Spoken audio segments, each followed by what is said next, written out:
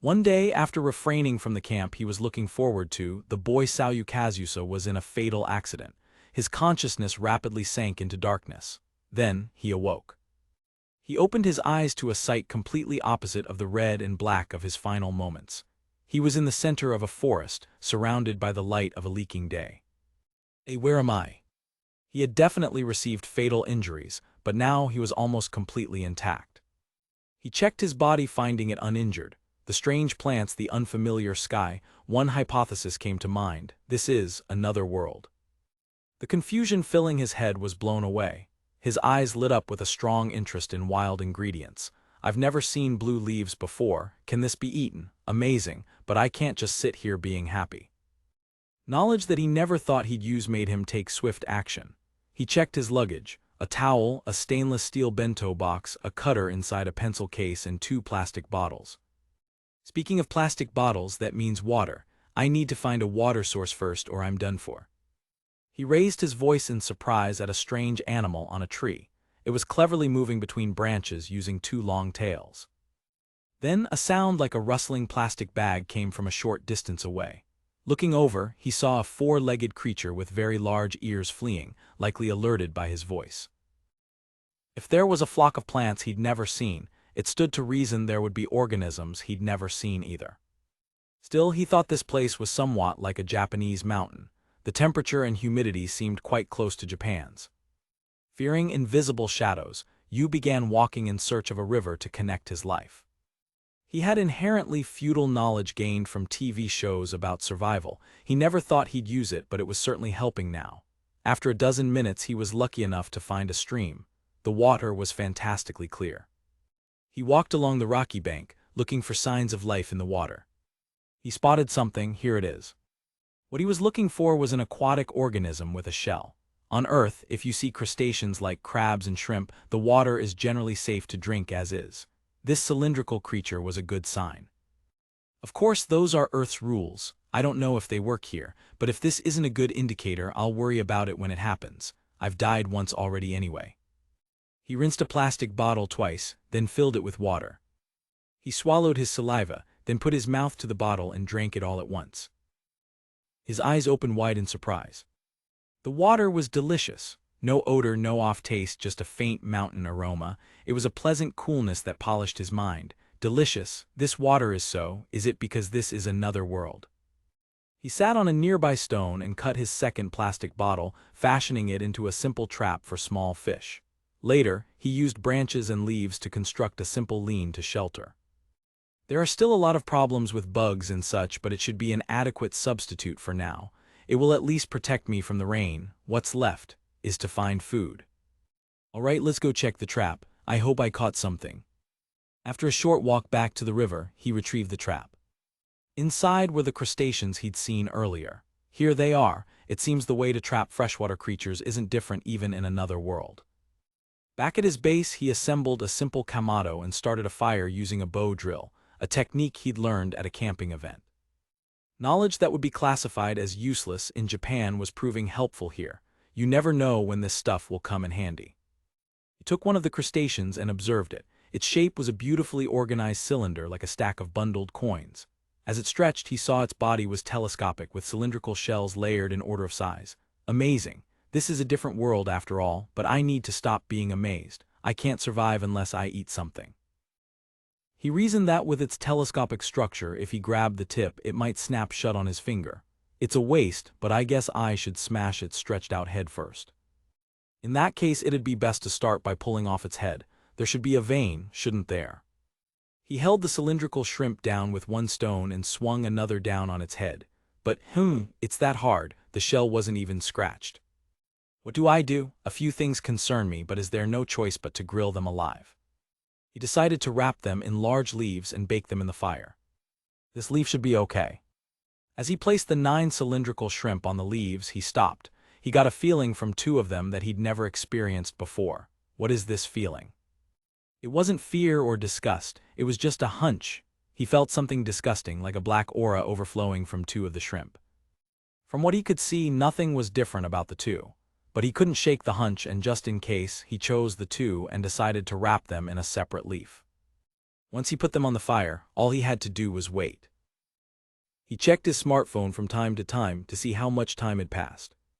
Because he had no way to charge it, he knew it would eventually become unusable. The sky he saw in this different world was a fantasy landscape. The great moon and the brilliant stars made the waiting time pass in a flash. The stars are beautiful, that's because there is no smog. It should be time now. He used a branch to pull the leaves from the fire. As he opened them, a sweet smell rose with the steam. He picked one up. It's soft now. The shell that was hard as a rock was now soft enough to press with a finger. He peeled it easily and brought the meat to his mouth. Itadakimasu. A strong sweetness common to crabs and shrimp spread in his mouth. The dense, elastic muscle exuded a savory extract. It's delicious. But the texture wasn't great. There was a gritty feeling from sand that had gotten under the shell. If I knew the right way to prepare them, I could make it much tastier. Thanks for the meal. He then turned his attention to the 2 shrimp he had cooked separately. Even now that they were cooked, the 2 he'd selected had a different presence. When he peeled the shell, a distinct difference appeared. Under the shell of its leg, he found a cluster of yellow grains. These tiny things, eggs, can't be anything else. He had a feeling about it. He put just a single grain on his finger. This, don't tell me. He placed it on his tongue. An unimaginable grating sensation shot through his throat. It was a substance harmful to the human body. Poison, this is poison. He spat it out, trying to reduce even the slightest amount of absorption. He rushed to wash his mouth out with the water from his bottle. He finally caught his breath, but now I know, that bad feeling I had, was it a reaction to the poison? Since I came to another world, is this a power I acquired? I guess I have to test what else I can sense. He had gained the ability to sense poison. For someone who sought unknown tastes, this was a dream. This ability is like a dream. With a power like that, I could eat anything safely. More than anything, he was joyful. This ability was a lifeline. With this, maybe things will work out. Somehow I might survive. I'll get busy tomorrow. I should turn in for tonight. He crawled into his lean-to and closed his eyes. The sounds of insects and unknown animals played disorderly music, but he renewed his determination and drifted off to sleep. In the still dark, he woke up full of vitality. What time is it? Pointless question, huh? It's still a bit dark. He removed himself from the bed in a sloppy, worm-like motion. He decided to put this day, the second since he came to the other world, into exploration. Should I aim for the summit of a mountain, also to learn the surrounding geography, and so, I'll do my best starting today. The other world was a dream world for him. He saw fruits he'd never seen, mountain vegetables, mushrooms, and small animals. He felt a bad feeling from some fruits, but a yellow squirrel just looked like food. He foraged for edible plants along the way. Yep, this is edible, delicious. Extremely speaking, everything in his sight consisted of an unknown taste, and he could discern what was safe. Walking toward the top of a slope, he stopped. He felt a sweet sensation as if something were calling to him. There was a tree growing from a cliff face bearing yellow fruit that strongly attracted his eyes. What are those fruit? Even though he wasn't hungry, he couldn't take his eyes off them. A strong impulse, a sense of purpose ran through him. He had to eat that. He had a rule not to risk his life for delicious things, but his body began to move. If I could just get my hand on this tree. The moment his hand touched the tree, it slipped. The surface was abnormally slick, as if coated in oil. He realized his hand had slipped only after his feet had left the cliff. The cliff wasn't that high, maybe 10 meters, but falling from this position, he wouldn't get away uninjured. A fracture out here alone was a death sentence. He had died once, only to come to another world and grab hold of life again. Was it all about to end so soon? A sorrowful voice tore from his throat, I don't want to die. A shock ran through his body as he hit the ground, but he was alive and uninjured. He looked at his palms, which were wrapped in a pale, red light. His whole body was glowing. What is this? He had fallen from a high place but was unharmed, protected by a mysterious light. He tried to grab his right wrist, but something was holding him back. It was the light itself. He taps his leg to test it. It makes a hard sound, but the shock doesn't pass through. The red light is like a strong shell, protecting him from impact. He recalled the shrimp from yesterday, which had an unusually tough shell. A robust shell, the expression felt right. Having climbed the cliff, Yu returned to his path, searching for a scenic spot. His vision suddenly opened to a magnificent, unspoiled view of the mountains and sea. He concentrated and the red light wrapped around his body. He could activate it at will. He calmed his consciousness, and the red light disappeared. The sight made him feel lonely, but there was no despair on his face. He had a new hope in his hands.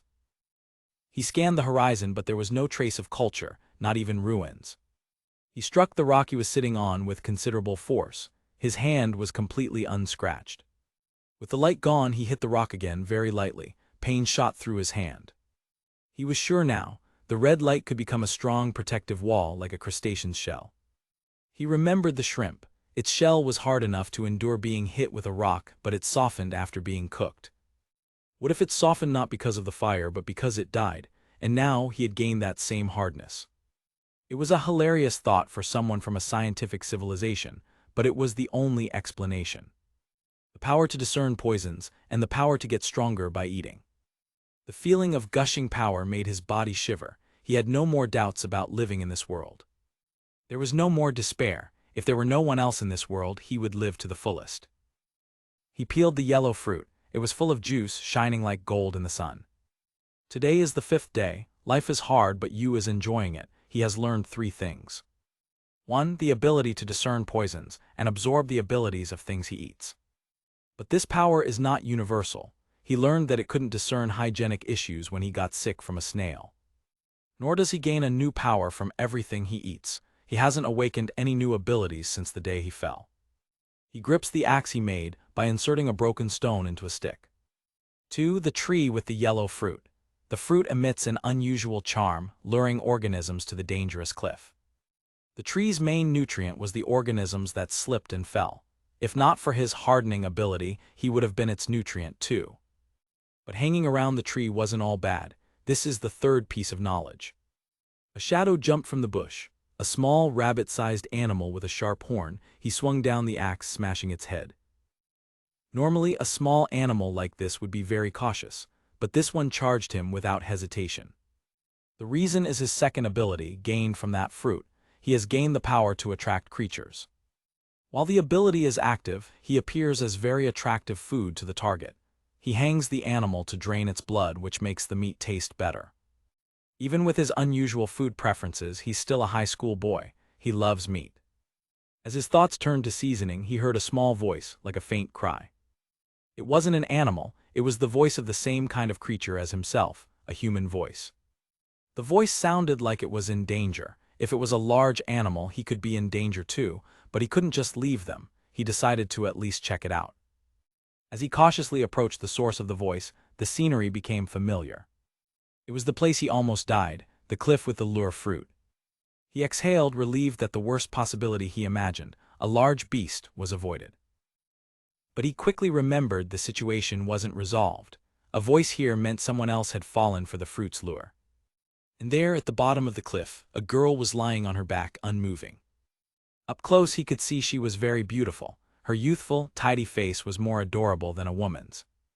Hours passed after sunset, but the girl still hadn't woken up. He watched her by the fire, noting her silver hair, a color he'd never seen before. Her clothes were ethnically styled, speaking of the existence of culture. This meant that people enough to form villages or countries existed in this world. He turned his attention back to the unicorn soup. Thanks to draining the blood, the broth was clear, with yellowish fat floating on top, inviting his appetite. The unicorn soup in the pot was clear, with a yellowish color from the fats and extracts. Oil floated on the surface, inviting his appetite. But the scent, it was pungent. Well, yeah, I sort of expected it. It smells like the zoo. He had put in some coniferous leaves, hoping to quell the odor, but it hadn't completely eliminated the beastly smell. He cautiously sipped the broth. The scent was overpowering, but the taste itself was good. It had a gentle sweetness, likely from the fat. He used his chopsticks to lift a piece of meat thick with fat. It trembled as if it were alive. Bracing himself against the smell, he slowly brought it to his mouth. The moment he bit down, the sweetness of the fat spread through his mouth. It was the satisfying weight of meat that he hadn't tasted in a long time. Delicious. To be honest, it couldn't compare to cheap supermarket pork, but the sweetness of the fat was undeniable. For a growing boy who had been deprived of it, the simple power of meat was a joy. With a satisfied sigh, he smiled. Meat is good. Just as he was about to take another bite, a presence in the darkness made him freeze. His eyes widened in shock. He had never seen such an organism before. At the edge of the forest stood a beast. It was wolf-like, but its limbs were wreathed in actual flickering flames. The flaming wolf took a deliberate step forward, walking calmly out of the undergrowth. It approached steadily, stopping on the other side of the campfire. Yu remained perfectly still, his eyes locked on the beast, trying not to show any fear. The wolf leaned down, and to Yu's astonishment, it began to inhale the bonfire. It's eating fire. The initial terror gave way to a surge of exhilaration. Haha, amazing, amazing, this is totally another world. After consuming most of the fire, the wolf gave Yu a passing glance and melted back into the darkness. Just as the excitement faded, a soft moan came from beside him. The girl was stirring. Yu turned his attention to her as she began to wake up. Her eyelids fluttered open, her gaze still hazy with sleep. Slowly, consciousness returned to her eyes. Her eyes focused, and the first thing she saw was Yu's face reflected in them. The situation crashed down on her, alone, injured, with a strange man. Fear took over and she let out a piercing scream. "Whoa, don't be so loud, that wolf might return," Yu hissed, trying to quiet her. An awkward silence fell between them. Yu wondered what to do, certain she couldn't understand him. Just then, a loud growl echoed in the quiet night, coming from the girl's stomach. She blushed deeply with embarrassment. "You're hungry, aren't you? Here, eat." Yu offered her the pot of soup. She hesitated for a moment before taking it and beginning to drink, confirming just how hungry she was. She blew on the hot soup, taking small, careful sips. Thank you," she said in a clear, beautiful voice. Yu was just glad to have met another person, even if they couldn't communicate. His head snapped up in shock. "You speak Japanese." He quickly composed himself, not wanting to frighten her further. "I am using translation magic," she explained. "Your language is difficult. I might be hard to understand." "I'm sorry," Yu said, relieved. "I thought you wouldn't understand my words." "You have saved me, haven't you?" "I am sorry for getting scared of you." "No, I don't blame you. More importantly, how are your injuries?" "Magic," he thought, amazed. "No, I can hear and understand you perfectly, thanks." "I am good at healing magic," she said, "but it will be 3 weeks until I can walk." "I see. Well, I'm glad you have nothing life-threatening." "I am Clara, and you?" "I'm Yu, Kazusa Yu." They talked by the fire. Clara explained her situation. "I came looking for medicinal herbs and met with disaster. I had not eaten anything for 2 days and was starving. That was when I saw the charmed tree." From what Clara told him, he learned that in this world, any plant or animal with special abilities is called a monster. "If not for you, I would have died. You thanks." "Ah, no, it's fine." He decided to change the subject. "More importantly, what will you do now? I think you want to return to your village, right? But it's impossible to walk on that leg. Would it be possible for me to carry you on my back to the village?" I think it would be difficult." Her face fell. "The village is beyond the mountains. There are dangerous monsters in the mountains." "Yeah, makes sense," he murmured, thinking. "You said it would take 3 weeks to heal." Seeing him ponder, Clara's anxiety grew. "I am sorry. Since I cannot walk." She looked at him with pleading eyes. "Even if for a little while, can you let me stay here?" Yu looked at her, completely bewildered by her request. What are you talking about? Just take my advice and stay here until you heal. Even if you become able to walk earlier than 3 weeks, it's not like you would be completely healed, right? Then it would be impossible for you to walk through the mountains."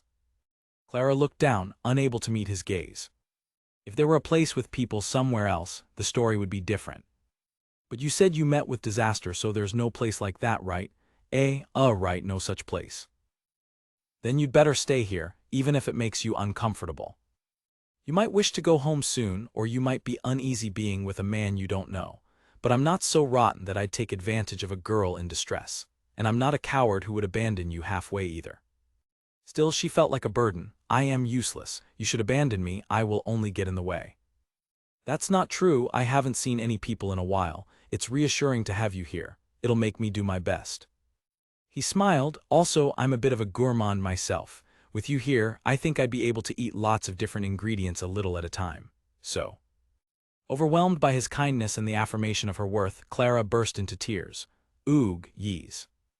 Yu gave her a reassuring wink. "I won't tell you not to worry, but we'll probably be okay. Once your leg heals, lead me to your village, okay?" She smiled through her tears. "Yes."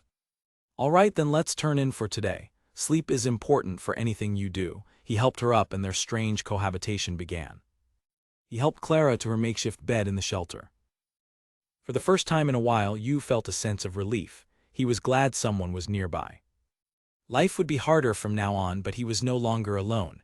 He looked up at the moon, ready for what was to come. Just as the sun climbed directly above him, Yu was out procuring food. His backpack was packed with ingredients, and his mood lifted as the bag grew heavier. He looked up at a tree, and an oval red fruit caught his eye. Without any special motion, he jumped vertically. As if pulled by a thread, his body rose against gravity, and he grabbed the fruit 4 meters above the ground. It was an anomalous leap far beyond human limits. He hadn't yet realized that he was getting stronger every time he ate. He took a bite. The fruit had an apple-like texture with a modest sweetness befitting something wild.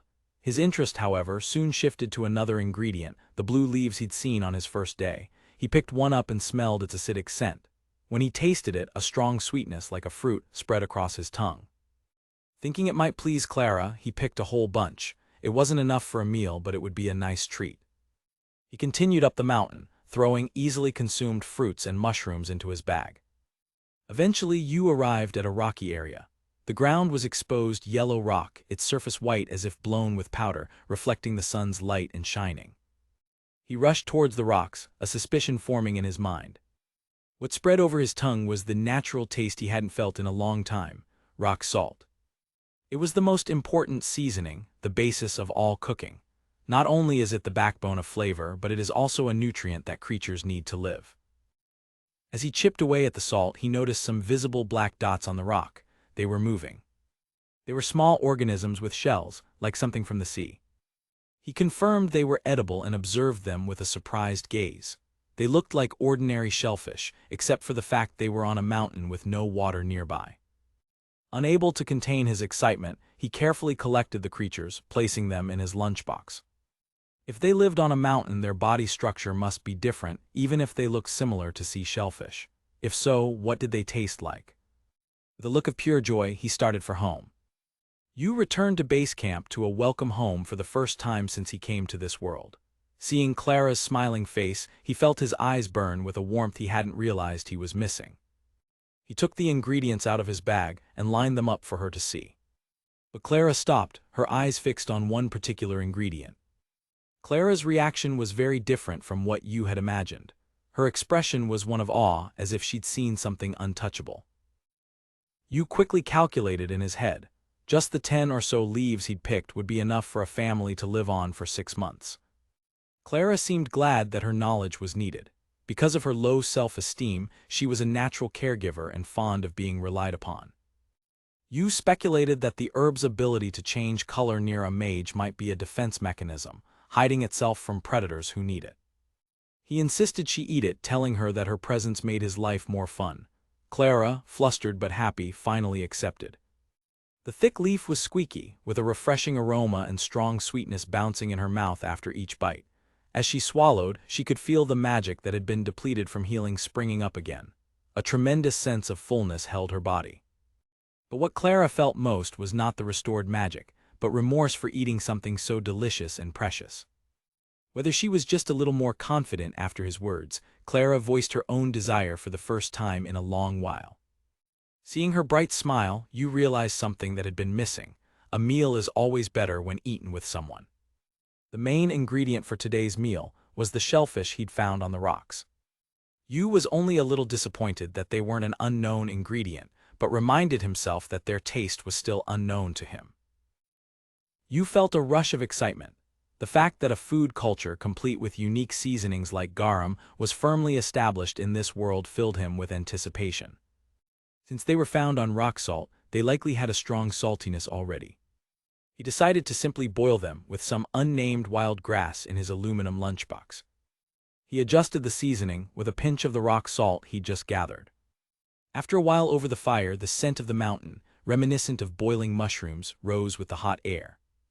The simple soup was done. A slight but low sound, like a cat's sleeping breath, rang from beside him. It was Clara, her face bright red. The pronunciation was different, but the sentiment was the same. Yu felt a quiet happiness that this world had an equivalent to itadakimasu. Because of its simplicity, it had a friendly, comforting flavor. They both felt a sense of relief in its taste. It was a deeply nostalgic taste. Even though he was using a strange shellfish he'd never heard of, it emitted the scent of harmony. The aroma rode the hot air, a gentle and reassuring scent that spread through his mouth when he took a sip. Now for the main part, he picked up one of the salt rolls with his chopsticks. The puffy body was so luminous that it seemed to bounce. He slowly bit down. The flesh had a fascinating elasticity that pushed back comfortably against his teeth. Then it sliced open, releasing a burst of flavor. With each chew, a thick dashi overflowed, making the act of chewing itself a joy. The black liver part, however, tasted different than expected. Instead of a mushroom-like smell, it had the refreshing scent of vegetables. It was a gentle fragrance, far from the algal odor of pond creatures. The slight bitterness helped the flavor run through lightly. When the aftertaste of the soup had faded, they decided to have dessert. Clara smiled happily, her cheeks puffed out from the sweetness. Clara laughed bitterly. She was sure a jam made from so many mana herbs would be worth a fortune. He had a strong interest in food, but little else. This discrepancy in values hadn't been a problem on Earth, but here it could become a major obstacle once they left the mountain. The question was casual, but it wasn't about simple knowledge. Few people would ask about the world they've lived in since birth. Remembering the cold looks he'd received on Earth for his unusual eating habits, Yu felt a deep appreciation for Clara's simple acceptance. Seeing Clara puff out her chest proudly, Yu laughed. He had thought he might have to live in the mountains forever, but now he felt motivated to study. 3 days later, Yu was learning simple magic from Clara. The first thing she taught him was the translation magic she'd used when they met. As a result, they could now understand the finer nuances of each other's languages. Clara explained that translation magic used very little power. Besides, her magic was full thanks to all the delicious food Yu was bringing her. In this world, healing magic was an advanced skill. The magic Clara was using to mend her own broken bone was considered high-tech, something only a specialist could perform. Yu finally understood. The reason he'd felt so much more vibrant since coming to this world, despite his diet, was because the food here replenished his mana, making him stronger. He was about to explain his theory when Clara's cheerful smile froze, replaced by a look of pure fear. Her eyes were fixed on something behind him. Yu turned. There stood a massive beast, its muscular form almost mystical, with glowing horns that seemed to defy the bright daylight. Clara screamed the name of the beast. It was Dirk, the lord of this mountain. With a shoulder height of nearly 2 meters, the beast let out a roar filled with obvious fury. Clara was completely frightened, giving up. Yu knew they couldn't win. The only option was to run, but he couldn't abandon Clara. Instead, he ran out, drawing the beast's attention. "Over here, follow me, you bastard." He activated Allure, his ability to make himself look like attractive food. Cold sweat ran down his face, but his resolve was firm. He couldn't abandon Clara, he had to fight. The beast roared, its attention now fixed solely on him. The allure was all too effective. Dirk charged after Yu, intent on its attractive meal. A grim smile touched his lips. If he was going to use his powers, helping a cute girl was a good enough reason. Stealing his trembling legs, Yu turned to face Dirk. He gripped his stone axe, and a red light wrapped around his body as he activated hardening. Dirk took the lead, kicking the ground and spitting. The giant beast launched itself forward with unimaginable speed. The pressure of a 1-ton mass approaching 100 km/h was suffocating. It was like staring down a car on the highway. A direct hit would mean instant death. The beast's presence radiated an irrational, overwhelming killing intent. But Yu was not the same person who had just arrived in this world. He saw the straight-line attack and sidestepped it.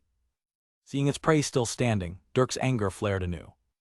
With a sharp hiss, Dirk charged again, this time with no playfulness, but Yu's kinetic vision had improved. He could see it.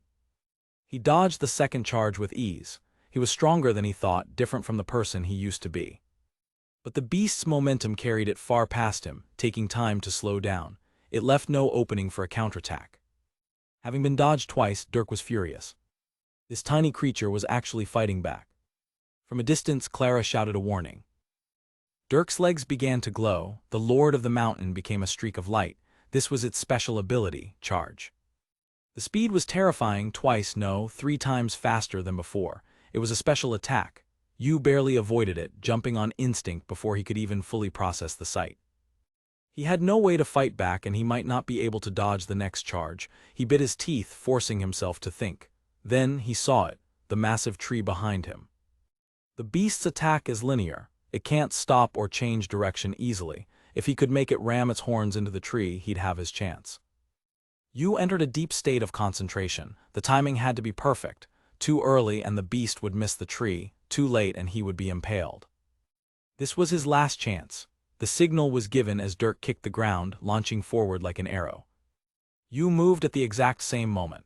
As he landed, the beast's sword like horns pierced deep into the great tree. With the sound of tearing fiber, the massive tree began to lean. There was no time to waste. Yu leaped. He flew more than 2 meters into the air, bringing his axe down with all his might onto the beast's head. The force of the impact was tremendous, shattering the handle of his primitive axe. But it wasn't enough. Dirk was still alive. As the tree fell, the beast's restraints were about to be lifted. It was over. For a moment he gave in to despair. But he wasn't allowed to give up. A girl's voice screamed out. At the same time, a massive sword pierced the ground next to him. His body moved faster than thought. As he pulled the sword free, Dirk's horns slammed into his abdomen, sending him flying. Without hardening, it would have been a fatal blow. But he was alive, and he hadn't let go of the sword. Clinging to his will to live, Yu pushed himself back up. He was no longer wielding a primitive tool, but a true weapon. He had become a threat. The sword swung down, slipping between the beast's horns and slicing deep into its head. Panting with exhaustion, Yu stood over the body of the fallen king of the mountain. His breath calmed. He had won. A wave of relief washed over him. Then he remembered the sword, who had given it to him. He looked around for his savior and heard the rustle of fallen leaves. There stood a girl in a strange, monastic-style outfit, with a veil over her head and brilliant blonde hair. She looked no older than a middle school student. What was a girl like that doing in these mountains? He tried to speak, but as she took a single step, she swayed like a twig in the wind. And then she collapsed. By the campfire, Clara's voice was thick with tears. I'm so happy you're unhurt, Yuuji." Yuuji could only offer a bitter smile. "Haha, this isn't the first time you've said that. I'm okay." "You could have just left me and run," Clara sobbed, "but you did something like that instead." Yuuji reminded her, "But in the end, we're both safe. Also, the likes of me is banned, remember." Clara sniffled, her face flushed and tear-streaked as she tried to compose herself. Yuuji watched her, perplexed by this new experience of someone valuing him so much, and let out a soft sigh. He laid a piece of dirk fat onto the well-heated stone, and it began to sizzle immediately. With a proud smile, Yuuji announced, "All right, it's ready." He presented a large leaf laden with beautifully sliced marbled meat, glistening in the firelight. The large, flat stone he'd placed in the fire was now perfectly heated, glowing with embers.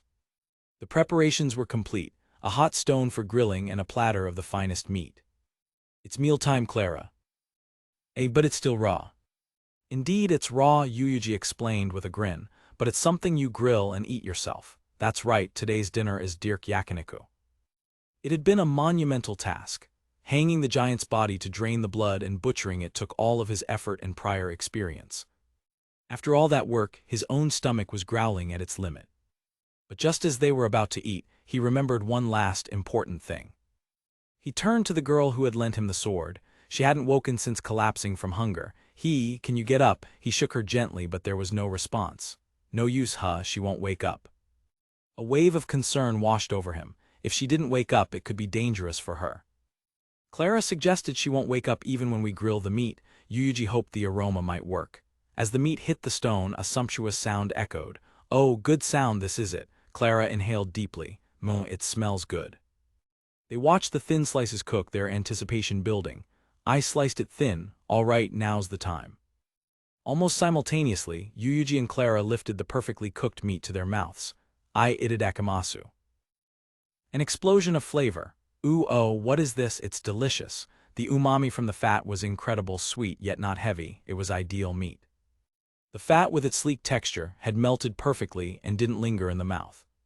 The flavor was powerful, luxurious, and refreshing all at once.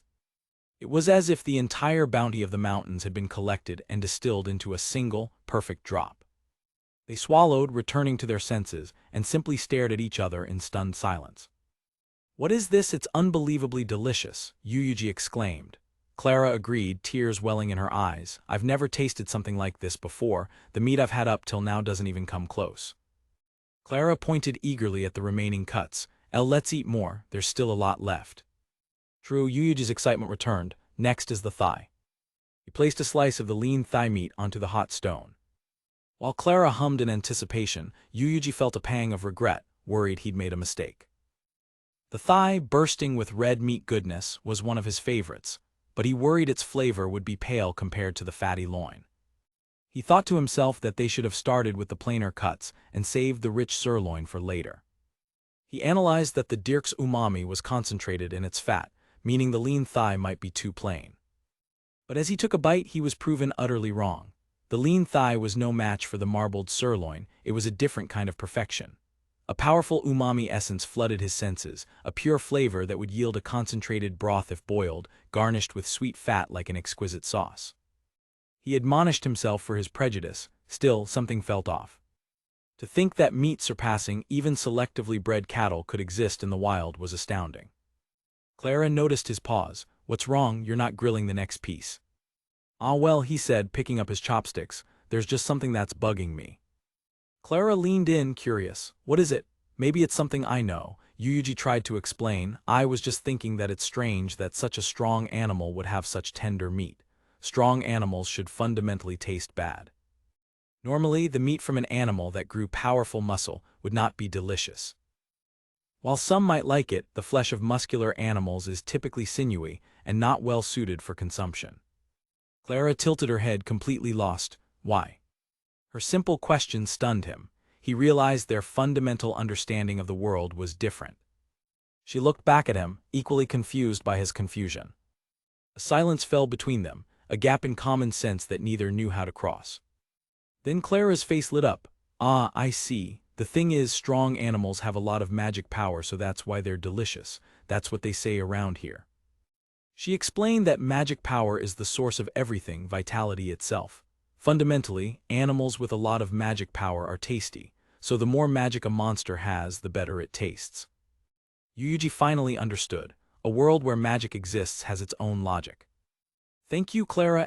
Was I useful? Yep. With this new knowledge, Yuji's eyes gleamed at the thought of even stronger, tastier monsters, but Clara brought him back to the present. Isn't it time to continue? Yeah, I'll keep grilling them. Suddenly a low groan cut through the night. Meat, smell. The unconscious girl began to stir, her senses drawn by the irresistible aroma. Her eyes snapped open. Where am I? And no, more importantly, meat. She crawled towards them, her voice pleading. I know it's an impudent request, but could you share that meat with me as well? Yuji smiled. Eat up, you have that right. He gently placed a piece in her mouth. They exchanged a knowing, gentle smile. The taste, nourishment, and magic in the meat healed the girl who was on the brink of death. Tears streamed from her closed eyelids as she swallowed. Regaining her composure with astonishing speed, she bowed her head with great force. I'm sorry, I am acting unseemly. Begging food from someone I owe my life to, please forgive this disgraceful state unbefitting a knight. The flavor exploded in her mouth, a sensation so powerful it brought tears to her eyes. Haya, how delicious. Panicked by her deep, formal apology, Yu gestured for her to get up. Why, please raise your head. You tried to reassure her. We're the ones who were saved by you. Without your sword, we couldn't have defeated this fellow. Thank you. The girl's knightly words seemed at odds with her youthful appearance. Oh my, your heart is generous. Still taken aback by the gap between her appearance and her speech, Yu tried to move the conversation along. Anyway, could you introduce yourself while you're eating? Yu assured her she had more than earned her share. The girl, overwhelmed by their generosity and the incredible taste of the meat, ate with gusto, completely forgetting about introductions. The girl was moved by their willingness to share precious food in the mountains. You are splendid people. You wouldn't begrudge even such food. I gratefully accept. After eating her fill, the girl sighed in satisfaction, amazed to find such a meal in the wilderness. The three sat around the campfire, full in content. You are a genius, the girl praised. You laughed, haha. Well, all I did was slice it, rub it with salt, and grill it. Don't be modest, she insisted. The seasoning amount is exquisite, the doneness is just right. There aren't many restaurants that would serve such meat cuisine. You felt a little embarrassed by the high praise, but he couldn't deny it felt good as she continued. The idea of grilling one bite-sized pieces while you eat them is also excellent. You should be more proud. Clara chimed in happily, that's right. If you can grill and eat various cuts, you really understand the difference, and it's so fun you don't get tired of it. With the meal finished, it was time for introductions. The girl stood, placing a hand on her chest. My name is Keisha Firo. I serve as a temple knight in Juarez. Both you and Clara were stunned by the revelation. Seeing their reaction, Keisha quickly added, no, please don't worry about my rank. You have saved my life and I would be grateful if you keep treating me like up till now. Clara explained to a confused you, temple knights are people who serve God and help those in need in every land. They have helped many, so there is much trust in them. Keisha was pleased by Clara's description but noted that it was rare for someone not to know of the temple knights. You quickly explained his unique circumstances, which Keisha accepted without prying. Keisha agreed his attire was peculiar, but decided not to press the issue. Clara, now more comfortable, decided to ask a question that had been bothering her. At Clara's question about her age, Keisha froze, a look of shock on her face. Clara explained that temple knights must be at least 18. Keisha sighed, admitting that despite her youthful appearance, she was actually 19, a fact that was a constant source of trouble for her. After they formally introduced themselves, Keisha finally knew the names of her saviors, Yu and Clara. Now that they were properly acquainted, Yu asked what a temple knight was doing alone in the mountains. Keisha decided that her benefactors deserved to know the truth. It might not be a completely unrelated story for you, she began. Actually, I'm on a mission from our night order. There was information of a certain thing seen around here. I was ordered to investigate. You leaned in curious, what was seen? Keisha's answer was succinct and severe, causing both Yu and Clara to hold their breath. A dragon. Seeing their alarm, she quickly tried to calm them, but please don't feel uneasy. In the end, it was just a rumor, a maybe we saw something sort of tale. My mission is more about verifying that it doesn't exist than confirming that it does.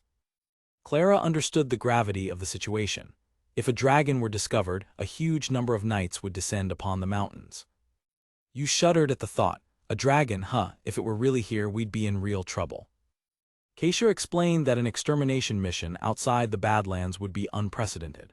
Her task was simply to investigate the eyewitness claims before things escalated.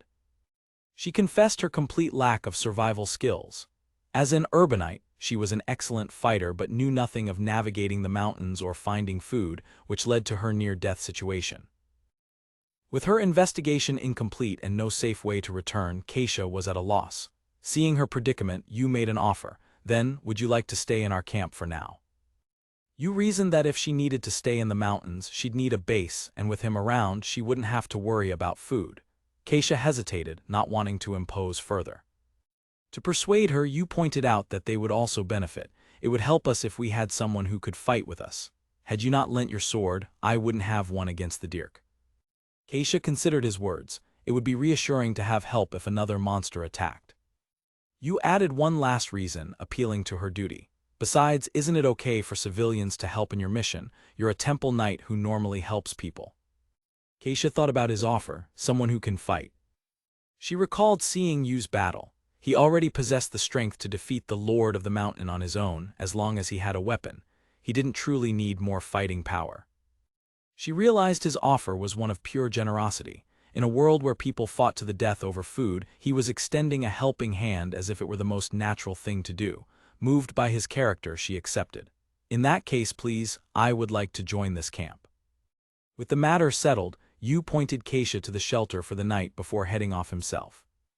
Yu walked into the woods to relieve himself. As the two girls watched him go, Clara smiled. Yu is amazing. Keisha could only agree, indeed. It was a simple exchange, but Keisha understood exactly what Clara meant. Clara turned to her with a warm smile. Once again, I'm happy to meet you, Keisha. Keisha smiled back, a new friendship forming. Same here, Clara. The two girls, once strangers in distress, now shared a quiet bond around the campfire. When Yu returned, he was happy to see them getting along so well. Their odd encounter in the mountains had forged a quick bond, their lives now secure under the starry night sky. Yu and Keisha make their way through the forest, stepping carefully over roots and branches. Their journey is for a specific purpose, heading towards a long-anticipated destination.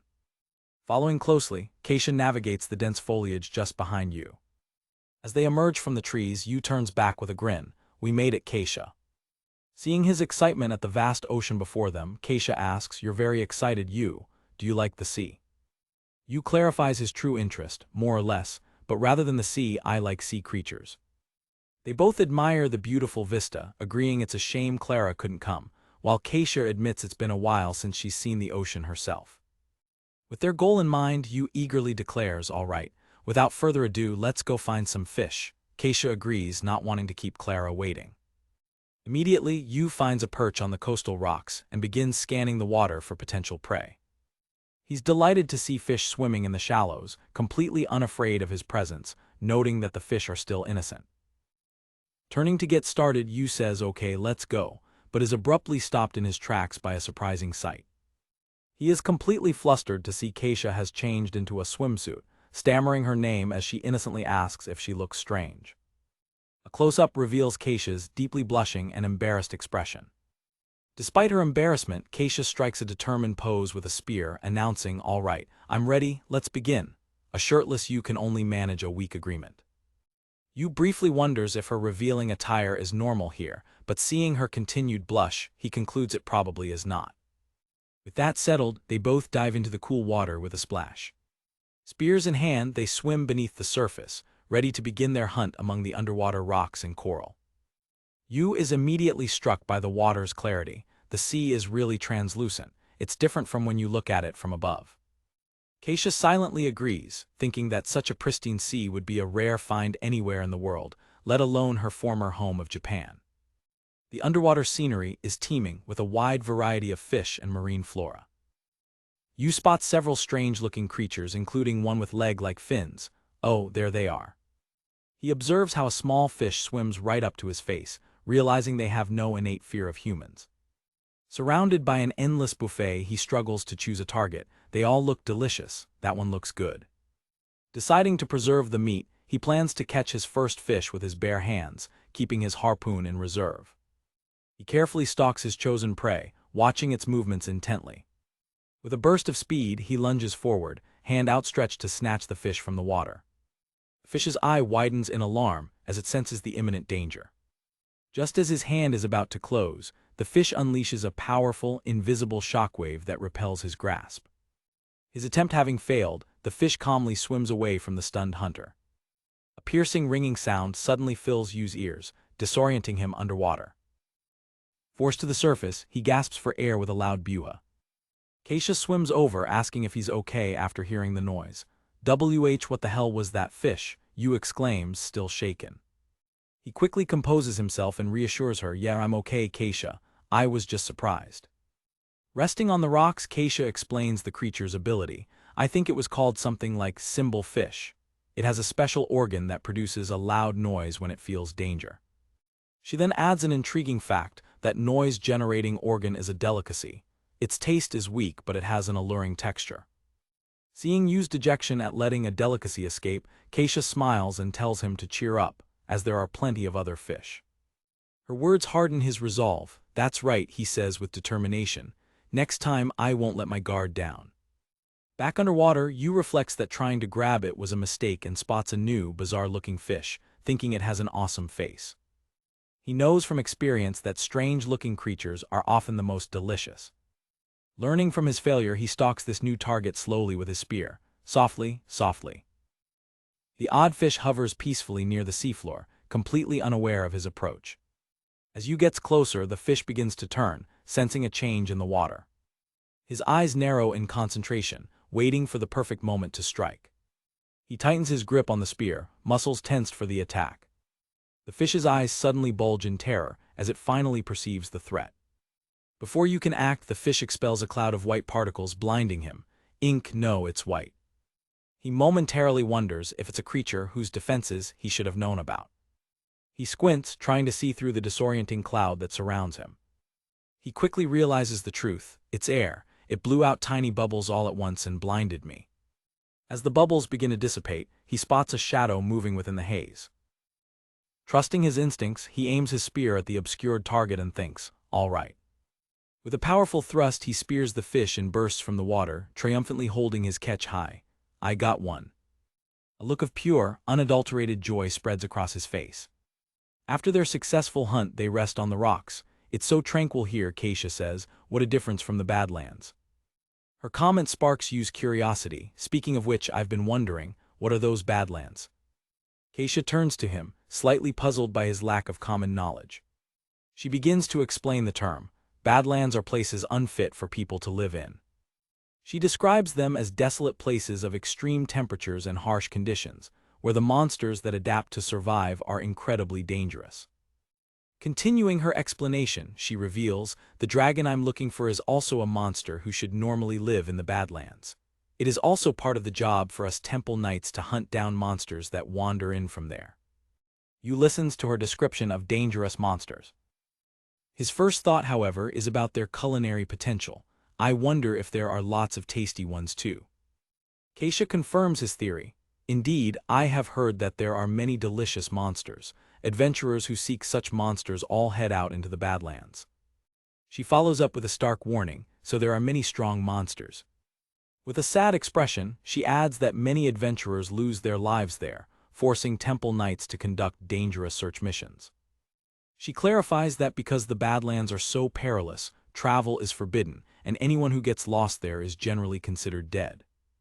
Following her grim explanation, they both gaze out at the peaceful sea in silence.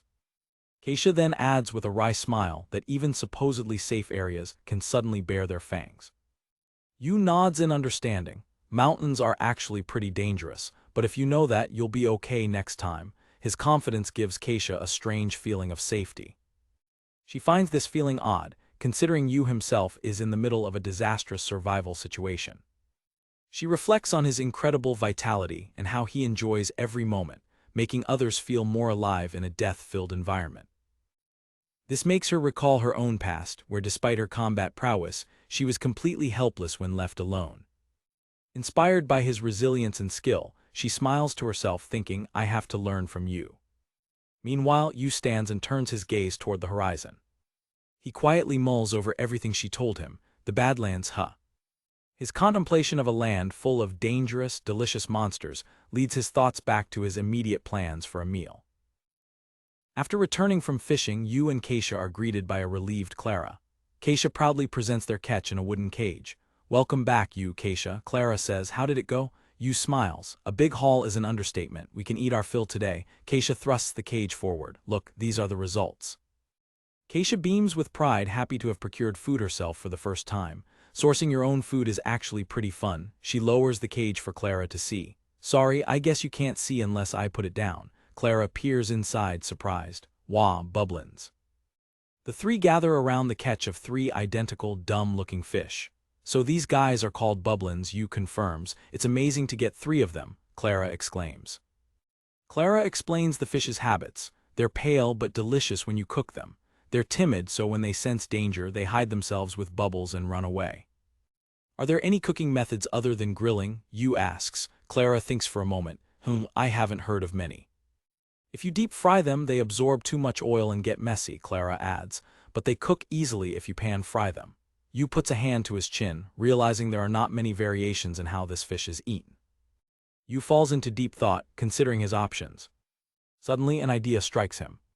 This might be a bit risky, Yu muses, a determined look on his face, but why not try it? Oh, you thought of something good, Keisha asks. Well, if it doesn't work, I'll just give up, Yu replies. It would still be a passable menu item. He then turns to Keisha. Keisha, can I borrow a knife? Sure. Keisha agrees, and Yu borrows her knife. He moves to the nearby river to begin preparing the fish. With practiced ease, Yu begins to expertly fillet the fish.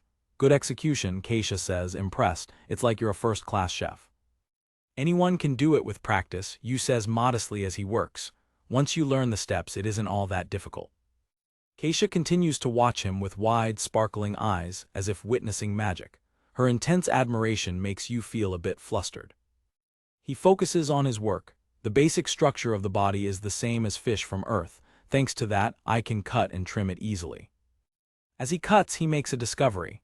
The lungs are huge. Fish breathe with gills, so these must be for making those bubbles, not for respiration. I see, air is stored in these big lungs and it's released through pores on its body that it can open and close. These pores must be why it sucks up so much oil when fried. The pattern of the pores on the fish's skin reminds Yu of a lotus seed pod, making him grimace. This is a bit gross. Keisha looks at him, confused. What? No, it's nothing, he says, brushing it off. He finishes preparing the first 2 fish, setting the fillets aside on large leaves. He turns his attention to the last fish, his expression growing serious. He examines the smaller fish that Keisha caught. When I look closely, this is the only one that gives me that bad feeling, a slight sense of being inedible. If I recall, with the male club some individuals were poisonous, but back then the poison was in the eggs, not the body itself. This bublin doesn't look like it has eggs though, which means. As he carefully cuts into the flesh, he finds the source of his unease. I knew it, a parasite. He carefully removes the tiny, thread-like organism. Once it's removed, the bad feeling from the fish subsides slightly. But the fact that some of the feeling remains means there are others in there too. He quickly schools his features into a reassuring smile, hiding his concern. What's wrong? You're acting strange, Keisha asks, unable to stay silent. Is something troubling you?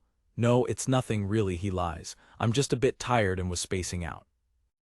He couldn't bring himself to tell Keisha that her very first catch was infested.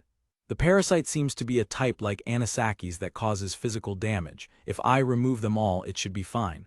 What I can't pull out, I'll just pound into fish balls. The other 2 are safe, so I can proceed as planned. He marvels at his own ability. It's an amazing power I've got. I can even tell when there are parasites. I've really acquired an unbelievable ability. His mood lifts and he begins to hum quietly as he works, which Keisha notices. Seeing him in high spirits again, Keisha smiles relieved. Not only that, with this power in a survival situation like this, I can make food that would otherwise be completely out of the question. Parasites are an unavoidable problem when eating wild animals. While it's possible to protect oneself with careful cooking, it takes time and effort. This power allows me to bypass that burden to an extent and consume meat safely. Look forward to today's meal, Yu says cheerfully. Keisha's eyes sparkle. Oh, I will, because your cooking is delicious, Yu. Thanks, so can you get some garlica fruit and some oil from the camp? I won't need any other help after that, so please stay with Clara. Leave it to me, Keisha says, running off with a determined look. A short while later, Yu returns to the campsite carrying a large platter. Thanks for waiting. It's ready, Clara, Keisha. Welcome back. Thanks for your hard work, Yu, the girls say, greeting him warmly. The girls' eyes sparkle with anticipation. I didn't think it would go so well. This time, it's really high class, Yu says with a proud smile. That said, we'll have to wait for the other dish to cook, so let's start with something more ordinary. He presents a pot of soup. It's fish ball soup. Do you know of it? The girls look at the soup confused. This is minced fish in a soup, Clara asks. I've never seen round minced meat before, Keisha adds. Oh, so you don't know, Yu replies. So this isn't a common type of food in this world. Just like with the barbecue, it seems cooking methods common in Japan might not be familiar here. Their anticipation for the main course grows. So the dish that you're proud of, what is it? Clara asks. Please tell us already, Keisha insists. Yu grins, striking a pose. Then behold, this is my pride. See in Mountain Carpaccio. The dressing is made from fruit oil and grated garlica, a fruit that smells like garlic but isn't spicy, mixed with citrus juice and zest. It's the perfect combination to remove the slight odor of the bublin and bring out its umami. Clara and Keisha stare at the raw fish with looks of confusion and disgust. This isn't done yet, right? Keisha asks hesitantly. Yu is taken aback. I think it's done. Strange, shouldn't young girls be enamored with such a classy dish? They both shout in unison. You aren't going to cook it. You can't eat it raw, Yu, you'll upset your stomach. Yu finally understands. I see, they have a revulsion toward raw fish. Looking at their clothes, this world's culture is probably around the Middle Ages. In a world without advanced knowledge of hygiene, they would naturally abhor sashimi. Yua, I'm sorry, I didn't think this through. Well, what should I do? Yu says, then I'll eat this, so can you two just have the fishball soup? Clara protests immediately. It's dangerous. If you get sick here in the mountains, it could be lethal. Yu sighs, realizing his mistake. Of course, it's only natural that there's no sashimi in this world. I'll be fine. I told you about my power, right? He says, trying to reassure them. There's nothing to worry about. In fact, eating raw fish is better for nutrient content. He then takes a bite as the girls watch in horror. The refreshing citrus scent, punctuated by notes from the garlic-like garlica, fills his senses. There is no fishy smell at all, only the pure fragrance of the sea.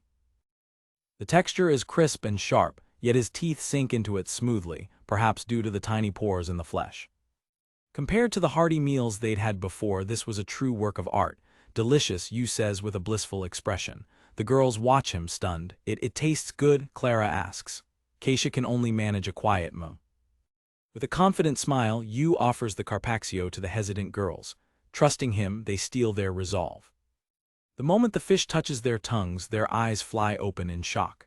The delicate, sweet, and salty flavor is unlike anything they've ever tasted.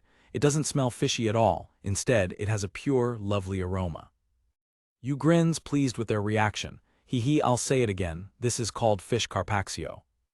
They marvel at the taste. I can't believe raw fish can be this delicious, Keisha exclaims. Clara adds, the citrus fruit goes so well with it, my appetite is only growing. The leaf plate is wiped clean. To get old without knowing this taste would be a waste, Keisha says, thanking him. It was truly delicious. When you say it like that, Yu replies, a warm feeling spreading through him. I feel like making this was worthwhile. All right, there's still the fishball soup. Please eat up. Under the full moon, the three of them are stuffed and happy. Both the carpaccio and the fishball soup were delicious, Clara says with a smile. You are truly amazing, Yu. As they relax after the meal, Clara turns to Yu, but there's something I'm wondering about. Is it okay to ask? Yes, she begins. The first thing is what you said before, this nutrient. Yu puts a hand to his chin, thinking of the best way to explain a foreign concept. I suppose it's something like different types of mana. Clara nods, following his logic. Mana is what causes your magic power to recover faster, right? Nutrients are the same, Yu explains. For example, they can help you recover from fatigue easier, or they can be the ingredients for blood. There are many types and as many benefits from them. He pauses, a thoughtful look on his face. There is this story, he begins, his tone shifting, immediately capturing the girls' full attention. An expedition met with disaster in a harsh land covered in endless snow and ice. They managed to last for many days solely on cooking fish they caught in the sea under the ice. But with the exception of only one person, their native guide, they all perished in the end. They were felled by a certain disease. Yu's expression turns grim as he describes the horror. Blood trickled out of their skin and mucous membranes, their teeth fell out, and it was a nightmarish spectacle. Clara and Keisha gasp, horrified by the gruesome tale. The name of that disease is scurvy. It is a terrifying illness that is caused by the lack of a nutrient called vitamin C. Keisha leans forward urgently. Tell me, why was the guide the only one who survived? I've heard of those symptoms before. I've already given you a hint. What was the expedition eating? Yu asks. Fish, she replies, and the guide fish as well. Correct, so can you think about what the difference was between them? Keisha racks her brain. The type of fish knows something else. I'll give you another hint. The guide wasn't doing anything special, but from his point of view, it was the expedition members who were always doing something before eating the fish. Keisha closes her eyes, pondering his words. Didn't do anything. It was the others who were making something happen. Her eyes snap open with realization.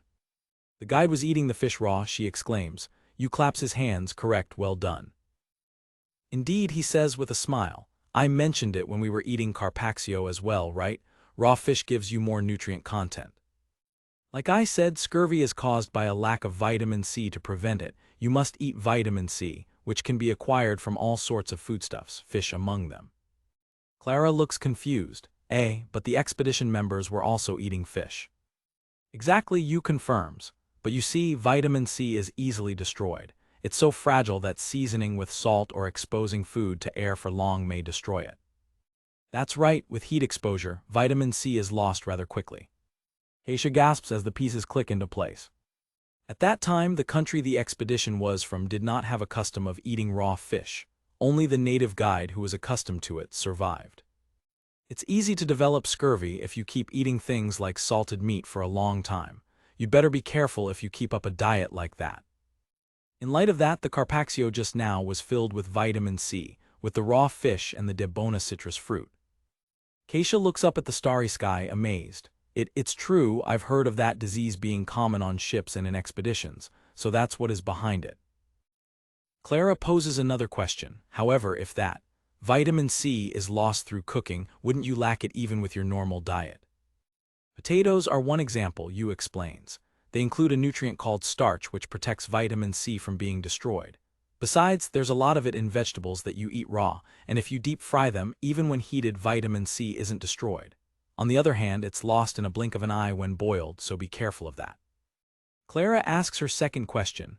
Yes, normally if you eat raw fish you get stomach problems, but why was it okay this time? Yu answers, first of all, it's simply a problem of freshness. The ones this time were just caught, so they were fresh and firm. Next, Yu continues, his tone becoming serious, there's the parasite problem. Fish are usually filled with bugs. If you cook them, most of them die. But if you eat them alive, they run amok in your stomach and it turns into a big mess. It seems that I can tell if there are bugs there or not with my ability. I was able to turn the clean ones into sashimi. Normally, when trying to survive, you must avoid raw fish as much as possible.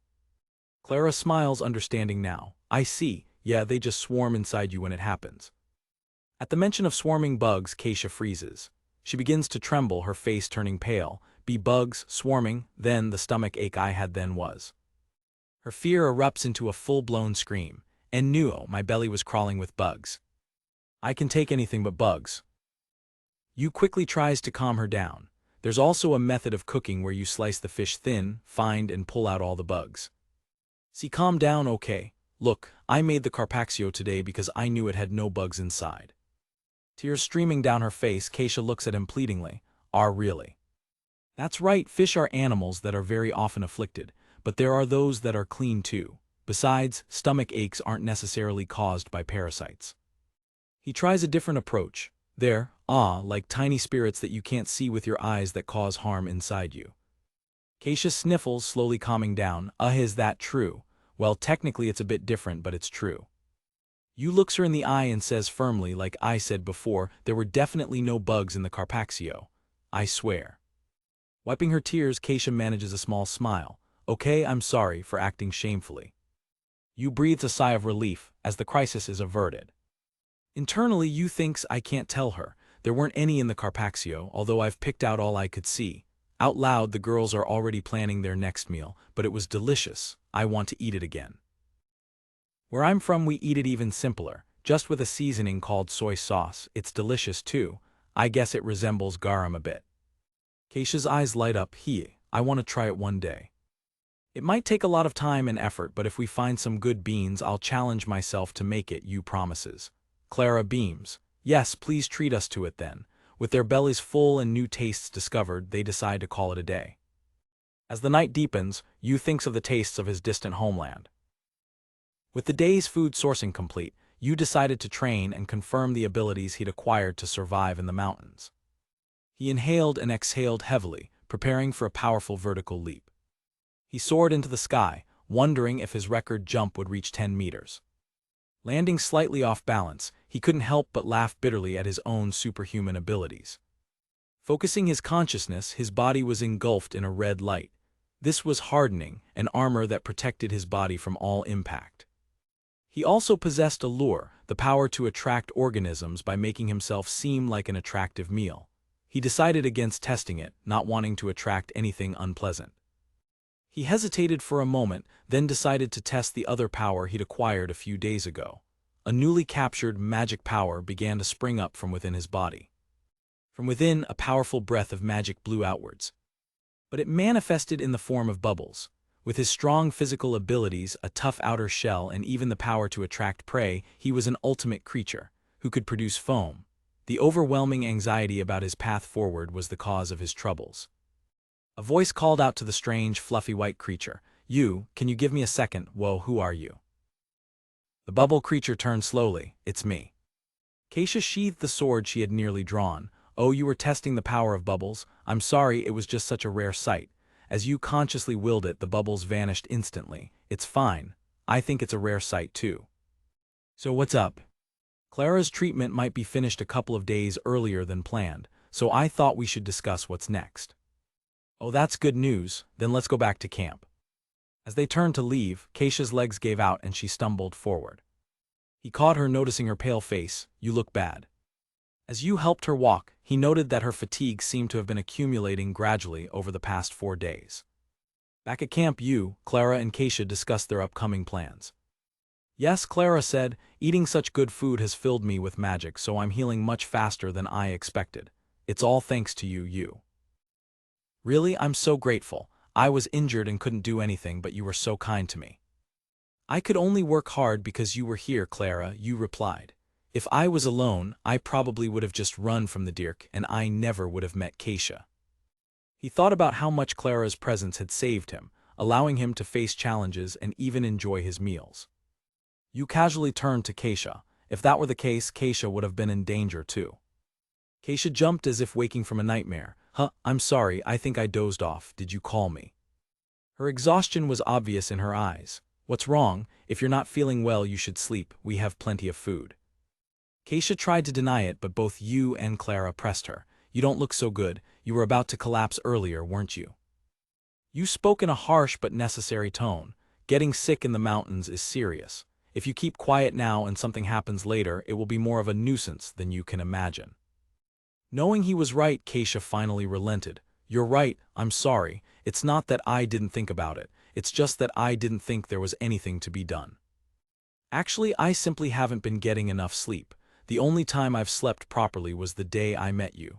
Since then, whenever I reach my limit and doze off, I wake up immediately. Sleep deprivation, you mused. It's not surprising. It's hard for people to sleep in an unfamiliar environment.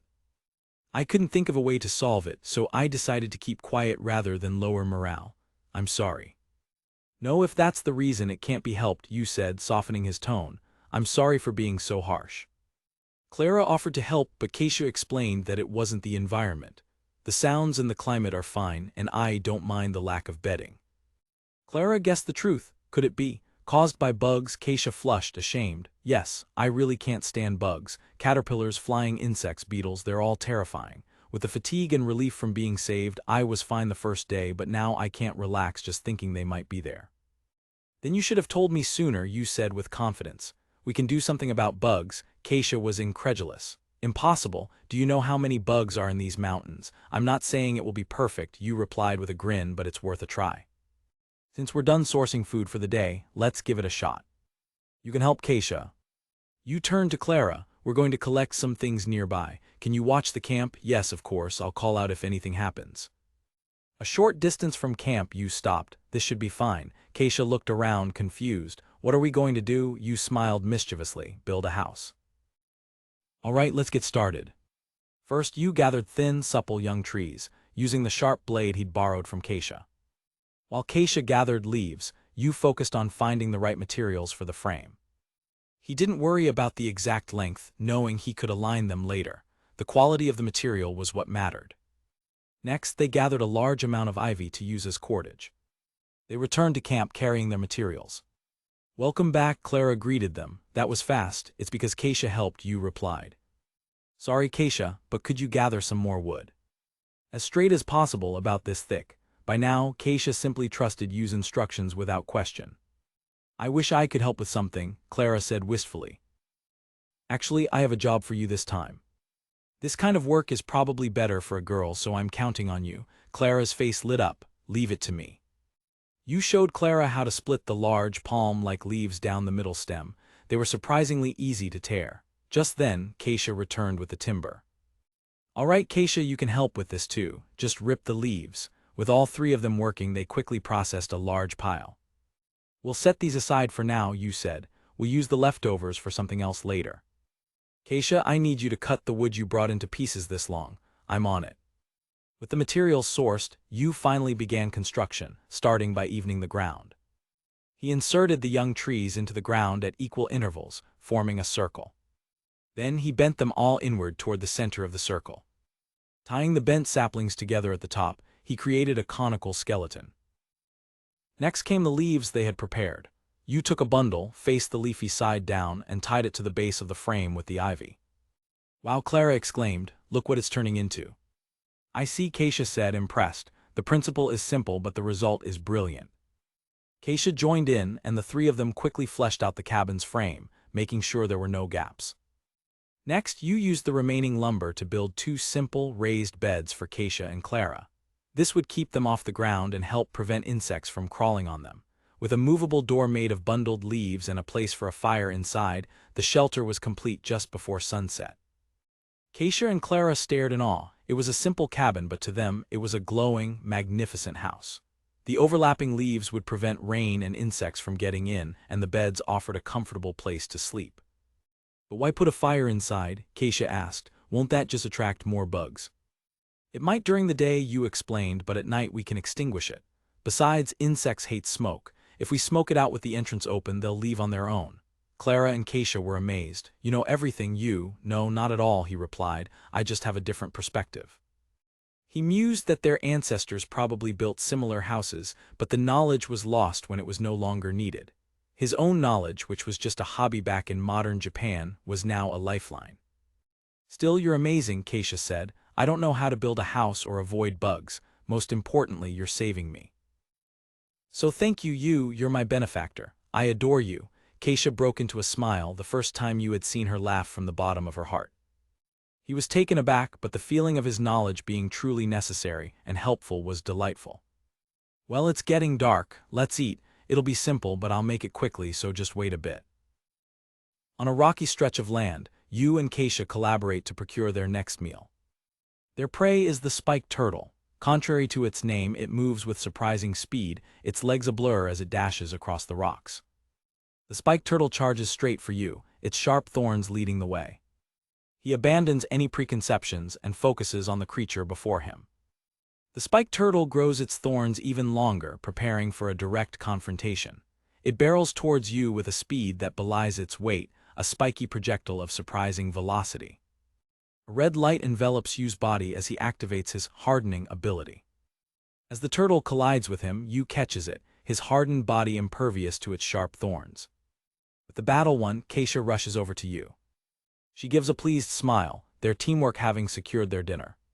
The captured spiked turtle flails, unaware of its culinary fate.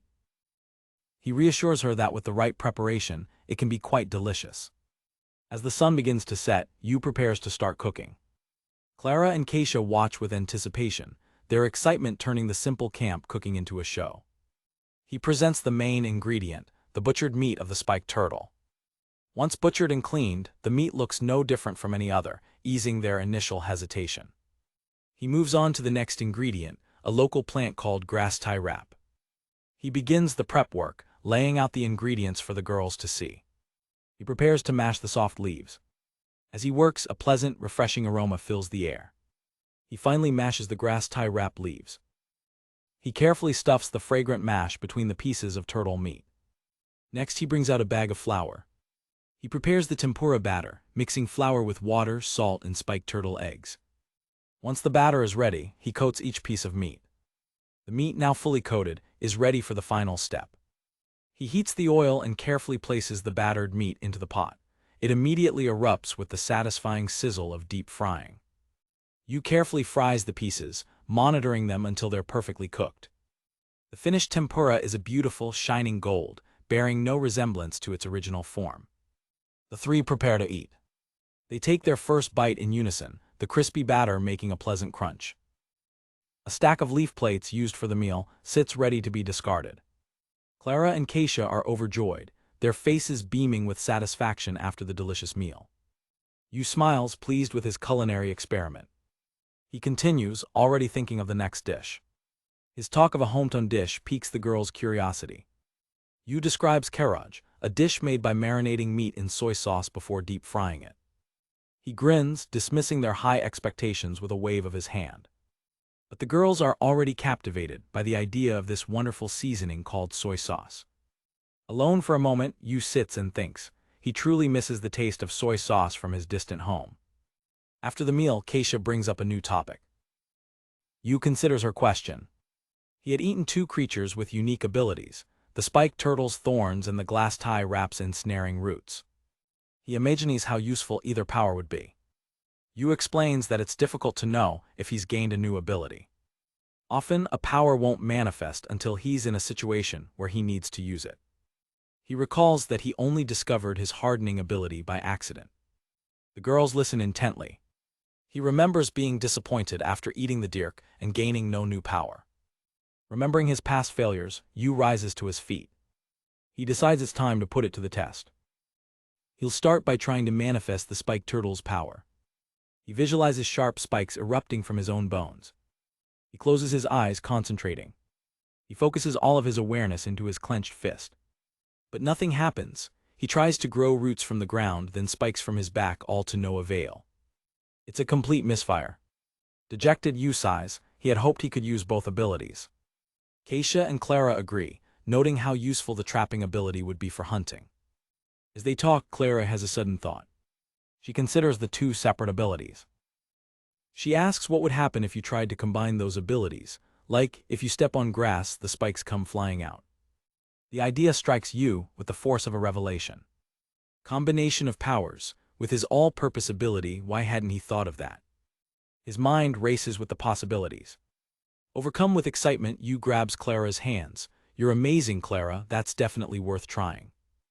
Keisha points out Clara's bright red face and Yu quickly lets go. Flustered, Clara insists she was just happy to help. Calming himself, Yu places his hands on the ground to try out the new idea. He focuses his will. He exhales, the effort clear on his face. In front of him, a small, harmless-looking green bud sprouts from the earth. It worked. Yu and the others stare in astonishment. Now he just needs to test its function. A rock might be too dangerous, ricocheting if it works.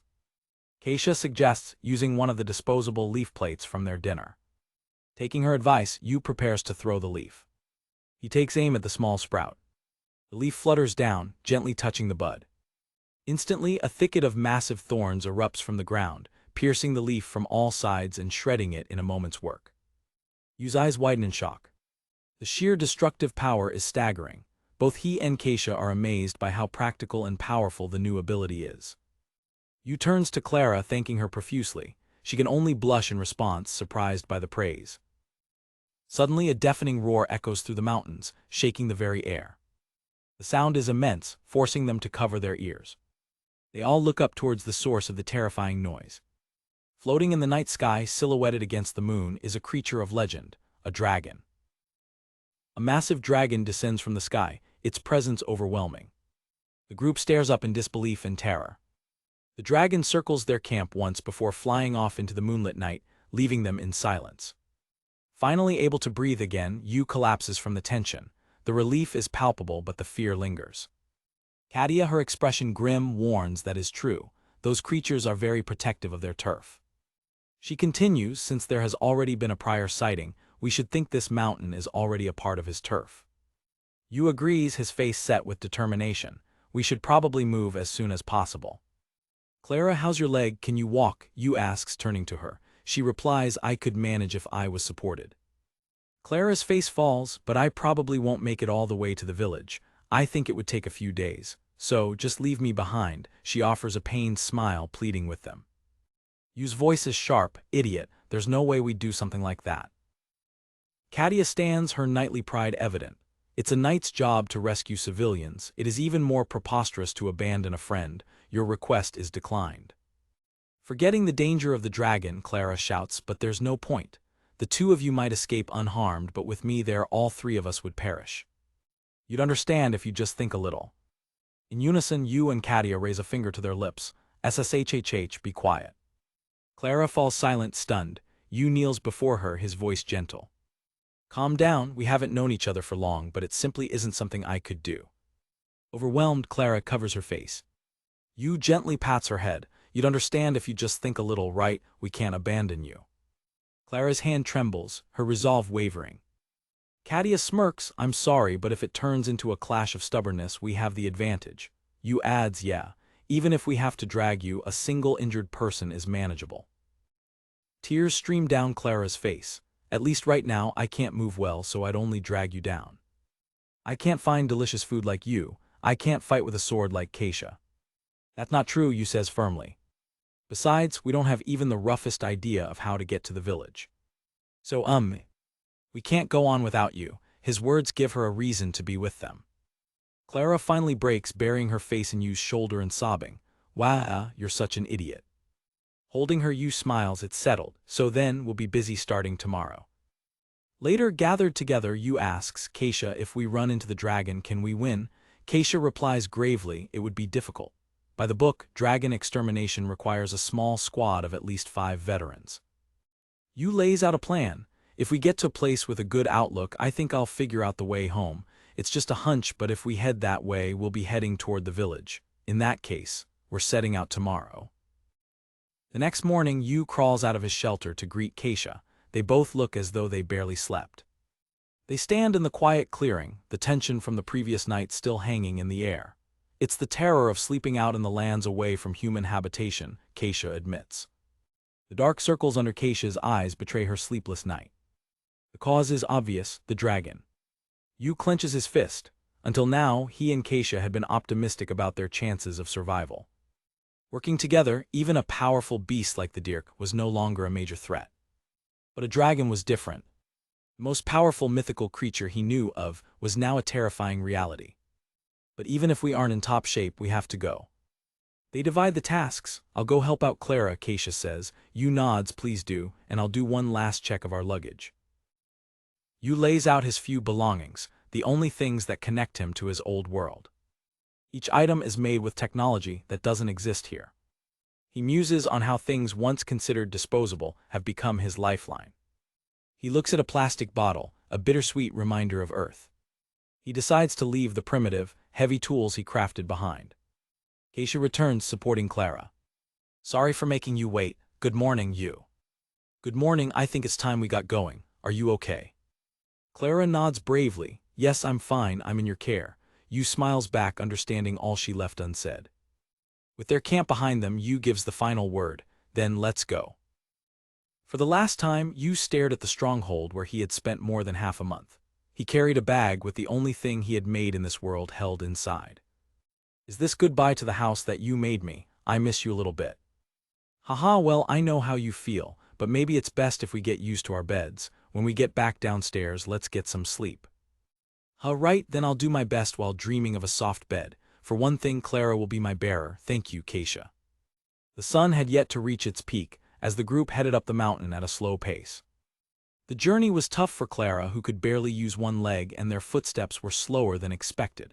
Upon arriving at a ridge area, they decided to take a break. Nice view, I wanted to see it when things had settled down. Really, I just want to calm down. The stunning scenery didn't seem to be a novel sight for Clara and Katia, who had lived in nature far richer than Earth. Let's finish the mess.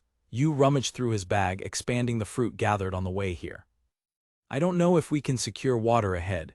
I focused on fruits that seem to have as much moisture as possible. Eat well.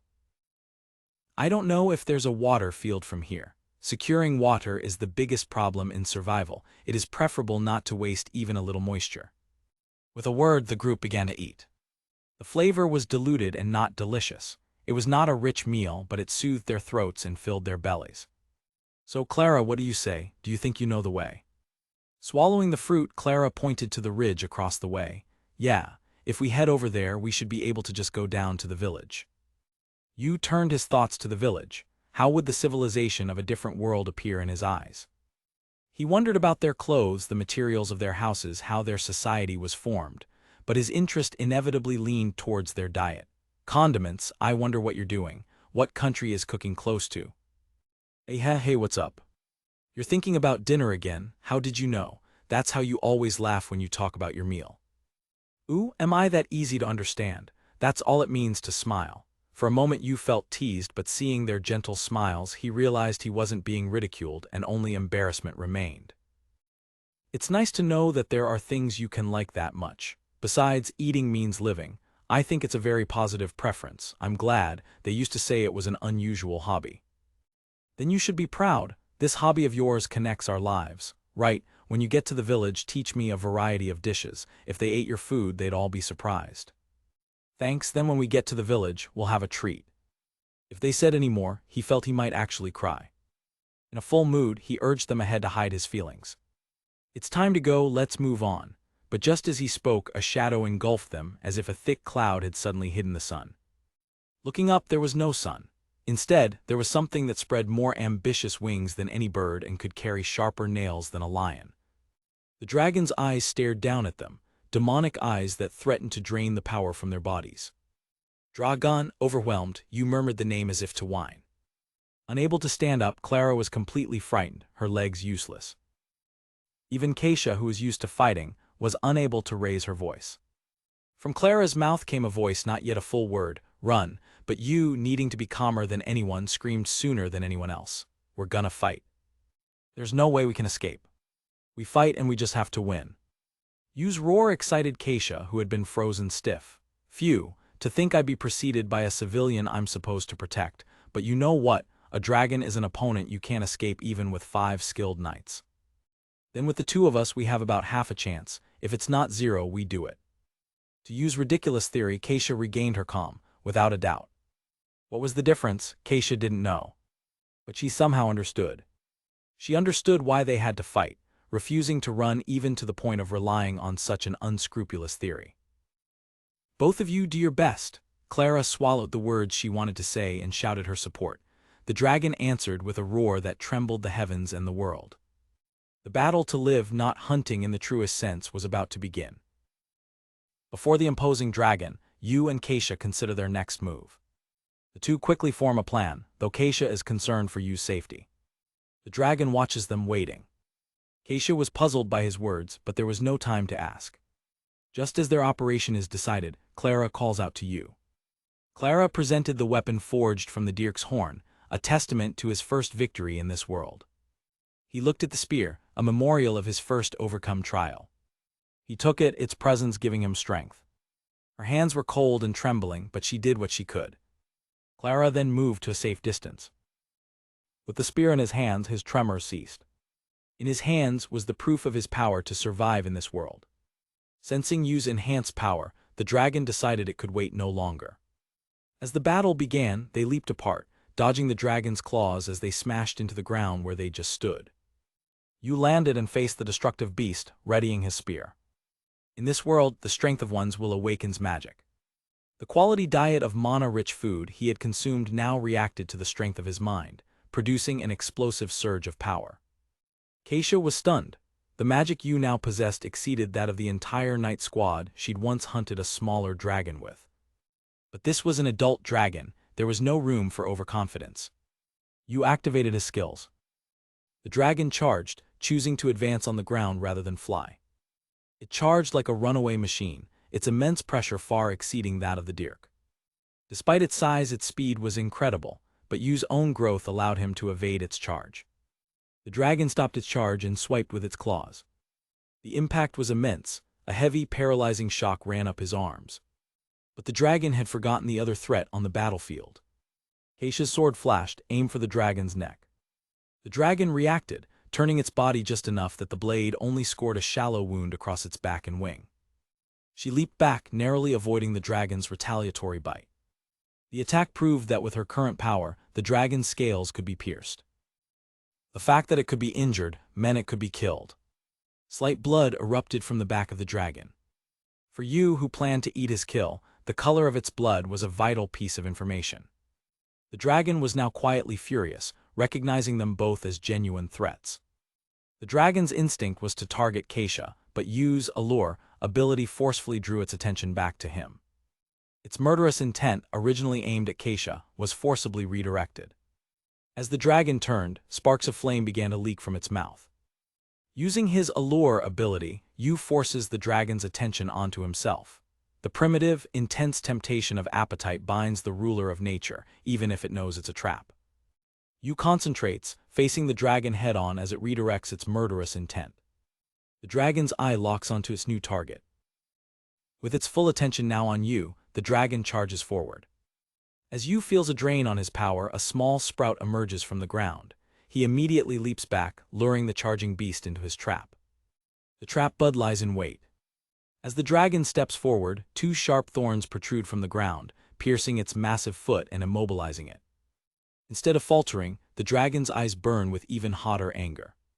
It glares at Yu, its will to fight unbroken. But the dragon doesn't drop its guard. It senses another threat approaching from behind. It's Keisha moving in for an attack. Yu's expression freezes as he notices a faint glow leaking from the dragon's mouth. He realizes what's coming just as the dragon prepares its breath attack. Reacting on pure reflex, Yu screams a warning, "Keisha, no, pull back." The dragon turns its head and unleashes a torrent of bright red flame directly at Keisha. The tremendous heat washes over her, the scent of sulfur filling the air as the very tips of her hair begin to burn. Keisha throws herself back, narrowly avoiding the blast. Keisha looks at the scorched earth, shaken. If your reaction were late by a split second, it would have been over. Yu watches the dragon, troubled. That is troublesome. I'm not sure your hardening would protect against it either. Unfortunately. Can the tactics we've been using so far keep working? I may manage, but it's probably tough for you, Keisha. Yu considers their options. There is one alternative. Keisha, there's one thing I want to try. He explains the dangerous operation in a whisper. It's too dangerous, I can't agree to that. In that case, I'll take your place, Yu. And that's exactly why. Otherwise, we're both going to get killed. Besides, the prerequisites would be in place only if I do it. Their time for debate runs out as the dragon, with a final wrenching motion, tears its foot free from the trap. Seeing they have no other choice, Keisha places her hand on his. Don't overdo it, I'll be careful. She watches him with a bitter look, already seeing a future where his words will be broken. Here he comes. With a furious roar, the dragon charges again. They scatter according to the new plan. The dragon's eyes follow Keisha, its intended prey. But Yu forcefully twists its attention back to himself with a lure. Unable to resist, the dragon turns and unleashes its fiery breath at Yu. Yu grits his teeth against the searing heat. He dodges the main blast, but the heat wave alone scorches his skin. How hot, this heat's too much.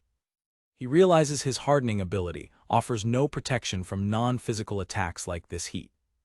Frustrated that its attack missed, the dragon lets out a furious roar. As Yu is momentarily stunned by the sound, the dragon raises its claws for a strike. An opening. Keisha's shout rings out from the side. The dragon's attention snaps toward the sound, expecting another attack from the night. But Keisha isn't where the dragon predicted. Her only attack was her voice, a feint designed to exploit the dragon's intelligence. With the dragon distracted, their roles are reversed. Yu moves in. The effect is outstanding. With no breath attack ready and its claws out of position, the dragon is wide open. Yu thrusts the double-edged spear deep into the base of the dragon's left foreleg, aiming for the heart. The quiet of the forest canopy is broken by a single pivotal question hanging in the air. Exchange roles. Yeah, Keisha confirms, her gaze fixed on the massive, scaled claw of the dragon before them. The beast's talons are like daggers digging into the earth. The dragon is smart, so he has learned our attack pattern already. We'll make use of that. Yu lays out the new strategy, his voice low and urgent. Keisha, you'll attack an opening behind his back, or pretend to. When he's distracted, I'll attack. The dragon, momentarily ignoring them, scans the clearing, its massive head turning with an unnerving intelligence. It's too dangerous, I can't agree to it. Keisha protests, her face flushed with a mixture of fear and determination. In that case, I'll take your role, Yu. Yu kneels, meeting her gaze with an unshakable seriousness. That's exactly why. At this rate, we'll both get killed, he insists. Besides, I think you understand. The success here depends on me doing it. He gestures to the weapon resting on the ground between them. Right. This twin-bladed sword, he begins, his voice taking on a technical tone that's made from the Dirk's horns. If you add my current physical ability to it, he continues, a vision of the strike flashing in his mind, I'll be sure to pierce the dragon's scales and tear into his flesh. His eyes drift back to the creature which prowls the edge of the clearing, its powerful legs carrying its immense weight with ease. But there's one problem, the fact that we're not taking into account the dragon's counter-attack. Even if I can dodge the dragon's attack, he explains, picturing himself leaping away from a devastating swipe, it's only if I dedicate myself to dodging it. A bead of sweat traces a path down his temple. His expression is grim. If the dragon counterattacks, even I can't immediately begin evasive actions. That's why, he concludes, the logic clicking into place, a certain element is needed to make this attack happen. The core of the strategy hangs in the air, a stark and absolute necessity. It's to prevent the opponent's next move. One strike, certain kill. He crouches low, the weight of their survival settling on his shoulders. There's no room for error, no second chances. One thing that I can rely on is. There is no big difference in body structure between creatures of this world and Earth. This is a fact that I've learned. Memories of his time surviving in this world flood his mind.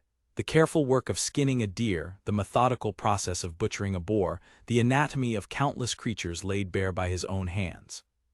He visualizes the dragon, superimposing the familiar shapes of earth animals over its fantastical form. Does the dragon, the very symbol of fantasy, have the same body structure as an earth animal? This is what I've staked everything on. His focus narrows to a specific point on the beast's armored chest, the location of the heart that is similar to a deer or a boar. His eyes gleam with a desperate resolve. If I could penetrate there in one blow, surely. But the memory of a past failure intrudes, the dragon slamming its head down, not in attack but in a defensive posture. A roar of defiance echoes from that memory, the maw filled with razor-sharp teeth. He remembers the look of horror on Keisha's and Clara's faces as they watched from the tree line. He had been on its back, weapon raised high, shouting with exertion. That's right, he'd thought, believing victory was within his grasp. The dragon's eye had swiveled, fixing him with a look of ancient, reptilian contempt. His own eyes had widened in disbelief as he felt the unyielding resistance. The tip of his weapon, meant to be the killing blow, was stopped dead, grinding uselessly against an impenetrable layer beneath the scales. The realization had dawned on him with sickening clarity. Shit, this muscle layer, the sheer density of it was beyond anything he'd anticipated. The dragon had turned its head, a low rumble of amusement in its throat as if mocking his futile effort. No luck, huh, he'd muttered, his strength failing. Defeated, he'd closed his eyes, a bitter smile on his lips. Oh well, at least I gave it my best. From the forest's edge, Keisha had watched, her face a mask of shock and dawning horror. A desperate, heart-wrenching scream tore from her throat. Yu-woo. In response to her cry, a torrent of magical energy had erupted from her hands. The blast of pure force slammed into the dragon's head, engulfing it in a blinding explosion of light and power that sent Yu flying. Smoke and embers filled the air where the dragon's head had been, the scent of ozone and burnt scales acrid and sharp. Tears welled in Keisha's eyes as she stared at the empty space where he had been. Yu. An image of his smiling face, carefree and alive, flashed through her mind, a ghost of a memory. The reality crashed down on her, a wave of unbearable grief. Oh no, Yu. She collapsed to her knees, clutching her head as a raw, agonized scream ripped through the clearing. Nu-woo, Yu-woo. Pushing herself up, her face streaked with tears and dirt, she glared at the beast with newfound hatred. Oh no, I won't accept this. Her mind clung to the essence of him, cheerful, food lover to the bone, Yu, the symbol of life, he couldn't be gone. She squared her shoulders, ready to sell her life dearly to avenge him, her gaze locking onto the recovering dragon. So, quickly. The dragon, shaking off the blast, retaliated with a furious wave of fire that swept across the ground toward her. But from the heart of the inferno a figure emerged, covered in soot and steaming from the heat. I thought I was a goner, Yu yelled, his voice hoarse.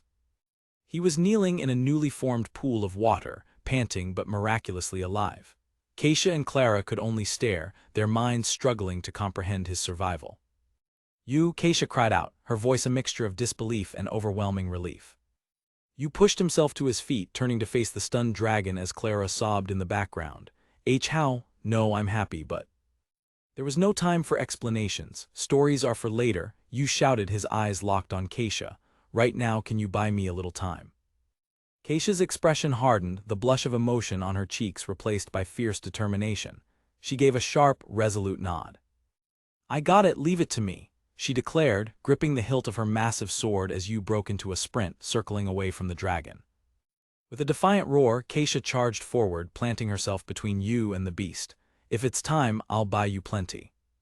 She ran past him, a whirlwind of purpose. How many seconds do you want? She yelled over her shoulder. 20? No, 30 seconds, he called back. Her response was immediate and confident, nothing to it. An incredible aura of power flared around Keisha as she faced the dragon, her oversized blade held at the ready. Yu watched in awe. Amazing.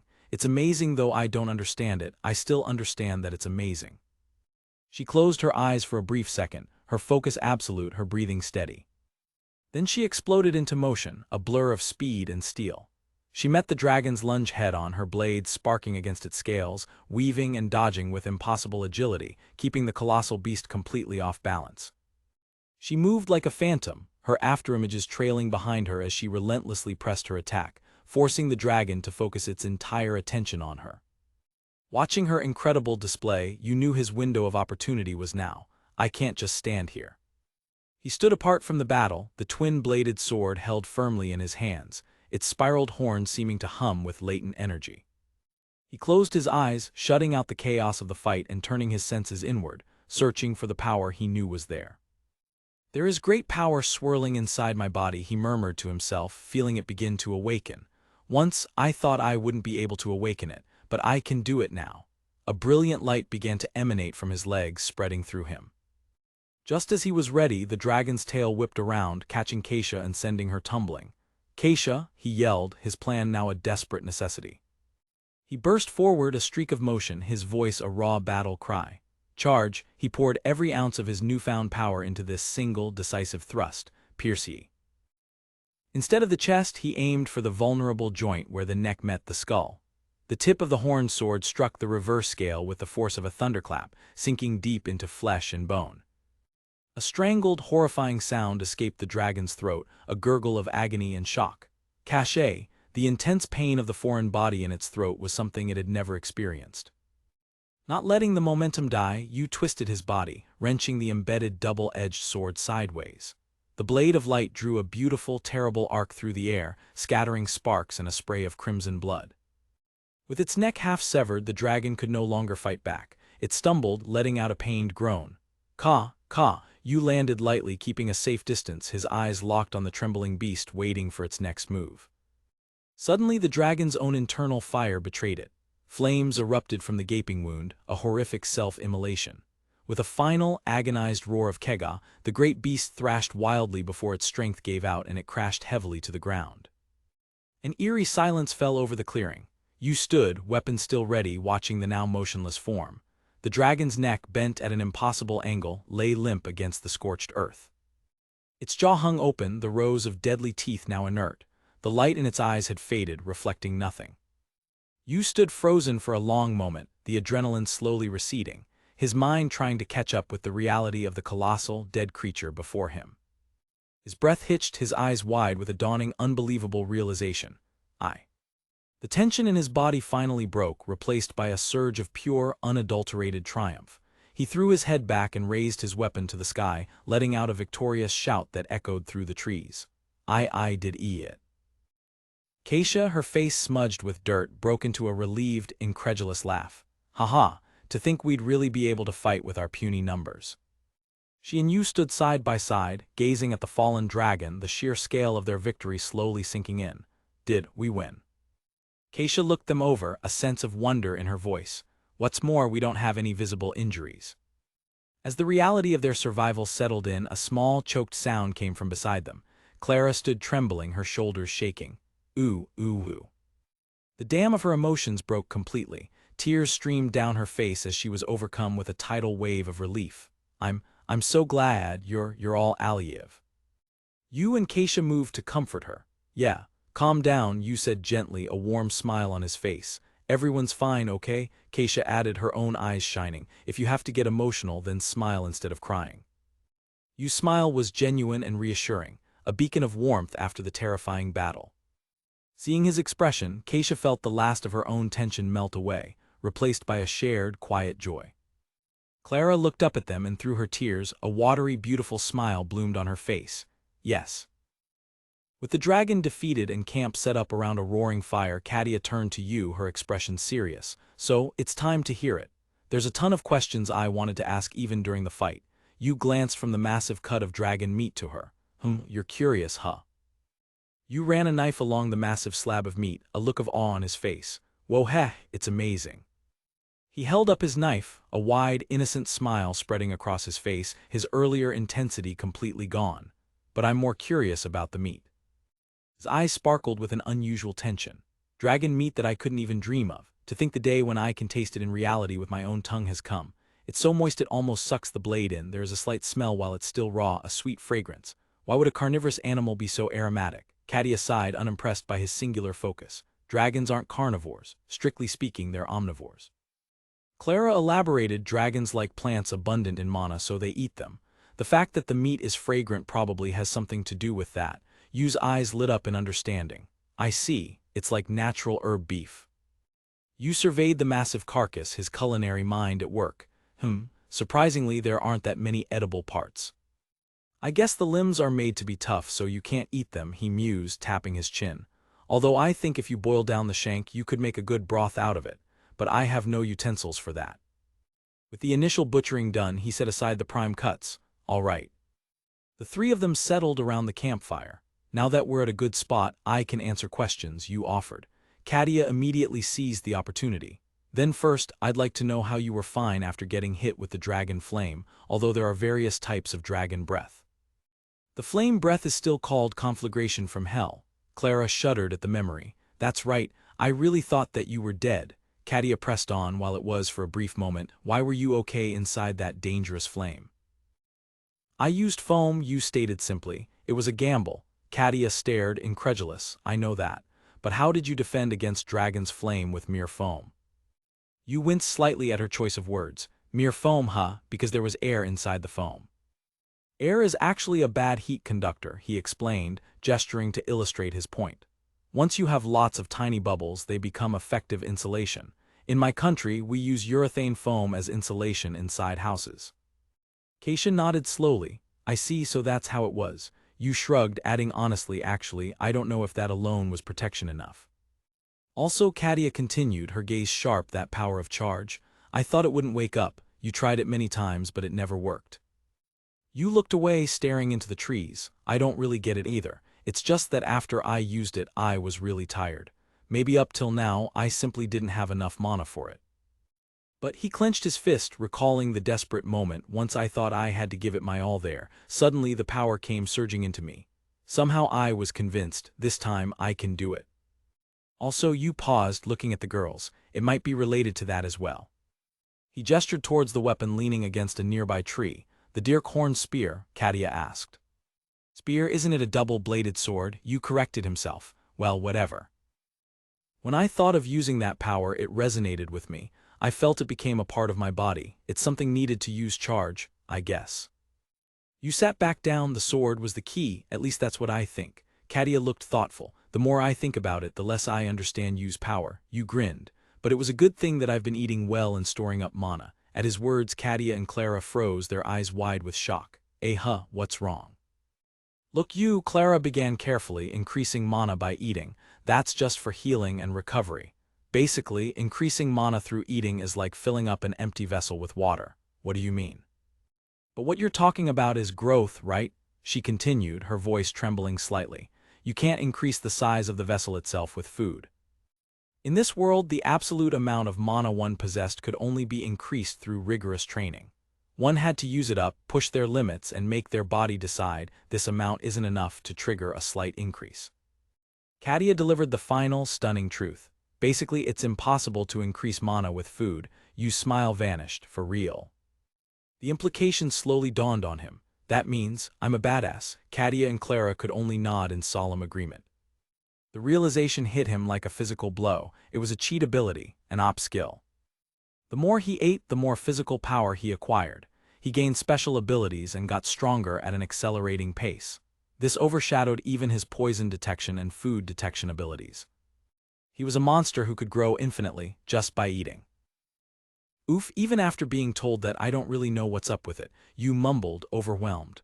Clara smiled gently. Well, yeah, to be honest, I did think it was strange, but I couldn't say it. Katia added, but anyway, I like you how you are with so many of your abilities.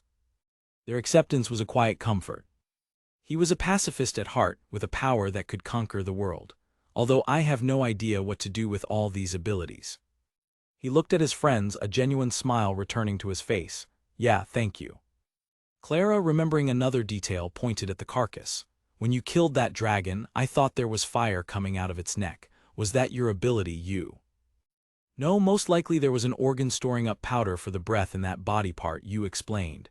It got ignited by the sparks from striking the scales. That's my guess. Katia looked impressed. Did you notice it while you were butchering? You are very observant. With the question settled, you jumped to his feet, his enthusiasm returning in a rush. And so, let's get to eating. The girls cheered in unison. We've been waiting. Yu's power might be unprecedented, breaking the scale of what an individual could achieve. But for Yu, it was simple, delicious food and good friends. As long as he had those, he was satisfied. After seasoning and careful cooking over the fire, the moment finally arrived. It's done. He presented the finished dish, a massive, perfectly seared roast on a platter of leaves. Today we have dragon steak. The sight and aroma were overwhelming, leaving Katia and Clara speechless and blushing. FWAAAA. It's a simple cooking method, Yu explained proudly, with spices to add fragrance and an appropriate amount of salt. A steak grilled medium rare, sealing all the meat juice inside. I wish I had proper utensils, he lamented, holding his knife. I'm going to cut it up into one bite-sized pieces, so wait a little. He pressed the blade into the steak's crisp crust. Here I go. The knife sank into the meat with a satisfying sound. Yu's eyes widened in surprise. It's even softer than before I grilled it. The blade slid through the tender flesh as if it were butter. The fine fat, warmed to its melting point, offered no resistance at all. With the steak cut into cubes, he presented the platters. We can eat now, Clara stared, her heart pounding. To think I'd be able to eat dragon meat while alive. Katia was equally moved. It's my first time too. Food can make a person's heart sing out so. Together they gave thanks for the meal. Itadakamasu. Katia popped a piece into her mouth. An explosion of flavor, all three of them were stunned into silence by the incredible taste. Delish. The quality fat melted instantly, spreading a sweet taste that wasn't the least bit cloying, perhaps due to the dragon's diet of herbs. Each bite was a cascade of juicy, complex flavors. Yu held up a piece on his wooden fork. He had regretted not being able to make a sauce, but now he knew it was unnecessary. The umami brought out by the salt alone was perfect.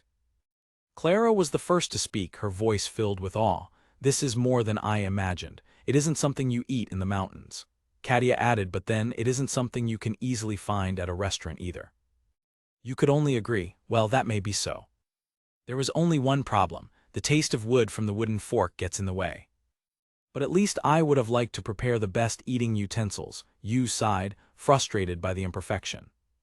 Clara looked up at the sky, savoring the aftertaste. I just can't believe this. I thought we faced disaster, faced with a dragon, but we're eating such delicious meat. Katia lay back, completely content. Certainly, this is a precious experience in a way. Eating a stray dragon in the mountains isn't something that can happen in your life. Yu smiled. This was a flavor born from a creature at the apex of the food chain, a taste shaped by Manhwa itself. So this is the taste of an animal that has no fear of being preyed upon. A new desire began to bloom within him.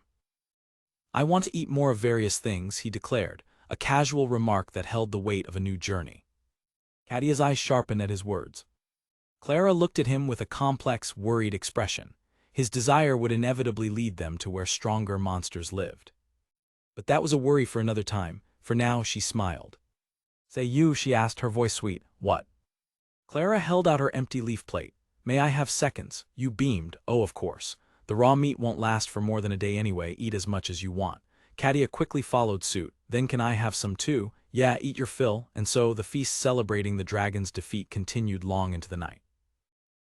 It was a quiet, steamy day. Yu was walking through the forest, the air an unpleasant mix of hot and cold. From behind him came the sound of labored breathing. Ha, ha. Clara walked on her own 2 feet, her expression pained. Though her legs were healing thanks to the dragon meat, the journey was still draining. Are you okay? Yu asked. I'll lend you my back, so don't hesitate to ask. I'm fine, Clara replied, her voice strained but determined. I want to walk on my own 2 feet. Yu saw the resolve in her eyes and respected her wishes. All right. He watched as she pushed forward, her determination unwavering. But don't push yourself too hard, Yu added. If you want to walk on your own feet, we'll just take a few breaks. Make sure you tell us as soon as you need one. Clara smiled gratefully. That's, I guess, I will maybe thank you. The three continued their trek through the woods, with Keisha taking the lead. Suddenly their path opened up, and a new sight greeted them, causing Clara to stop in her tracks. Keisha's eyes were fixed on something in the distance. Over there. She turned and shouted back to the others. You, Clara, look. Spread out before them was a village nestled at the foot of the mountain. It's my village, Clara whispered, her voice filled with emotion she thought she might never feel again. Oh, Yu breathed, taking in the sight. The village, just a little longer, right? He said, turning to her. Yes. Yu felt a strange sense of relief wash over him. Made it back, huh? He had been prepared to find no other people in this world, so to actually see a place where people lived filled him with a profound sense of peace. When I think that I made it back safely to populated lands, I guess I feel relieved, Keisha said, echoing his thoughts. It's finally over, Yu said with a smile. It feels like it isn't a matter of survival where we live or die anymore. Indeed, Keisha agreed. Although now might be when it gets hard for Clara, Keisha mused, glancing towards the village. Clara dropped her shoulders. That's true, I feel a bit apprehensive. But the sight of her home gave her a burst of energy. All right, let's go, she declared, her steps suddenly lighter. Yu and Keisha exchanged a smile and followed her lead. As they descended the mountain, the village grew closer. What awaited Clara upon her return was not a gentle welcome, but a stern reprimand from the village chief. I thought I clearly told you not to go to the mountains on your own, you fool. Uyuag Tilda, I am very sorry, Clara wailed, bursting into tears. Soon a crowd of villagers gathered, their faces a mixture of shock and relief. Clara, she's alive. As the chief continued his lecture, Yu watched with a wry smile. It was a harsh scolding, but it was good to have a place to return to. As the commotion continued, a man and a woman approached Yu and Keisha. Are you by any chance Yu-san and Keisha-san? Yes, Yu replied, and you are? The couple introduced themselves. We are Rosie and Resita, Clara's parents. Speaking of that girl, we heard you two saved her when she was stranded. They bowed their heads deeply. We don't know how to thank you enough. No, Yu stammered, flustered. It was your daughter who helped us to work our hardest. Watching Yu bow his head in return, Keisha, accustomed to such formalities, simply smiled. Later, as the sky turned a brilliant red, Clara was finally released from the hours-long sermon. I got really chewed out. Gathered in Clara's home, she slumped onto the table, exhausted but relieved. That's true and still, but I feel relieved. The nights in the mountains are dark and there are all sorts of sounds. Had I not met you, had I been alone, I would have been crushed just from that. She knew the villagers were only scolding her because they cared, and she had accepted it sincerely. Yeah, you agreed. I didn't think nights in the mountains could be so terrifying either. That's where Yu's food gave me courage. Although they were dishes I'd never eaten before, they were so warm and somehow nostalgic. If it wasn't for that food, my spirit might have been crushed. True, Keisha added, especially in my case, without you, I wouldn't even have known what to eat and would have starved to death. I thank you again, Yu. No, I'm not exaggerating at all, Keisha insisted. You should be more proud of your strength. That's right, truly, thank you, Clara added. What's that all of a sudden, Yu said, blushing. Man, I'm so embarrassed. After a brief silence, Keisha broke it. Speaking of which, Yu, what are you going to do after this? She asked. What indeed? What about you, Keisha? I'm thinking of heading back to Moiris even tomorrow. I've got to report about the dragon. Yu took a breath, thinking of going to the Badlands. Clara looked up, her hands clasped before her chest. Yeah, well, my situation is pretty complicated, Yu began to explain. I don't have anything like a home in this world. That's why I don't have anywhere to return to. I was going to set out on a journey before long. And when I thought about where I should head to, I couldn't keep the Badlands that you once told me about out of my head. A grin spread across his face. I hear strong monsters in the Badlands taste delicious. Speaking of something I can be proud of, I want to explore flavors that no one knows about, use ingredients I've never seen before to create delicious food. I never had a hobby that people could admire, and as for my skills, cooking isn't something rare, and to be honest, I'm not good at swinging a sword about. But you know. In this world, there are plenty of ingredients that are like a dream that no one has heard of. His eyes shone with a definite glow. I will search out the flavors of the world, that is now my dream. That's, Keisha started, then stopped herself. No, I won't ask too much. To be honest, I'm against going to the Badlands. With the experiences due to my calling as a temple knight, I don't have particularly pleasant memories of those places.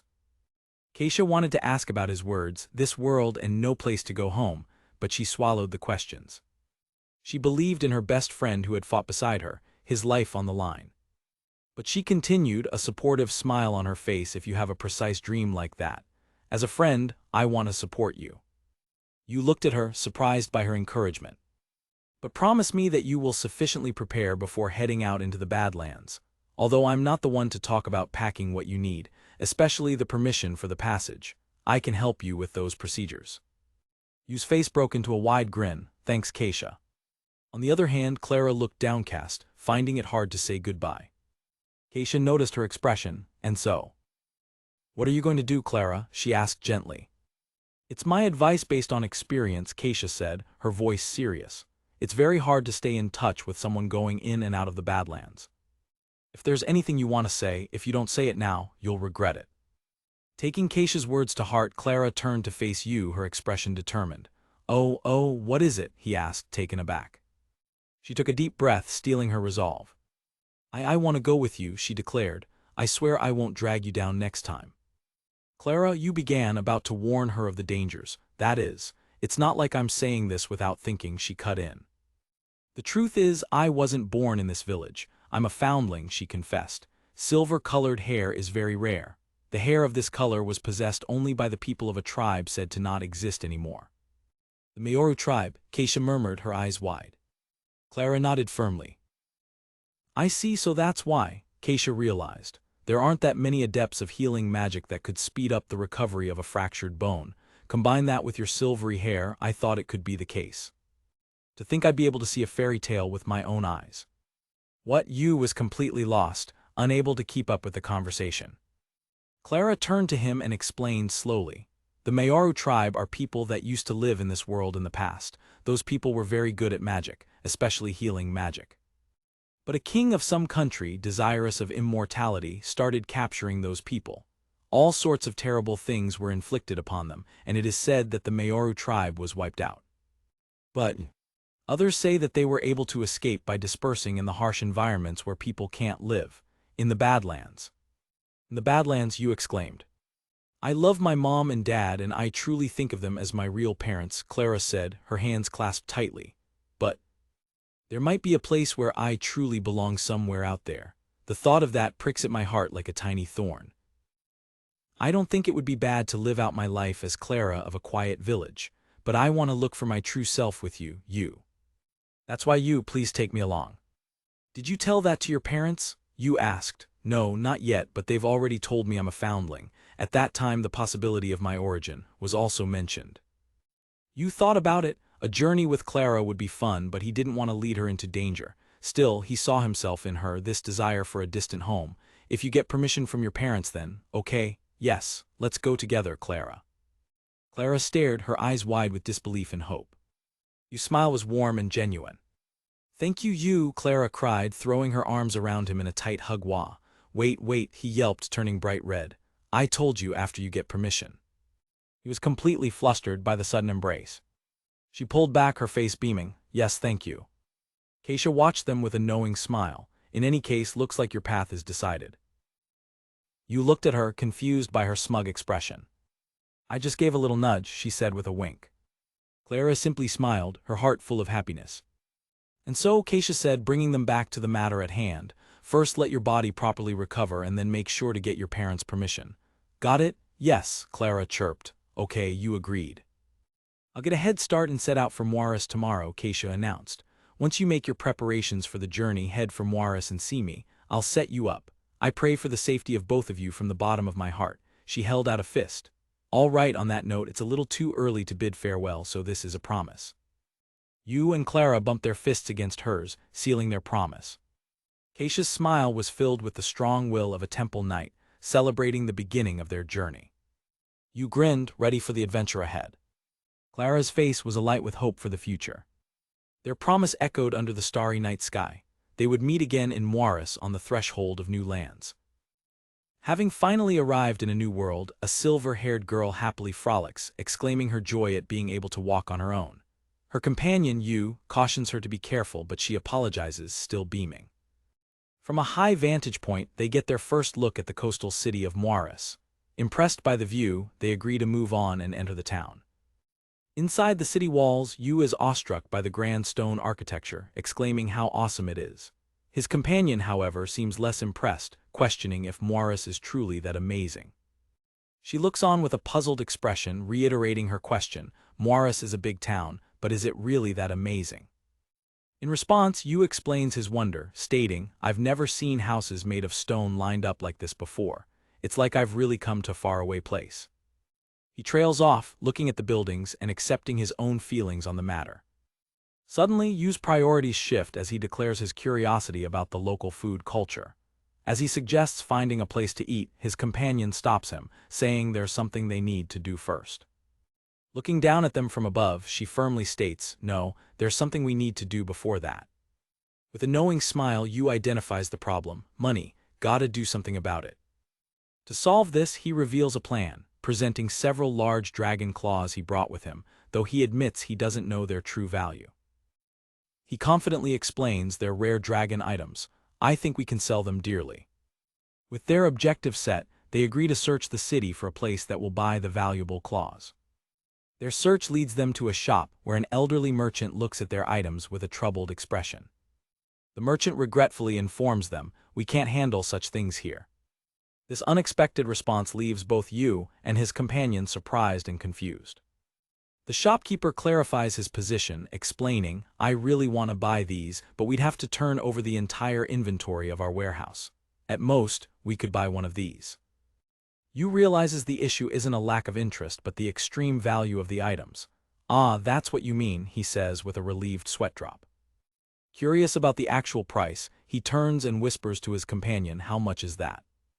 She explains that 2 claws are worth 50 million hydors, an amount sufficient to buy out an entire jeweler's case. Yu processes this staggering valuation. Looking at a single claw, he murmurs in disbelief, "For real? They're that amazing, huh?" Despite the shopkeeper's honest advice that they might find a better offer with more time, Yu eagerly accepts the deal. "It's fine, this is good enough," he insists. Accepting their decision, the shopkeeper smiles and says, "Is that so? Then please wait a little," before disappearing behind a curtain. While they wait, Yu remarks, "I didn't think a single claw would be worth so much." His companion adds that since it's an item from a Badlands monster, she'd never seen one at her village and didn't know either. The shopkeeper returns, presenting them with a massive, overflowing bag of coins. Both Yu and his companion stare in awe at their newfound fortune. As Yu holds the heavy bag of money, the shopkeeper asks what he plans to do with the other claw. The merchant observes that the remaining claw is in good shape and suggests it would work well if processed into a knife. With a confident thumbs up, the shopkeeper offers, "So if you're going to have it processed, I can recommend you a very skilled artisan for that." The thought of a custom knife made from a dragon claw makes Yu blush with excitement. Walking through an alley, Yu gushes about the romance of a dragon claw knife, but their happy conversation is cut short when a voice commands them to hold it right there. They stop in their tracks as the command echoes through the narrow street. Turning around, Yu confronts the stranger with a wary expression, asking, "What do you want?" A shady-looking man steps out, smirking. "I've been hearing that you're in a pretty good economic situation," he says. "I thought I could share in that with you." From the man's perspective, he sees the two travelers and recognizes his own actions for what they are. A shakedown, huh? Sensing the danger, the silver-haired girl nervously clutches Yu's sleeve. She looks on with concern as Yu assesses the situation before him. Yu's expression hardens as he stares down the would-be thief. Stepping slightly in front of his companion, Yu calmly states, "I decline." The thug scoffs at their defiance, retorting bold words as he begins to threaten them. Before he can finish, Yu takes a deep breath. In a sudden, shocking display of power, Yu unleashes a torrent of energy from his mouth, shouting dragon breath. A massive pillar of flame erupts from their location, shooting straight up into the sky and towering over the nearby buildings. The disturbance immediately draws the attention of citizens in the street below, who look up in confusion at the sudden column of fire. The thug is left speechless and terrified by the display. Wiping his mouth, Yu stands calmly before him. A fine mist, the aftermath of the blast, settles between them as they face each other. Yu smirks at the terrified man, asking, "You said something about how I didn't want something."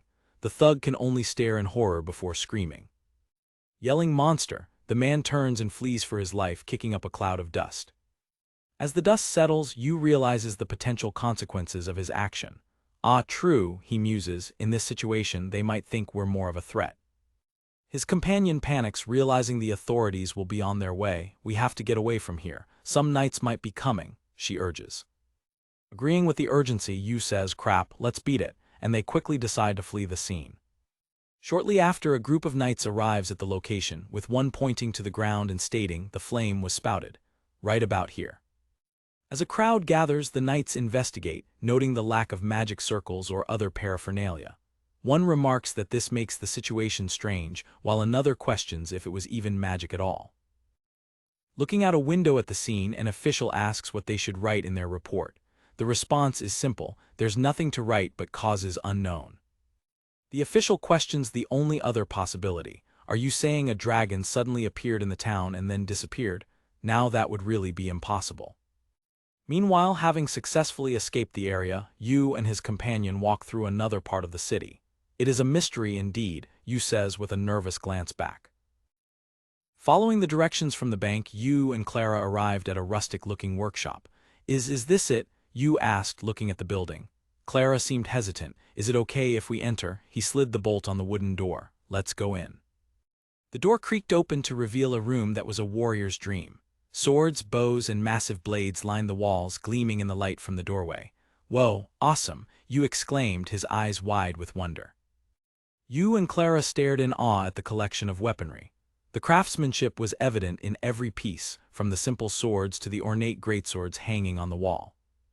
A gruff voice interrupted their admiration. What's with all the ruckus? A burly, bearded man emerged from a back room, scratching his head and looking slightly annoyed. Yu quickly composed himself. Yes, the bank teller introduced me to this place. The blacksmith grumbled. Customers. Another introduction from Henry, huh? He held out a large hand. But if Henry sent you, you must have something special for me, right? Come on, show me. Yu presented the item he'd been carrying. The blacksmith's eyes widened in shock. This is a dragon's claw. Where did you get your hands on this? Yu explained, we found a stray dragon in the mountains. A cathedral knight helped us hunt it, but... As the blacksmith examined the claw, Clara whispered to Yu, should we really have told him? Yu whispered back, I don't really want to lie. The blacksmith's mind raced. Even with help from a cathedral knight, these brats were able to defeat a dragon. It's hard to believe. But they don't seem to be lying, the blacksmith thought, his gaze sharp and assessing. There are a lot of questions left unanswered, but there's something special about these kids. A grin spread across the blacksmith's face. I like you, kid, he declared, holding the claw with reverence. Give me a week or so, I'll make you one hell of a knife. He added, well, whatever, rarities like these don't show up very often. Yu's face lit up with pure joy. Thank you very much, he beamed, bowing his head slightly. The blacksmith turned away, already planning his work. Come back in 10 days and I'll be sure to give you a hefty surprise. Just as the deal was sealed, Yu leaned in close. If it is possible, there is a function I would like you to add, he whispered. The blacksmith listened, a curious escaping his lips. After hearing the request, the blacksmith's grin returned, this time with a hint of amusement. Kid, you sure think up some interesting things. With their business concluded, Yu and Clara left the workshop, Clara smiling happily at their success. Leaving the blacksmith shop behind, they stepped back out into the bright, bustling streets of the city. Colorful banners stretched between buildings, and the air was filled with the sounds of commerce. Stalls overflowed with exotic fruits and vegetables Yu had never seen before. So this is the market. Clara smiled, taking in the lively scene. Are you having fun? It's been a while since I last came here, but the atmosphere always livens me up. Yu's eyes sparkled with the excitement of a kid in a candy store. Let's look around, he declared, practically bouncing on his feet. Clara chuckled at his enthusiasm. Okay, but don't forget we were supposed to go visit Keisha too. Yu's excitement deflated slightly as he was reminded of their original goal. Why yeah, I'll remember, probably. The tantalizing aroma of grilled meat wafted through the air, quickly distracting him from his responsibilities. They found the source, a stall selling massive skewers of meat grilled over hot coals. Whoa, this tastes great, Yu exclaimed after the first bite. Clara, taking her own bite, was equally impressed. It's like a sea monster skewer, combining fish and meat in a delightful way. The first bite tastes like heaven to the heart. Next, a strange, pear-like fruit with glowing spots caught Yu's eye. Excuse me, I'll buy one of these. Clara took a bite, her cheeks puckering slightly. It's sour but refreshing.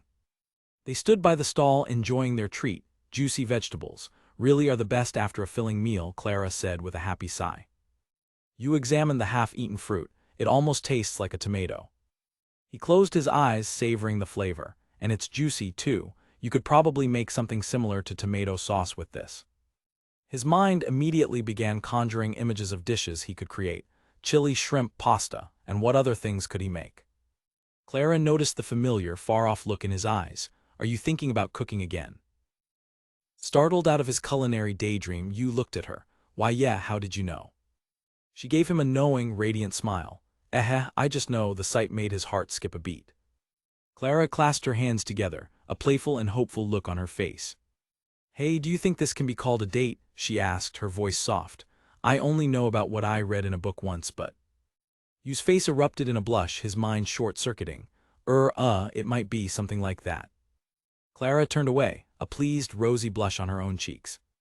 Yu's mind went into overdrive. Just because it's a date doesn't mean it has to be between lovers. Calm down, Yu, he told himself, trying desperately to regain his composure. As he tried to cool his head, his attention was caught by something down the path. He spotted a stall with some simple-looking food. Hey, what's this? Clara, recovering from her own blush, looked over with a sigh. Geez, the vendor at another stall called out, this is a nag fruit. They're sweet and rich and taste great. The vendor, a friendly woman with a light beard, smiled warmly at them. You lovebirds sure look good together. What do you say, I'll give you this one for free? Flustered all over again, Yu couldn't help but smile bashfully. You think so? Clara hid her face, equally embarrassed. They both took a bite of the gifted fruit. Clara's eyes lit up. For sure, it's a really delicate sweetness. It's kinda sticky, but the taste fills your entire mouth. Yu nodded in agreement. It has a kind of citrus flavor to it as well. Are these dried or dehydrated? The vendor chuckled. They aren't. They only grow in already dry places. Having sampled their fill of the market's more exotic offerings, they continued on their way. I ate a lot, Yu said, patting his stomach. I could go for one more snack. What about you, Clara? Clara smiled. I'm almost at my limit, but I think I could fit one more. As they walked, their eyes fell upon a quiet corner of the bustling market. There, a lone vendor sat slumped over at his stall, a large pot simmering before him, with no customers in sight. You approached the stall. Give us 2 of those, please. The vendor looked up, surprised but grateful. I appreciate it, you guys. The dish was simple, chunks of potato stewed in a savory broth. Whoa, it's imoni. Here you go, the vendor said, handing them their plates. With thanks for the food, they dug in. You took a bite, his eyes widening in pleasant surprise. It's great. Clara took a thoughtful bite from her skewer. The flavor was simple yet profound. The potato was stewed carefully with garum, allowing the flavor to seep all the way to the core. The texture was incredibly soft, fluffy, and salty. The old vendor watched them, a gentle smile on his face. Thank you. Seeing the 2 of you enjoying my food really makes this old man happy. Clara fanned her mouth. Delicious, ish so good but so hot, Yu agreed, a very calming taste. No, I really mean it. It tastes great, Yu elaborated. The flavor seeps into the middle, but the balance of the dish is still maintained. The garum makes everything fit together so well. The vendor was impressed. Do you cook too? You seem very knowledgeable about the subject. Yu replied modestly, I cook a bit here and there, it's just a hobby though. I gotta say, the vendor began, a wistful look in his eyes, I'm really happy that young kids like you would eat my food before I stopped selling. Clara was shocked. What, you're closing your shop? The vendor gestured to the empty space around his stall. As you can see, customers are few and far between. Maybe the appearance is just too plain for young folk these days. The food is really good, but... He looked sadly at his pot of unsold stew. I just end up having to throw away the food that doesn't get sold. Yu looked around at the vibrant, colorful market stalls nearby. He's right. In this kind of market, imoni doesn't really catch anyone's eye. Yu turned back to the vendor, his expression sympathetic. That's really sad. He looked down at the delicious stew in his hand, but if only people were to try it, they would realize how good the food really is. An idea began to form in Yu's mind. He thought about the potatoes, the core ingredient. If only we could make something more suited for youngsters. Yu's face brightened. Maybe we could add a side dish to get people's attention. The vendor looked at him, confused. Without another word, Yu rolled up his sleeves. All right. I'm going to borrow the kitchen for a second, he said with a determined grin. The vendor, looking tired but intrigued, waved him on. Please do. At this rate it won't get used anyway. Yu got to work, deftly peeling a potato with his knife.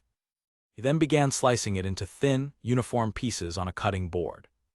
He checked the pot of oil heating over the fire. As it began to sizzle, he knew it was time. Looks like the oil is ready. With a swift motion, he slid the thinly sliced potatoes from the board into the hot oil. The oil erupted in a flurry of bubbles. Clara and the vendor watched, transfixed. Is it all right like this? Clara asked, a little concerned. Yu just smiled. Yeah, it's really simple, right? To increase the heat, Yu used a pipe to blow air into the base of the stove, fanning the flames. I've always wanted to do this at least once, he thought with boyish glee. After a few moments, he used a pair of long chopsticks to lift a slice from the oil. It was golden and crisp. All right, this looks good.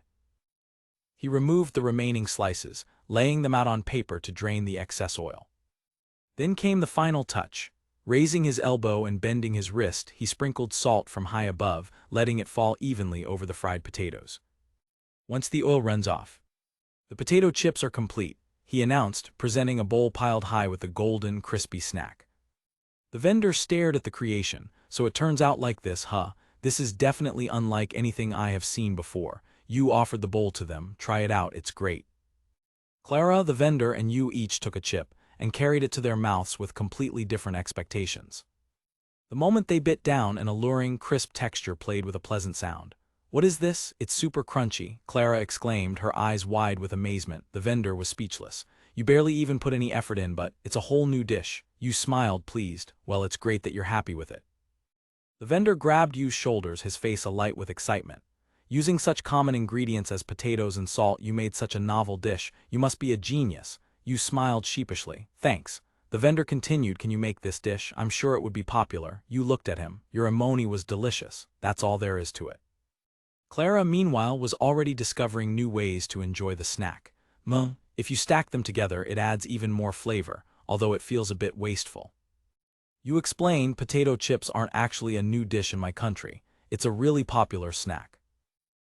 It spread really quickly because of the popularity, but if it's too common, then it won't be popular. He thought of the endless varieties from his old world. Still, they continue to be loved, potato chips. Even though they are almost everywhere, they are still loved. That's why you said, looking at the vendor, I think that good food will last forever. He then turned to leave. We have to go now. Make sure to treat us to some amoni next time we come. The vendor, filled with a new sense of hope, nodded vigorously. Why yeah, I'll be waiting.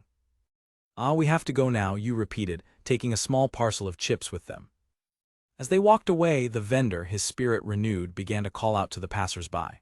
Come one, come all, eat some crispy and delicious potato chips you've never tasted before, included with any amoni purchase.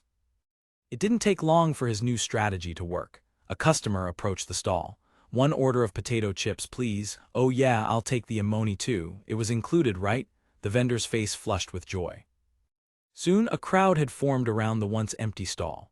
From a distance, Yu and Clara watched, a satisfied smile on their faces as people eagerly called out, I want to eat potato chips. They had not only discovered a new favorite dish, but had also helped ensure that the simple, delicious potato stew would continue to be loved. The building we were looking for was found almost immediately. It was a literal temple, the Zhao Temple. Are you sure? This is the right building? Yu asked, dumbfounded. Amazing, right? You see, the Temple of Moras is quite famous, Clara said, satisfied. You could only mutter, this is beyond amazing. Clara started up the steps confidently. Even if they don't let us in, I'm sure they'll call someone for us, right? At the entrance stood two inflexible-looking men armed with polearms. They were clearly gatekeepers. As Clara and Yu approached, the gatekeepers crossed their weapons, blocking the path. State your purpose. Excuse me, we are here to meet with Keisha Faloa-san. Would it be fine to call her here? Clara asked politely.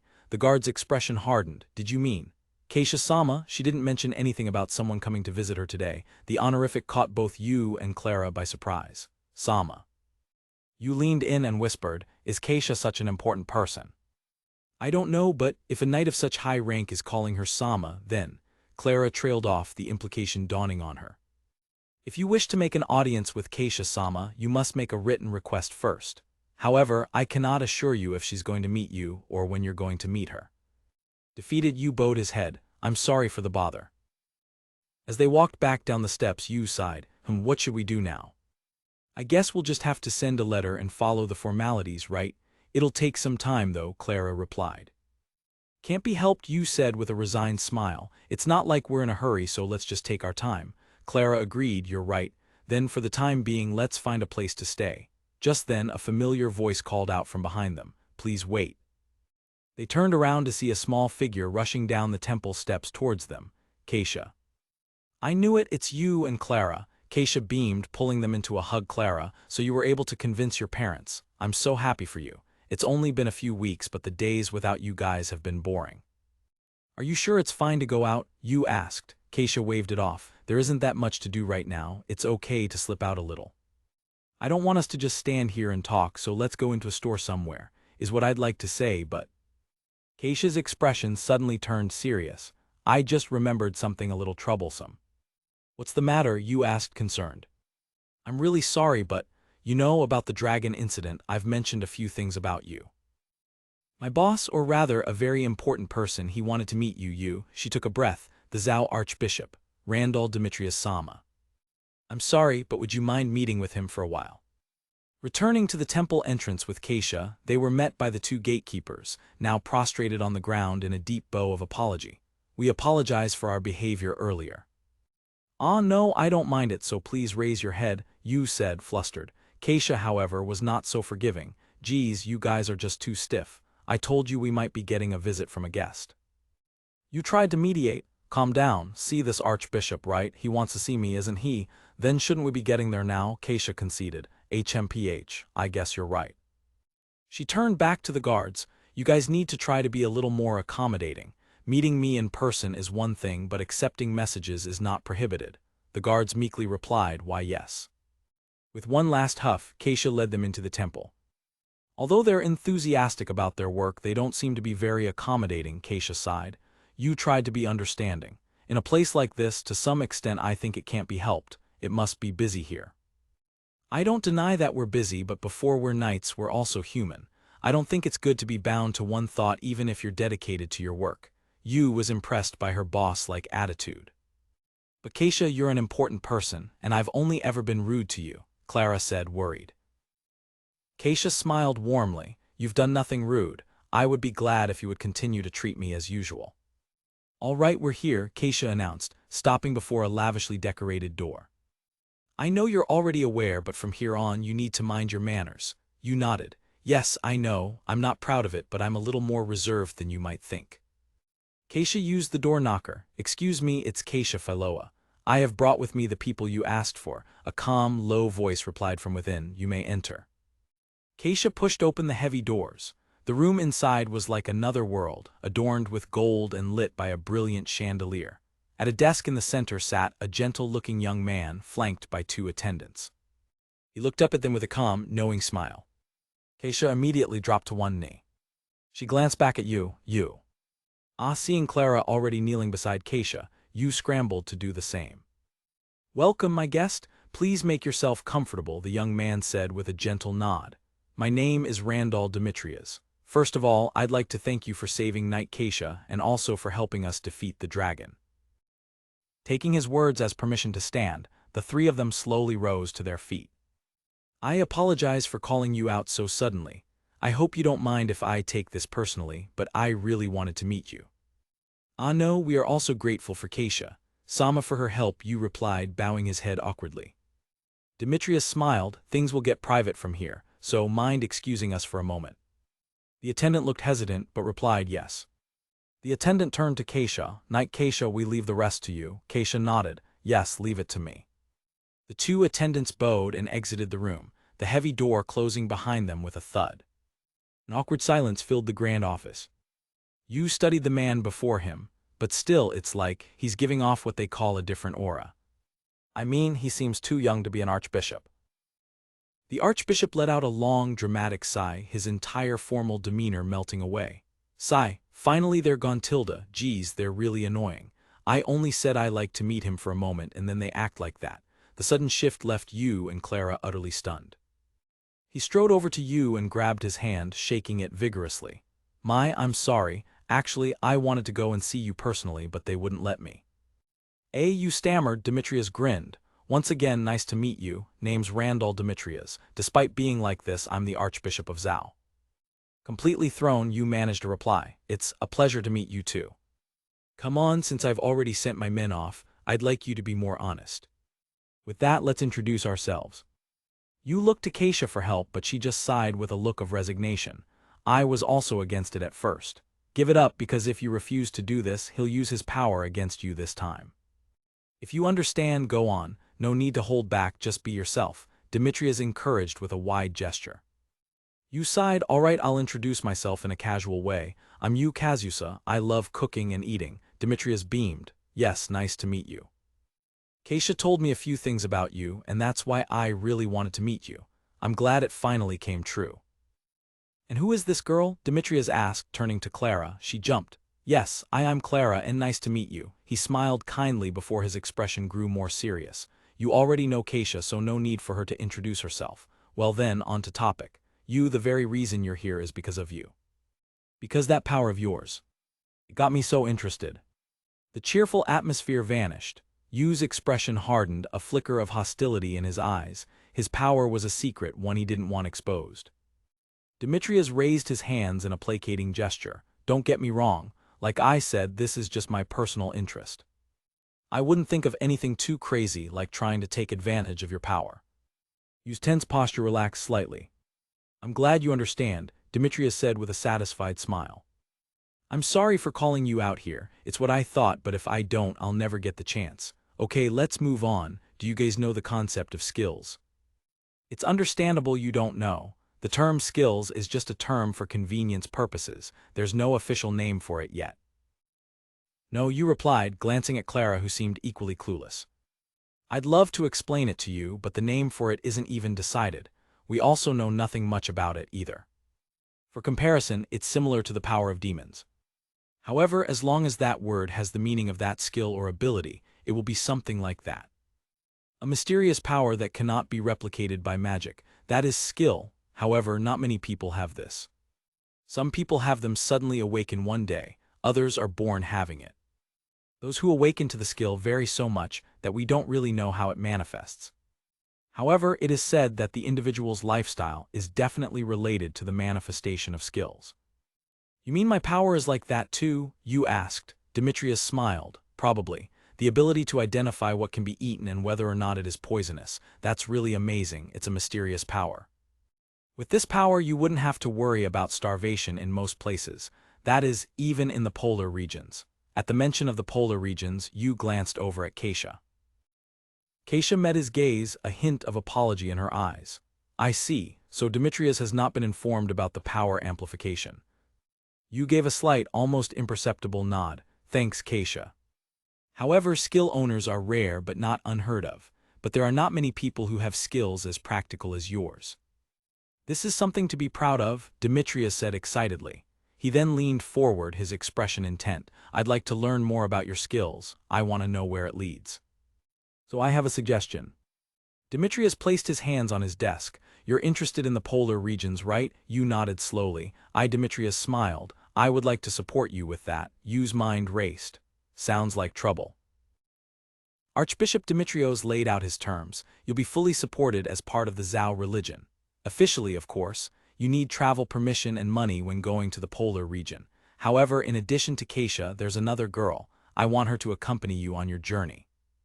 Why, you asked, bewildered, you'd go that far for strangers like us? Demetrios smiled faintly. I don't know what it is, but your skills, they are the very essence of human potential. Walking around the room, Demetrios continued his explanation. I don't care if you were born with it. Isn't it obvious that the way a person lives is related to who they are? In other words, it's the fruit of your labor, a person being led by effort. Now that's admirable. Of course, skills vary, he said, gesturing with his hands as Clara and Keisha listened from the doorway. From seemingly useless things, some can even hurt people. But your power, you, is the will to a better future. The ability to recognize inseparable food for all organisms. It was through trial and error that we built our culture of food. It's the very history of man, don't you think? You stood silently, taking in the Archbishop's words.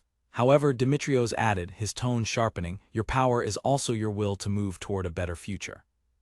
Demetrios's eyes began to burn with a passionate heat.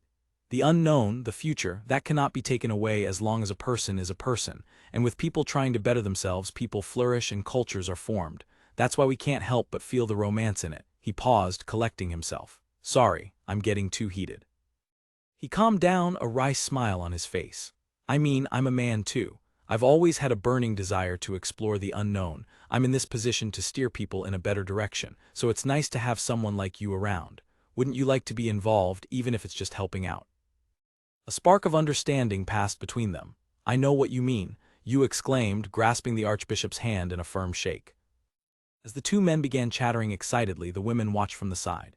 Are you sure this is okay? Clara whispered. Keisha sighed. No, I'm sure it's an abuse of power, but meanwhile Demetrius formalized the deal. I'm glad you understand. As Demetrius of Zaoism, your support for the exploration of the polar regions will take the form of a request for investigation and research. A hot partnership was forged between the two men. In that moment they were just two boys burning with romance for the unknown, and no hard reason was needed. Sometime later the group had relocated to a room in an inn arranged by Demetrius. I heard he was an archbishop, so I wondered what he'd be like, Clara mused. I'm glad he was an interesting person. You, relaxing on a chair, added, well, it was very generous of him to take care of our hotel bill. Keisha, however, sat on the bed with a grim expression. I don't think this is going to be a simple task, do you? You noticed her dark expression, Keisha. What's the matter? You asked, sitting opposite her. You've been looking a little down lately. Keisha looked away. No, I just feel bad about getting you involved. If you're talking about my powers, don't worry about it, you reassured her. You've saved me a lot of trouble and you kept the most important part under wraps. Keisha still looked troubled. It's nice of you to say so, but I'm still worried. Another person will be traveling with us. That's what's bothering me.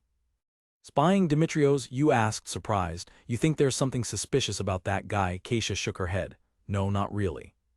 She hugged her knees, her voice low. I don't know, it just seems like they're trying to keep tabs on us. I just hope it doesn't interfere with your journey. At least I don't know if he has a dark side, Keisha clarified, to hate and punish the wicked and to offer a helping hand to the innocent without hesitation. That's who he is. But Master Demetrius is still a Zaoist. I can't prove my theory anyway. You smiled, trying to lighten the mood. Well, it's okay. If something happens, I'm sure we'll find a way. Keisha's expression softened slightly. Yeah, I know. Seeing her spirits lift, you jumped to his feet with renewed energy. Okay, let's decide what we're going to do, the first Polar Expedition Conference. Clara perked up. Ooh, I guess it's finally starting. Am I going to be a bother to you? Keisha sighed at his antics. Another big idea. Well, we do need to start somewhere.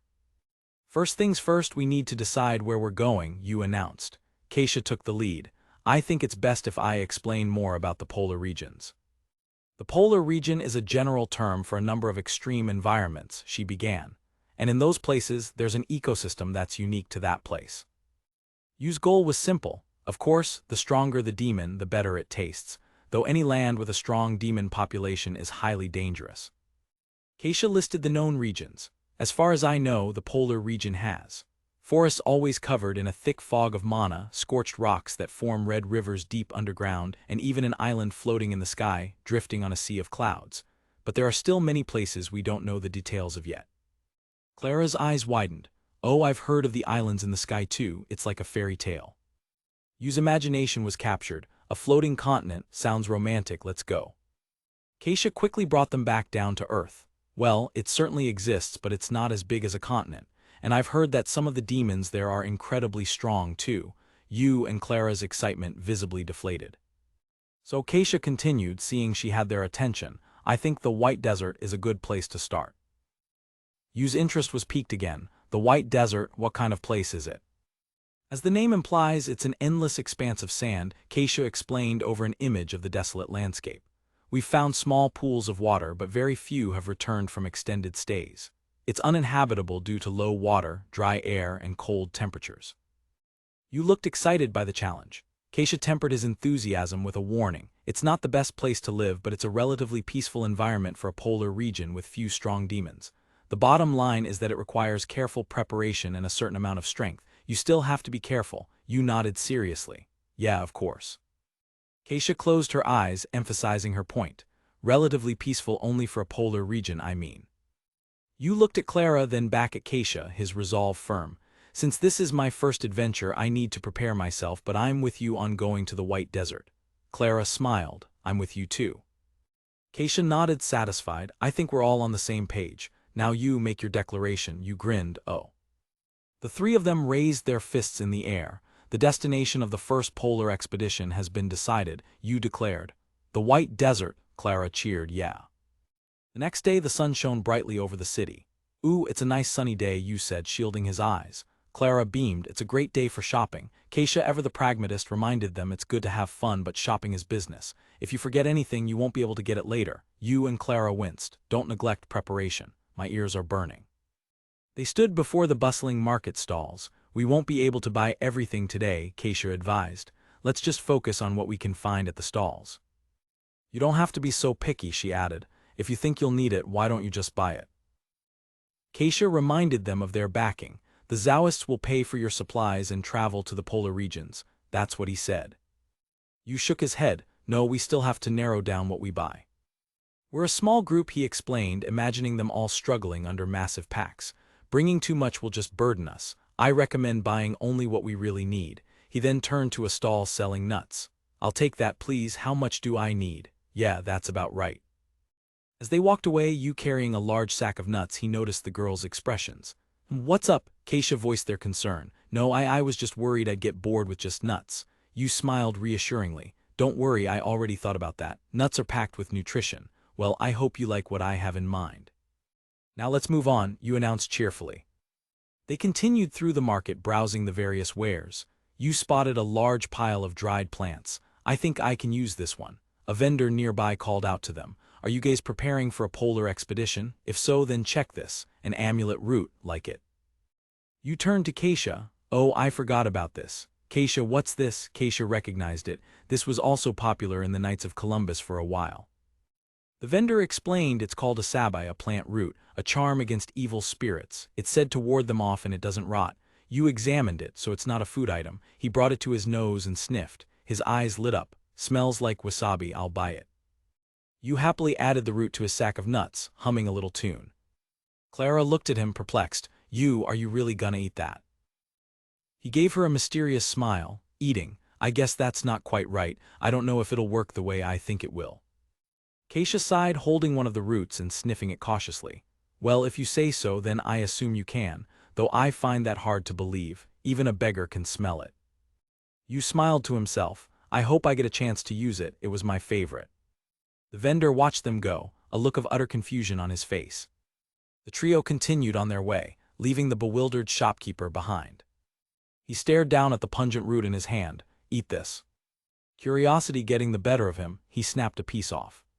He brought the broken piece to his nose and took a deep whiff. Dear God, he screamed, recoiling from the powerful sinus-clearing aroma. My nose, With their shopping done for the day, the group walked through the market. You bought a lot of stuff, Clara commented. It's a good thing we have Mr. Demetrius' support, otherwise we'd be stretched thin financially. Yu sighed. It was more expensive than I thought, but it's all locally sourced, so what can we do? Keisha looked at their haul. I guess so, but we can't afford anything halfway, so it can't be helped. Yu paused by a shop selling adventuring gear, his mind wandering. I guess the concept of mass production hasn't taken root yet, at least not in this world. It's a world where adventure and magic are important, a world that is different from Earth. His eyes then fell on a peculiar tool at a dusty stall, a steel rod and a flat plate with handles. It's a fire starter, right? He exclaimed, his voice filled with excitement. I didn't know there was one in this world. The bored-looking shopkeeper barely glanced at him. Welcome. Would you like me to show you how to use it? The shopkeeper slammed his hands on the counter, his boredom instantly replaced with shock. You know what this is? I've never met anyone who knew that. Yu was just as excited. I knew it. I never thought I'd see something so sophisticated here. The man's pipe clattered to the floor in his astonishment. Clara and Keisha peered at the object. Fire starter, Clara asked. Is this a tool you use to light a fire? Yu grinned at them. You know those flint things. Well, this is a step up from that. It's way more convenient. He turned back to the owner. Shopkeeper, may I try this? The man eagerly agreed. Here you go. I'm glad someone understands. Yu knelt down and scraped the rod against the plate over a bit of tinder. With a sharp whoosh, a shower of intensely hot sparks erupted, instantly igniting the tinder into a small, bright flame. The girls and the shopkeeper watched, impressed. Ooh, the sparks from these are really hot, Yu explained, so it's easy for things to catch on fire. What's this thing made out of? He asked the owner. It's a metal found in the red lotus deposits in the Arctic Circle called phodium. You didn't know that? The name doesn't matter, Yu thought. I've never heard of it, but its properties are like magnesium. The important thing is that this actually exists in this world. In principle, it's the same as flint, but because it's specifically made to start a fire, it's incredibly easy to use. The important thing is, this actually exists in this world. Because it's specifically made to start a fire, it's really easy to use. I can use it in the wind, rain, and snow. With a few tricks, even Clara and Keisha, with no special knowledge or skills, should be able to start a fire with ease. That's amazing and it's so user-friendly, Yu said, turning to the shopkeeper. Where'd you get this? Yu felt a sense of kinship with the creator. The shopkeeper scratched the back of his head, looking a bit sheepish. I used to be an adventurer myself, but I was never good at lighting fires. It reminded me of a metal I used to see in the polar regions. I grabbed some and left the machining to a fabricator, he continued with a chuckle. He used to complain to me, how dare you use this unwieldy metal. Yu was deeply impressed. The cultural level here is about medieval, but in a world where adventure is a part of life, this was created. It's not that different from the modern survival gear my favorite explorer used to use. I'll buy this. Yu suddenly grabbed the shopkeeper's hand, startling him. You're the one who created this wonderful tool, Yu said with genuine admiration. You have my respect, sir. The shopkeeper stared, speechless for a moment. A slow, proud smile spread across his face. Well, thank you, I suppose. I'm glad I made it. Yu felt a profound connection. There are those that stick to the old ways and those who forge new roads ahead. There are people who, without being taught, create new and wonderful things. It's a whole new world. That's what this feels like. After paying, Yu and the girls said their goodbyes to the happy shopkeeper. Yu held his new purchase, a satisfied smile on his face. All right, he said, his spirits soaring. I'm feeling motivated. Come on, he called to the girls. Let's go back to the inn and have dinner. Clara cheered, yeah. Few days later, Yu, Clara, and Keisha arrived at the Grand Temple of the Taoists. They were there for a specific purpose, to meet with Archbishop Demetrius and the new member joining their polar expedition. Good morning, Mr. Yu, Lady Clara, and Lady Keisha. A guard greeted them warmly. We've heard a lot about you. Please come in. The VIP treatment was a stark contrast to their last visit, leaving Yu momentarily stunned. Thank you. The trio was escorted down the main path, the temple's imposing facade looming before them. Yu returned the greeting with an awkward scratch of his head, feeling out of place.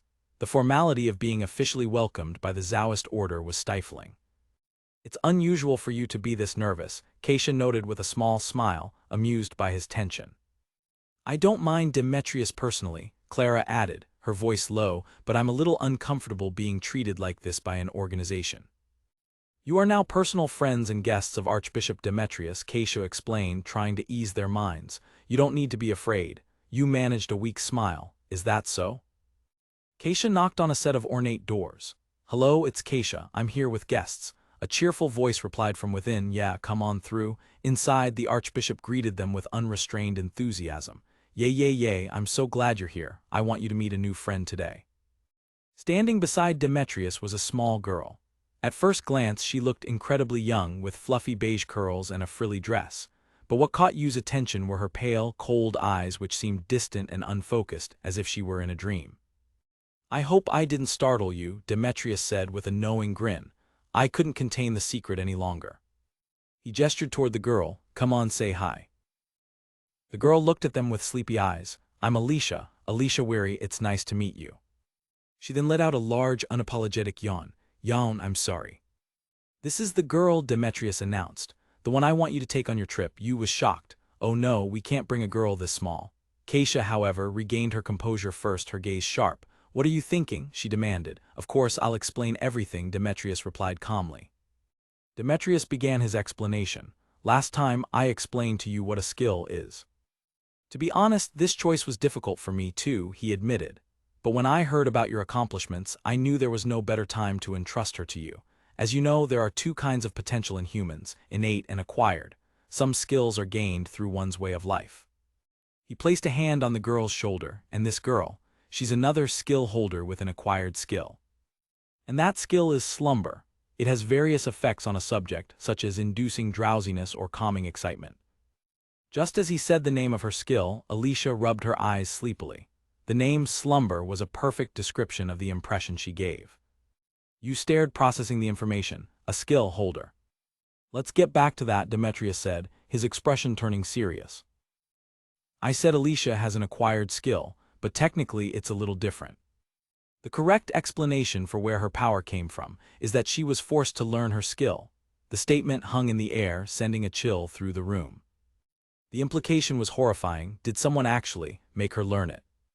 Yu's mind raced, connecting the dots. He did say that acquired skills can be developed by the way you live. But what kind of life would force someone to acquire a skill like slumber? She's been here for 10 years since she was 5, Demetrius revealed, his voice grim, and since then she's been forced to sleep artificially except for the bare minimum needed to survive, by some of the Taoist members. Keisha erupted, "You idiot, I wasn't told anything about this." The revelation that this was done by members of her own order was a devastating blow. Keisha looked at the small girl with horror and pity. "It's like you're a lab rat." You and Clara shivered, disgusted by the inhumane nature of the experiment.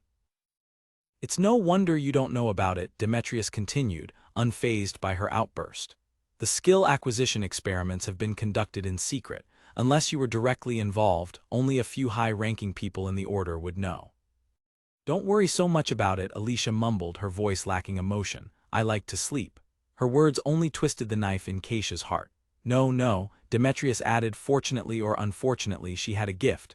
There were other subjects in the experiment, but she was the only successful one." The group was silent, trying to understand the Archbishop's motives. If this was such a dark secret, why was he revealing it to them? The truth of the matter is, she should not even be here right now. "I'm not entirely at liberty here either. I'm going to have to go to a lot of trouble to get Alicia out of here. So I'd like to give you one last chance to decide." Basically, Taoist knights aren't allowed to go to the Arctic Circle. But this time, we Taoists have asked adventurers to explore it for us. It's such a burden that we can't go ourselves. So I'm using this quest as a pretext to grant her special dispensation to travel. "I'm in trouble," he declared with a dramatic flair. "Don't you think so?" You, Clara and Keisha could only stare back, speechless at his audacious scheme. "Alicia may not look it, but she has quite a bit of magic in her. You could say she's even stronger than most of the adventurers in the polar regions." "The polar regions can be a dangerous place, but it's not all danger. The polar regions outside the continents are, in a way, the world itself. And since she's been asleep for so long, I want her to see that wider world." His gaze was sincere. Alicia suddenly jabbed Demetrius in the stomach.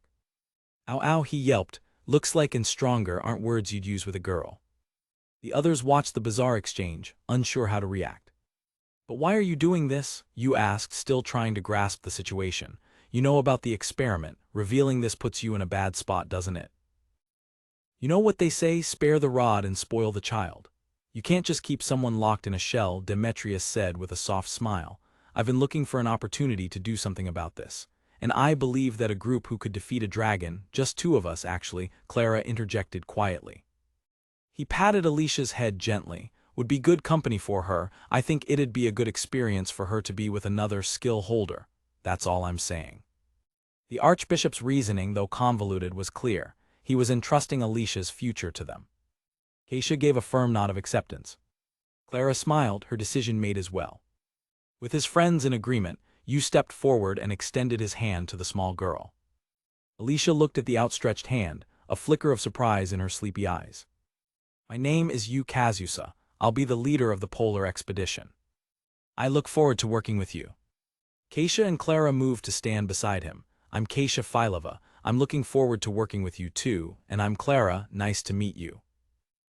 Alicia looked at the 3 of them, her expression unreadable. The guards standing by the door felt an inexplicable pressure emanating from the small girl. But the party members simply smiled warmly at their new companion.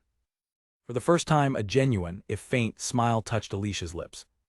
She placed her small hand in Yu's. The handshake was warm, not a bad feeling at all. "Yes," she said softly, "I'll be in your care." Demetrius clapped his hands together, sighing in relief. "I guess we're done here. To be honest, I didn't know what I'd do if you said no. It was a real gamble." You watched the Archbishop, his thoughts swirling. Taoism, an organization that secretly conducts inhumane experiments. And yet, this man was risking everything to save one of its victims. He had been wary, unsure if he could trust the man. But now, looking at Demetrius Randall standing beside a slightly more awake Alicia, you decided that maybe, just maybe, he could. "I'll make sure she has everything she needs by the time you depart," Demetrius promised. "I won't interfere with your journey, I just want to be of help. It's the perfect opportunity, I'm counting on you." "Got it," you replied, a confident grin on his face. "No cancellations or late arrivals. In 3 days we're off." As Demetrius patted Alicia's head again, she gave a sleepy nod. "Yeah."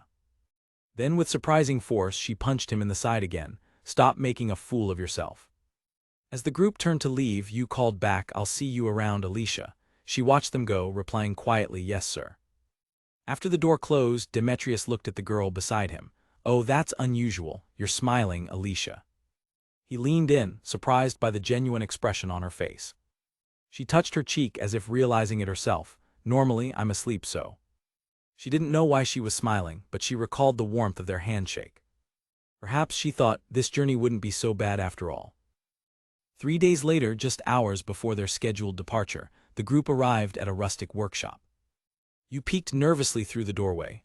Anyone here? I'm the one who dropped off the dragon's claw." Sailing time was fast approaching and being late was not an option. "I hope I didn't miss our appointment. It'd be pretty bad if I don't get that weapon now." The old wooden door creaked loudly as he pushed it open. A haggard-looking man emerged from the back of the shop, looking utterly exhausted. "Ooh, you're that kid." "Hey, are you okay?" Yu asked, concerned. The craftsman ignored him, holding up a magnificent blade. "You're the one who ordered the crazy weapon. Here, take it." Yu's eyes widened in awe as he took the knife. "Ooh, amazing, it's perfect." The craftsman gave a weak smile. "I hope you know how to use it better than I do. I'm going to bed." With that, he collapsed onto a nearby cot, instantly falling into a deep sleep. It was clear he had poured his very soul into this weapon. Yu bowed his head in gratitude. He held the blade, feeling its perfect weight and balance in his hand. Outside, he held the dragon knife up to the light. The amber-colored blade with its serrated back seemed to burn like a flame. It was the first true survival knife in this world. "It's excellent," Keisha exclaimed. "I never thought I'd see such precision work on a dragon's claw." "I don't know much about blades," Clara added, "but it's beautiful." Yu grinned. "It's the best tool we have. Now, we're ready to start our adventure." A day had passed since we left Moira's. In the first-class cabin Demetrius had arranged for us, I was organizing our equipment for the polar expedition. Keisha, noticing my good mood, smiled. I've always admired the idea of adventure. Following the trail of a lost species, finding delicious food along the way, it's exciting. Thinking back, though, our send-off was a little strange. Demetrius, the Archbishop, showed up in a bizarre disguise. Keisha was so taken aback she almost thought he was one of the agents from the facility. My thoughts drifted from the past to the present. My gaze fell on Alicia, the girl sleeping soundly in the nearby bed, wrapped in an embroidered blanket. Even after spending a day together, she was still a mystery. Nearby, Clara was engrossed in a book. "What are you reading, Clara?" I asked. She looked up. It's a grimoire. I thought, given where we're going, I should learn some offensive magic to go with my healing." "Wow, now I'm curious too," I said, leaning in for a closer look. The pages were filled with symbols I couldn't comprehend, but I can't read it. Clara smiled warmly. "We can study together, and one day you'll be able to read it too." "If you can read the grimoire," she continued, a hint of pride in her voice, "you can do things like this."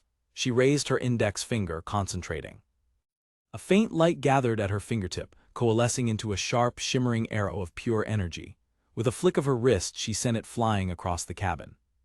The magical projectile shot past us and struck the far wall with a sharp thwack, embedding itself in the wood. "Magic, it's really magic," I exclaimed, my eyes wide with wonder. "That's amazing, Clara. You were able to make such a precise arrow." Keisha and I stared in awe, completely captivated by the casual display of power. Clara blushed, flustered by our praise. "I'm not even that good yet, but if you practice, you'll be able to do this too, compared to what you can make, however." She trailed off, thinking of my own crafting skills. Keisha's eyes sparkled with determination. "I want to learn real magic, though. Please teach me, Clara." After the excitement died down, I returned to my task, tying the drawstring on our last supply bag. "All right, I'm done with the supplies. All we have to do now is wait for our arrival." Having finished organizing the equipment that would keep us alive, I let out a heavy sigh. My eyes once again found the sleeping girl. She was curled up under a soft, intricately embroidered blanket. "It's just Alicia. She's so peaceful when she sleeps." Keisha spoke up, her voice soft. "I thought it'd be hard for her to accompany us on a trip like this, because despite your actual age, you do look small." Clara nodded in agreement. "That's true. I sometimes feel like doing the same." I couldn't help but wonder what the world looked like through Alicia's eyes, especially after being artificially put to sleep for 10 years. Suddenly, a calm voice cut through our conversation. "It's nice to be called cute." "Thank you, but I still have a lot of room to grow." The three of us froze, startled.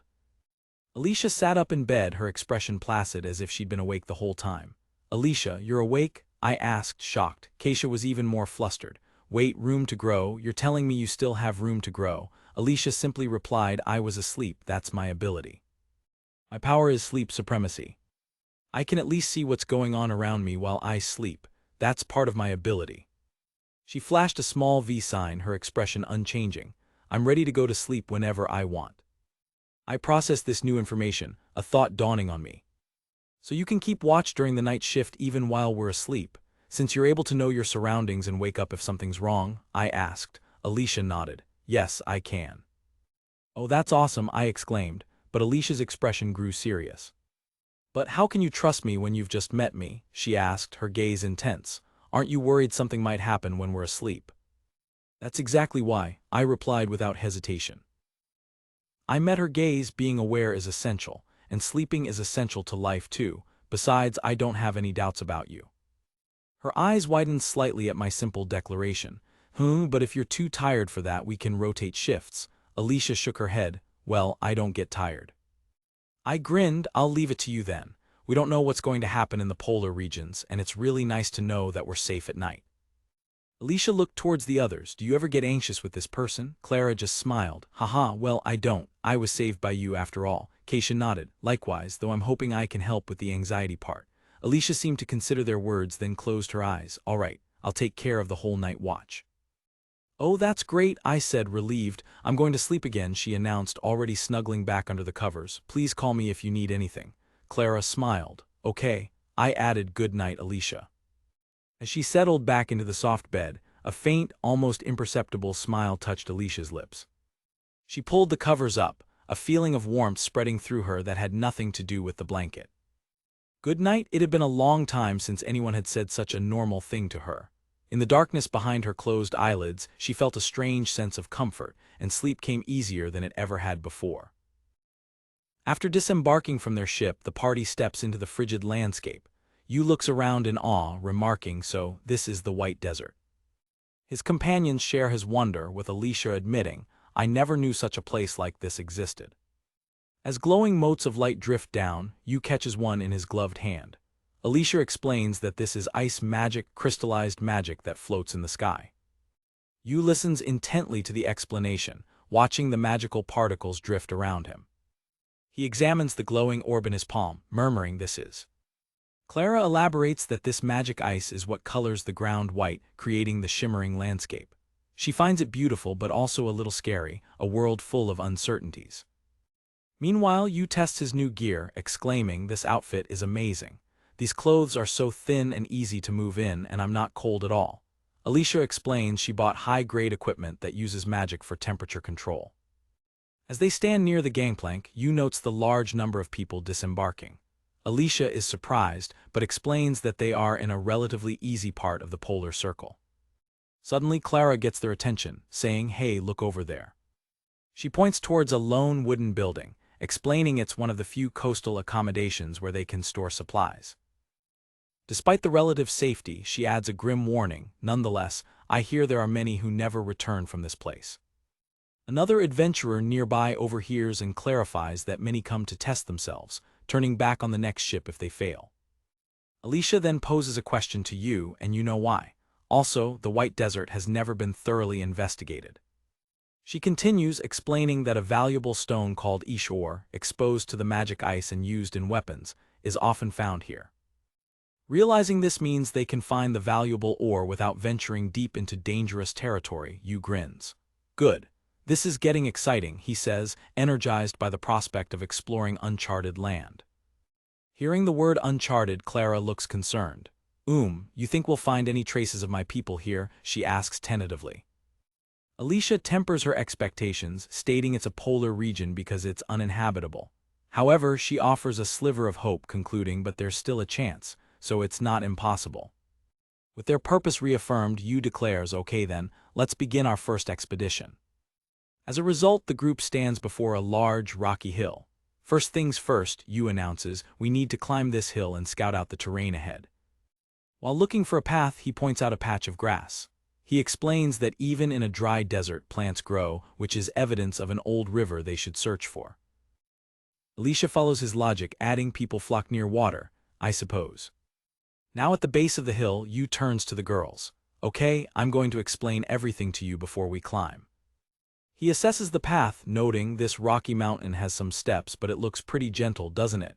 At our current strength we should be fine, but we need to be extra careful.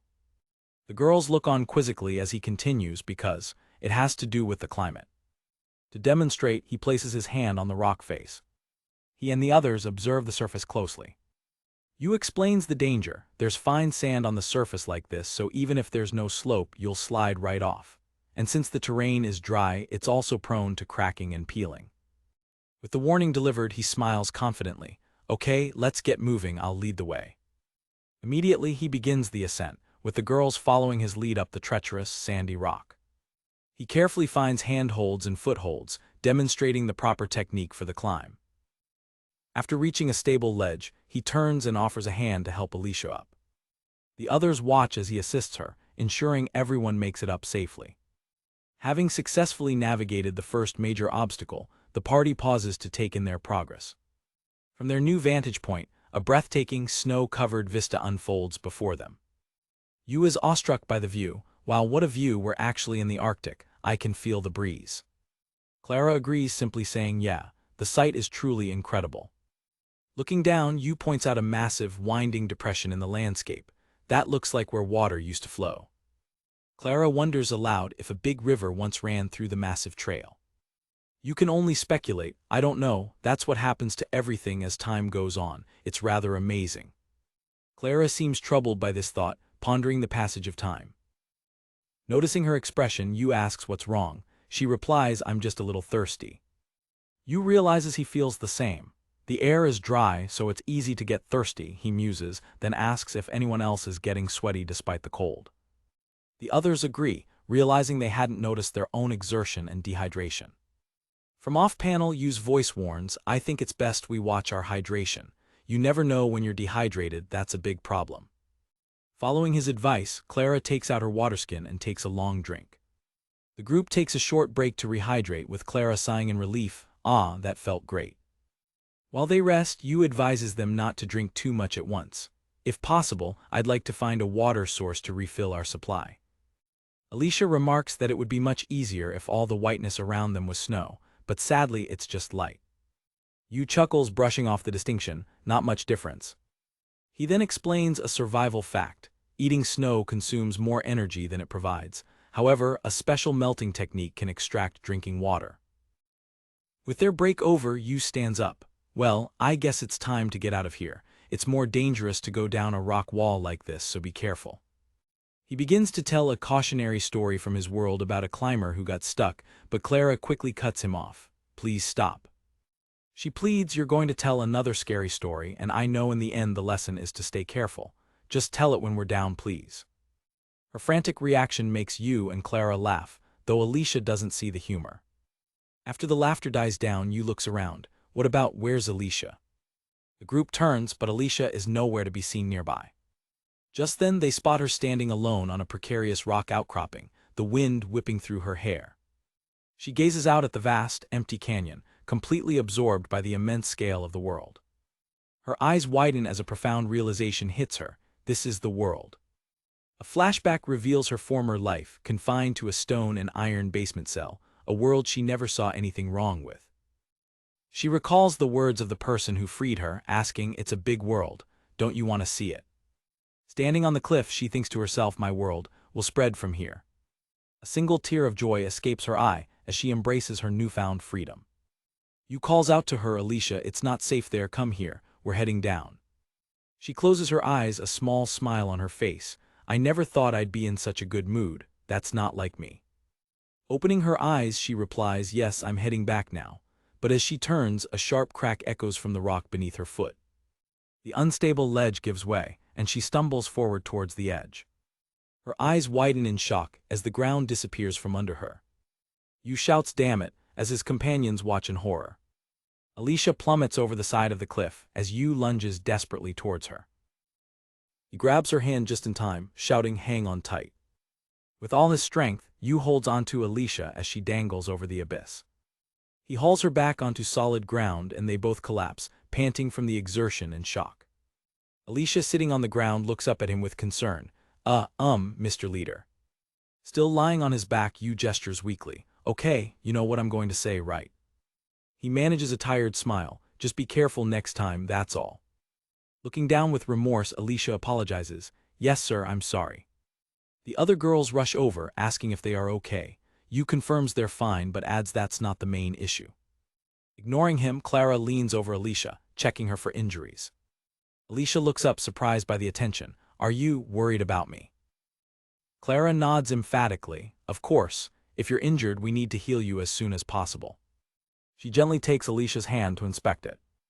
Alicia watches, confused, as Clara examines her hand for any scrapes. Her eyes widen slightly in surprise at Clara's genuine concern.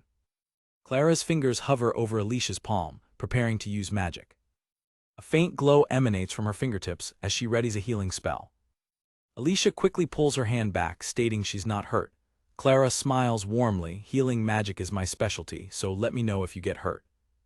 Alicia starts to say something, then stops. No, never mind. I'm just going to say thank you, she says, while Clara suggests they talk about it later.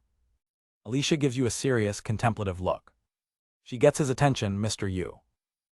She closes her eyes and bows her head slightly. With sincere gratitude, she says, Thank you very much, sir. Yu, still sitting on the ground, is taken aback by her formal thanks. He seems momentarily dazed by her sincerity before replying, Oh, goodness, I'm just glad that you're okay. With the crisis averted, he refocuses the group. Right, let's collect ourselves and find some water, and be careful on the way down. The party regroups, ready to continue their expedition with renewed caution. Alicia reflects, I'm glad in this dangerous land with trustworthy companions. After a long search, they finally reach the desired canyon. Peering over the edge, Yu's voice rang out with delight. There it is, water, it's flowing. The others rush to his side, their cautious expressions melting into relief at the sight of the stream below. Really? Water, Clara exclaimed. All right, let's go down and check it out, Yu said, already preparing to descend. Down by the water's edge, Yu carefully observed the stream. Yeah, the flow looks good. Nothing seems odd, and my ability isn't reacting to it either. Keisha, less experienced in these matters, asked, Is the flow that important? Yu nodded. Without a constant flow, stagnant water can develop bacteria and rot, but since this is moving, it should be safe. He scooped some into his hands. The water was so cold it was almost freezing. He took a sip, the taste and smell clean and refreshing. Kyuha, I can't wait to get some cold water. It's been a while since I've had anything this good. Having collected their fill, they climbed back up to the canyon rim. I'm glad we found water, Keisha said. Are we going to camp here today? No, Yu replied, shaking his head. Let's put the tent up further away from the edge. He pointed back towards the canyon. The stream is calm now, but that could just be because trees and rocks are forming a natural dam upstream. If that dam were to collapse, all that water would pour into this narrow canyon at once. It's called a flash flood. If the water suddenly comes rushing in, there's nothing we could do down there, so we need to be careful. Alicia's expression remained neutral, but she absorbed the information. The dangers of the waterfront were now well understood. I see, I've learned something today. With the sun beginning to set, Yu shouldered his pack. All right, I'll leave setting up the camp to you guys. I'm going to go find some food. Before he could leave, a quiet voice stopped him. Going with you, it was Alicia. Yu smiled. All right, just be careful. The two walked in silence for a while, a pair of lonely figures in a world of white. The landscape was desolate, like the bleached bones of a dead planet. Yu paused, his senses on high alert. He felt a faint presence nearby. Alicia stopped beside him, her expression questioning. Yu responded to his texture sensor, a subtle feeling that told him prey was near. I think I see something, he whispered, gesturing for Alicia to follow him quietly. He crept to the edge of another small ravine and peered down. Alicia joined him, looking over his shoulder into the gully below. On the sandy ground below were two beasts, or rather, two spheres. They looked like fluffy, white-haired rats, like something a magical girl might have on her shoulder. Let's try a surprise attack, Yu murmured. He quickly ran through his options. Lure seemed like the best bet. Charge would take too long, giving them time to escape. Dragon's breath was overkill, it would incinerate them completely, and Trap Bud was useless in a desert with no fresh leaves. He smirked. In the end, we'll have to do it the hard way. Alicia, you stay here and wait for me, he whispered before leaping down into the valley. The moment he landed, the spherical creatures perceived his presence and chose to flee without hesitation. I knew you'd run away, you thought, but it was all within his expectations. He instantly activated his power, attraction. The fleeing creatures stopped dead in their tracks. In an instant, Yu's presence had shifted in their perception from enemy to irresistible bait. They turned, and then they attacked. The small animals looked back and jumped, their legs hidden within their fluffy bodies. The moment they hit the rock wall, they changed their angle and ricocheted off it, flying straight for Yu. Alicia watched from above, stunned. Why are the monsters going towards Mr. Yu? They were like rubber balls, bouncing off the canyon walls in a chaotic, unpredictable pattern. One shot towards him, then the other. It was impossible to track their movements as they ricocheted from every surface.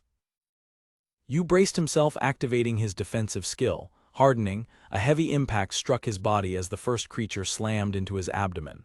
Oof.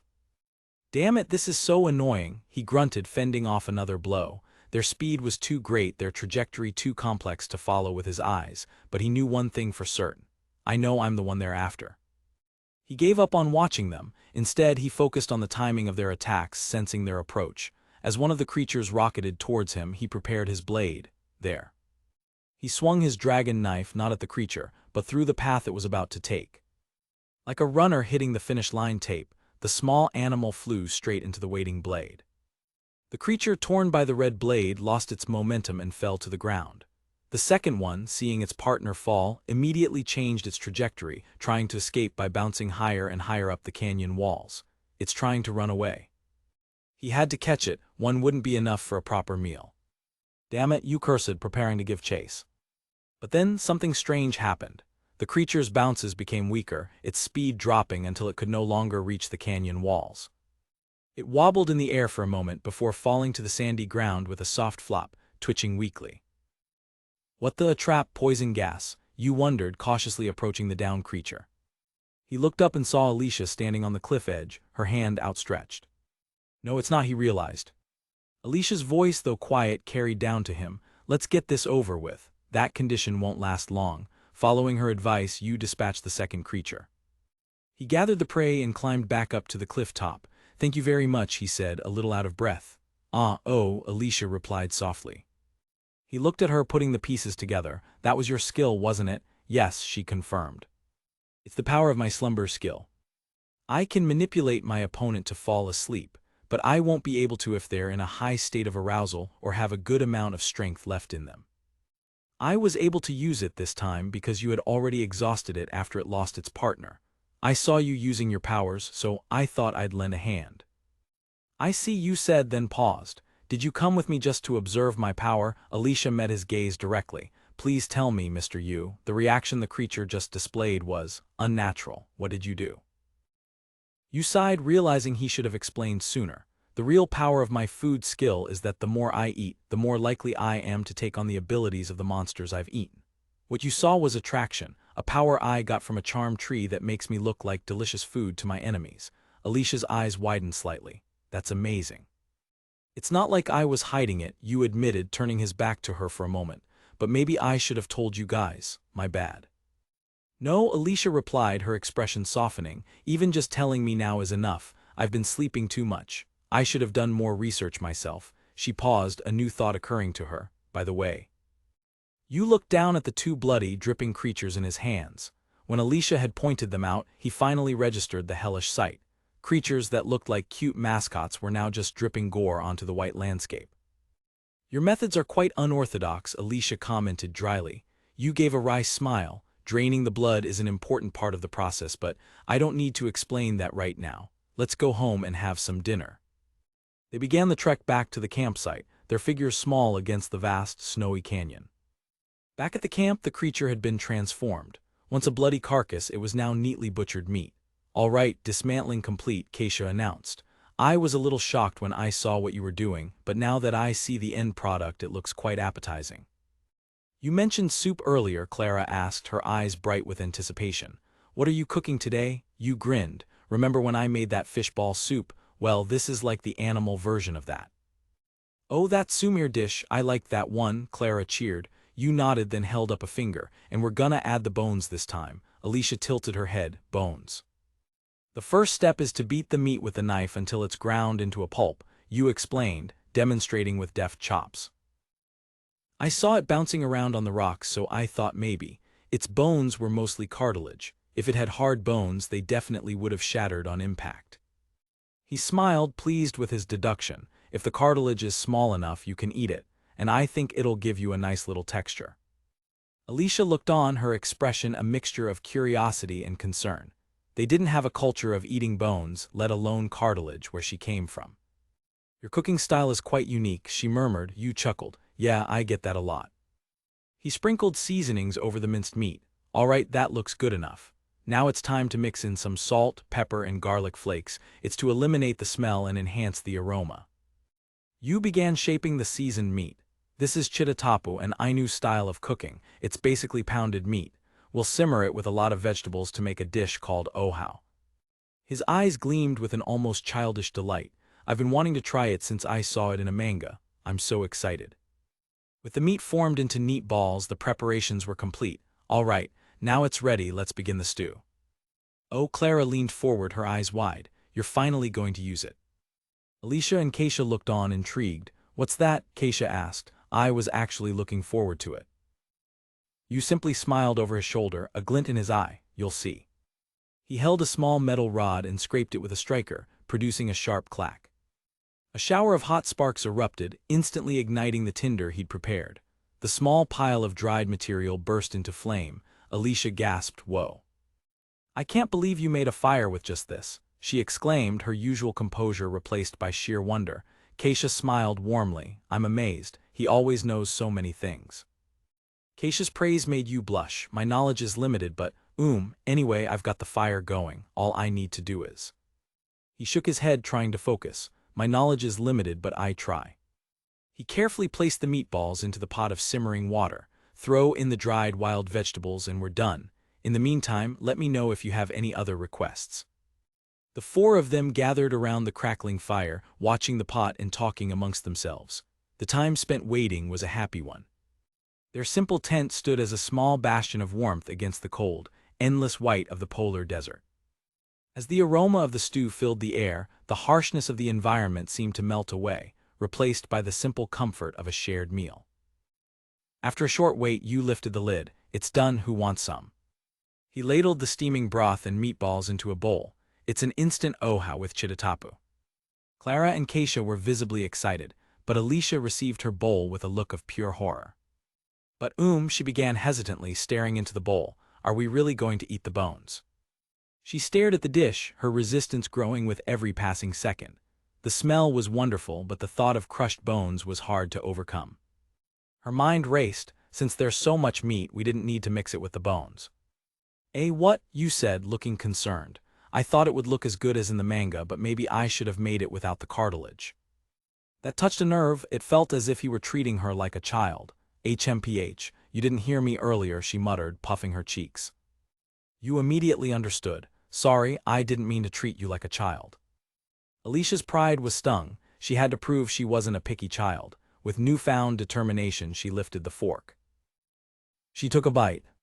Her eyes flew open. Such a chewy texture, and every bite creates such a huge sound it makes my cheeks twitch, and every time I chew the texture changes. Oh, it's just too exciting. You watched, surprised. I didn't expect you to be such an enthusiastic food critique. This is what wild vegetables taste like, Clara said, savoring the flavor. It's nice and refreshing with a bitter aftertaste. Keisha smiled, her hand on her cheek. The fat in the meat is so sweet, but thanks to the vegetables, it's not too strong. Delicious, you murmured to himself, a wave of warmth spreading through his body. The fish ball soup can't compare to this. The warmth permeates throughout my body. The meal was a resounding success. Another filling, Clara called out. Me too, Keisha added. Alicia held her bowl, looking at you. Honestly speaking, sir, I didn't expect it to be this good. Right? Keisha beamed. No matter how hard life is, Yu's cooking makes you feel good. Alicia thought back to her past. To her, a meal was just a meal. Even a loaf of bread and a bowl of cold soup would suffice to provide the necessary nutrition. So why are you so happy? She had wondered, looking at her companions. It's just a meal after all. But holding the warm bowl, feeling the rich flavors expand her world, she finally understood. Well, I'm glad you do, but You began, then smiled warmly. There's still a lot more to this world than just that. So what do you say? Think this adventure is going to be fun? A faint blush appeared on Alicia's cheeks. She looked down at her bowl, a small, genuine smile gracing her lips for the first time. Yes, sir. In the lonely white desert, Alicia's world was rapidly regaining its color, thanks to her new companions. The happy banter continued around the fire. I want to eat another dragon steak. It was so delicious and juicy. You reminisced. Clara groaned. Stop it. We just ate after all. You're going to make me hungry again. On the second day of our exploration of the White Desert, we continued our trek. Phew, I thought this would be more tiring than it is, Clara remarked. Keisha, however, was having a harder time. Heh, but getting up these steps is a hassle. It's times like this that I curse myself for being so small. That's true, Alicia agreed, accepting Keisha's offered hand. Let's make it a goal to try our best then. Keisha grunted with effort, pulling her up. Still, I envy you, Alicia. You still have so much potential. I'm already 19, though. Thank you very much, ma'am, Alicia said gratefully. Keisha helped her up, and I watched them, relieved. At first they were wary of each other, but now Keisha and Alicia seemed to be actively engaging in conversation, sharing a common struggle with their appearances not matching their actual ages. As we continued our journey, Clara suddenly spoke up. Oh, by the way, you made some food before we left. What did you make? I paused. Oh, that. I suppose it was time to reveal my surprise. I lowered my backpack and retrieved a small wooden box from within. As I opened the lid, the girls peered inside, their eyes widening in surprise. Oh, is this what I think it is? Chocolate. Yes, chocolate, I confirmed with a smile, but it's not just chocolate. It also has crushed nuts boiled down with sugar and syrup. I recalled exploring the market in Moras the other day. I'd noticed a stall selling chocolate alongside a few other confections. In this world, I'd heard that chocolate was a popular beverage, but solid chocolate was a trendy and fashionable snack in the city. Back in the present, Clara's eyes sparkled. Hey, can I eat this? I chuckled. I don't mind if you do. This is a food ration, though. Seeing their excitement, I held up a hand. Let me remind you of a few things first. 1. This is a food ration, I began, pointing a finger. It's full of calories and it's not too hard to digest. Even if it doesn't fill you up, it'll give you the energy to move for a while. 2. I said, holding up 2 fingers, everyone gets 3 pieces each. Once you've eaten it all, you won't get any more sweets on the rest of our expedition. And 3. I finished, if possible, no more than 1 per day. In a situation where food is always available, you'll just gain weight and get complacent. Clara clasped her hands together undeterred. Well then. Would it be okay if I had my piece now? She asked hopefully. I sighed, unable to resist her pleading look. Okay, yay, she cheered, let's dig in. Clara took a bite, her eyes lighting up. So sweet, it's chunky, it's sweet, are these really nuts? Alicia, taking a smaller bite, murmured, it's sweet. Yeah, it may be a little too sweet, I admitted. But it's easy to eat while you're on the move, and it'll give you a lot of energy. That's how effective fat and sugar can be, though, I added. Keisha froze mid-chew. Fat, Keisha muttered, looking downcast. I'm afraid that if I gain weight, it will affect my work. I smiled reassuringly. It's not like you're going to gain weight anytime soon. You'll be moving around a lot, so if you don't eat too much, you'll be fine. Clara, however, was completely unfazed, happily munching away. I hope you only eat the rest when you need to, I reminded her. It's for emergencies only, but if you're feeling overwhelmed, I'm sure it'll give you a boost. Alicia nodded thoughtfully. I see, simple yet flavorful. Keisha looked impressed. A portable, quick energy meal. I'd like to share these concepts with the other knights. Your ideas are always unique, she continued, smiling at me. You never cease to amaze me. That's too much, I said, feeling a little embarrassed. It's as if we're living hundreds of years in the future, she mused. With our short break over, I shouldered my pack. Let's go, you don't want to gain weight now, right? As we walked, I suddenly stopped, sensing something amiss. What's wrong? Keisha asked. I raised my arm, pointing toward the horizon. In the distance, a strange sight greeted us. Is the sand over there rising up? It was a single, distinct mound in the otherwise flat landscape. Then it began to move, gliding across the surface of the white desert. It's moving, Clara asked, her voice trembling. The mound changed direction, heading straight for us. Wait a minute, are you saying it's coming this way? Keisha's eyes widened in disbelief as the thing charged towards us. No way. It erupted from the sand, revealing its full form, a massive shark-like creature with pale, tough-looking skin. A deep white, Keisha yelled. The monster dove back into the sand, its dorsal fin cutting through the surface as it circled us. It's swimming in the sand, and it's coming right at us, Clara cried out. What the hell is that thing? It looks like a shark. The deep white continued its patrol, its fins slicing through the sand. Be careful, I warned, keeping my eyes on it. They say it senses sound and pounces on prey when they're least suspecting. As if on cue, the creature's gills flared. It's coming. The fin carved a path directly towards our group. I planted my foot firmly in the sand, making a decision. I sprinted forward away from the others. It's me you're after, I shouted, drawing its attention. You, Clara cried out. I glanced back. Keisha, watch over the others. Okay, she replied, readying her sword. As long as we know where he's coming from, we're good. The creature took the bait, its fin turning sharply towards me. It burst from the sand, its massive jaws wide open, ready to swallow me whole. Oh no, I thought, realizing my mistake. If I tried to pierce its head with my blade, I'd still be crushed by its sheer size. Damn, I can't do this. The beast lunged, and I threw myself to the side. My plan was to dodge its initial attack and strike from behind where it was unprotected. But as it dove back into the sand, it kicked up a powerful wave of grit that slammed into me. The force sent me tumbling. Keisha rushed to my side. Are you okay, you? I pushed myself up, looking at her. Yeah, I'm okay. I sat up, brushing myself off as the girls gathered around me. Damn, it's using the sand as a weapon too. I watched the creature's fin circling in the distance, my mind racing. I see, I murmured, so the shark won't come at us if we're crowded together like this. It's pretty careful with its actions. Perhaps it can't see over the sand, Keisha added. It only seems to react to whatever is making noise. The theory was simple. We could throw something to lure it, and if it tries to attack, we could intercept it from the side. But I trailed off, a problem immediately presenting itself. Keisha looked at me, her expression serious. You're thinking the same thing, aren't you? But I don't know what to throw, I admitted. I glanced at my backpack. I'd only packed the bare essentials needed for this expedition. Considering what lay ahead, it wasn't a good idea to toss any of it away as a lure. I just needed anything that could be dropped to fool it into thinking it's prey. Clara noticed my determined expression. You. An idea sparked in my mind, something that could be dropped away from here while misleading it. It had to be me. I stood up decisively. I'm going in. Keisha looked at me, alarmed. You, what are you? Just wait and watch, I told her, my eyes fixed on the circling fin. I'll give you a chance to make your move, just don't make a sound for a while. With that, I ran out onto the sand again. The deep white immediately reacted to the sound of my footsteps, its fin cutting a sharp turn towards me. I watched it approach, waiting for the perfect moment. It closed the distance with incredible speed. Just as it was about to lunge, I focused my consciousness on my legs. It burst from the sand. Hey, Clara screamed, but I was already in motion.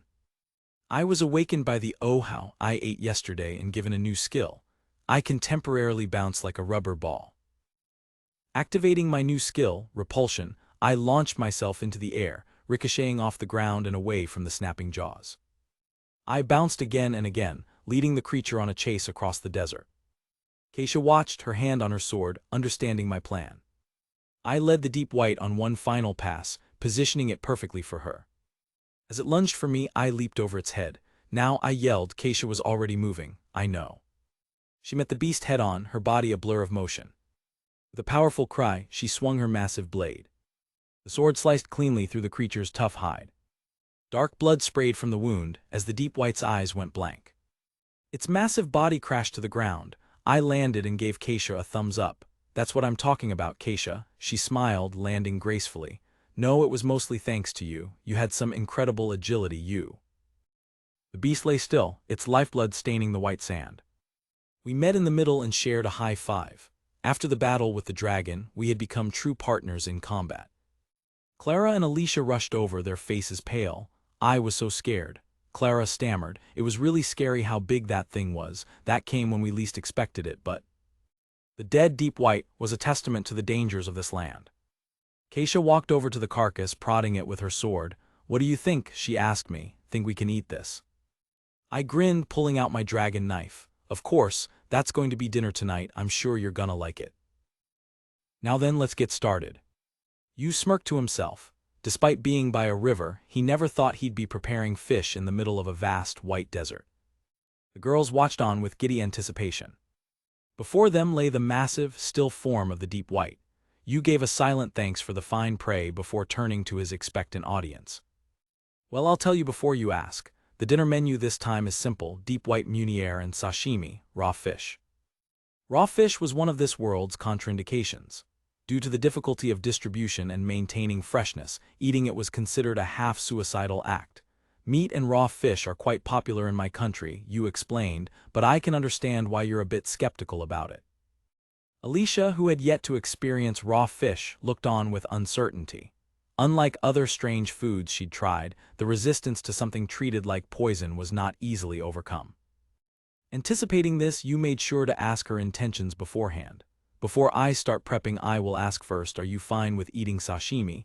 You don't have to force yourself, there are other ways to cook fish. If she hadn't experienced the dire hunger of their journey, her answer might have been different. But now, Alicia chose to eat without hesitation. Please don't treat me like a child. At least when it comes to food, I have faith in your cooking. Her delightful answer made the corners of Yu's mouth lift into a smile. Ah, thanks for that. I was just asking because, for example, if the taste of eating this dish is 100 points, then the experience of sharing that feeling is 120 points. In other words, food tastes better when we all eat it together. At least that's what I think.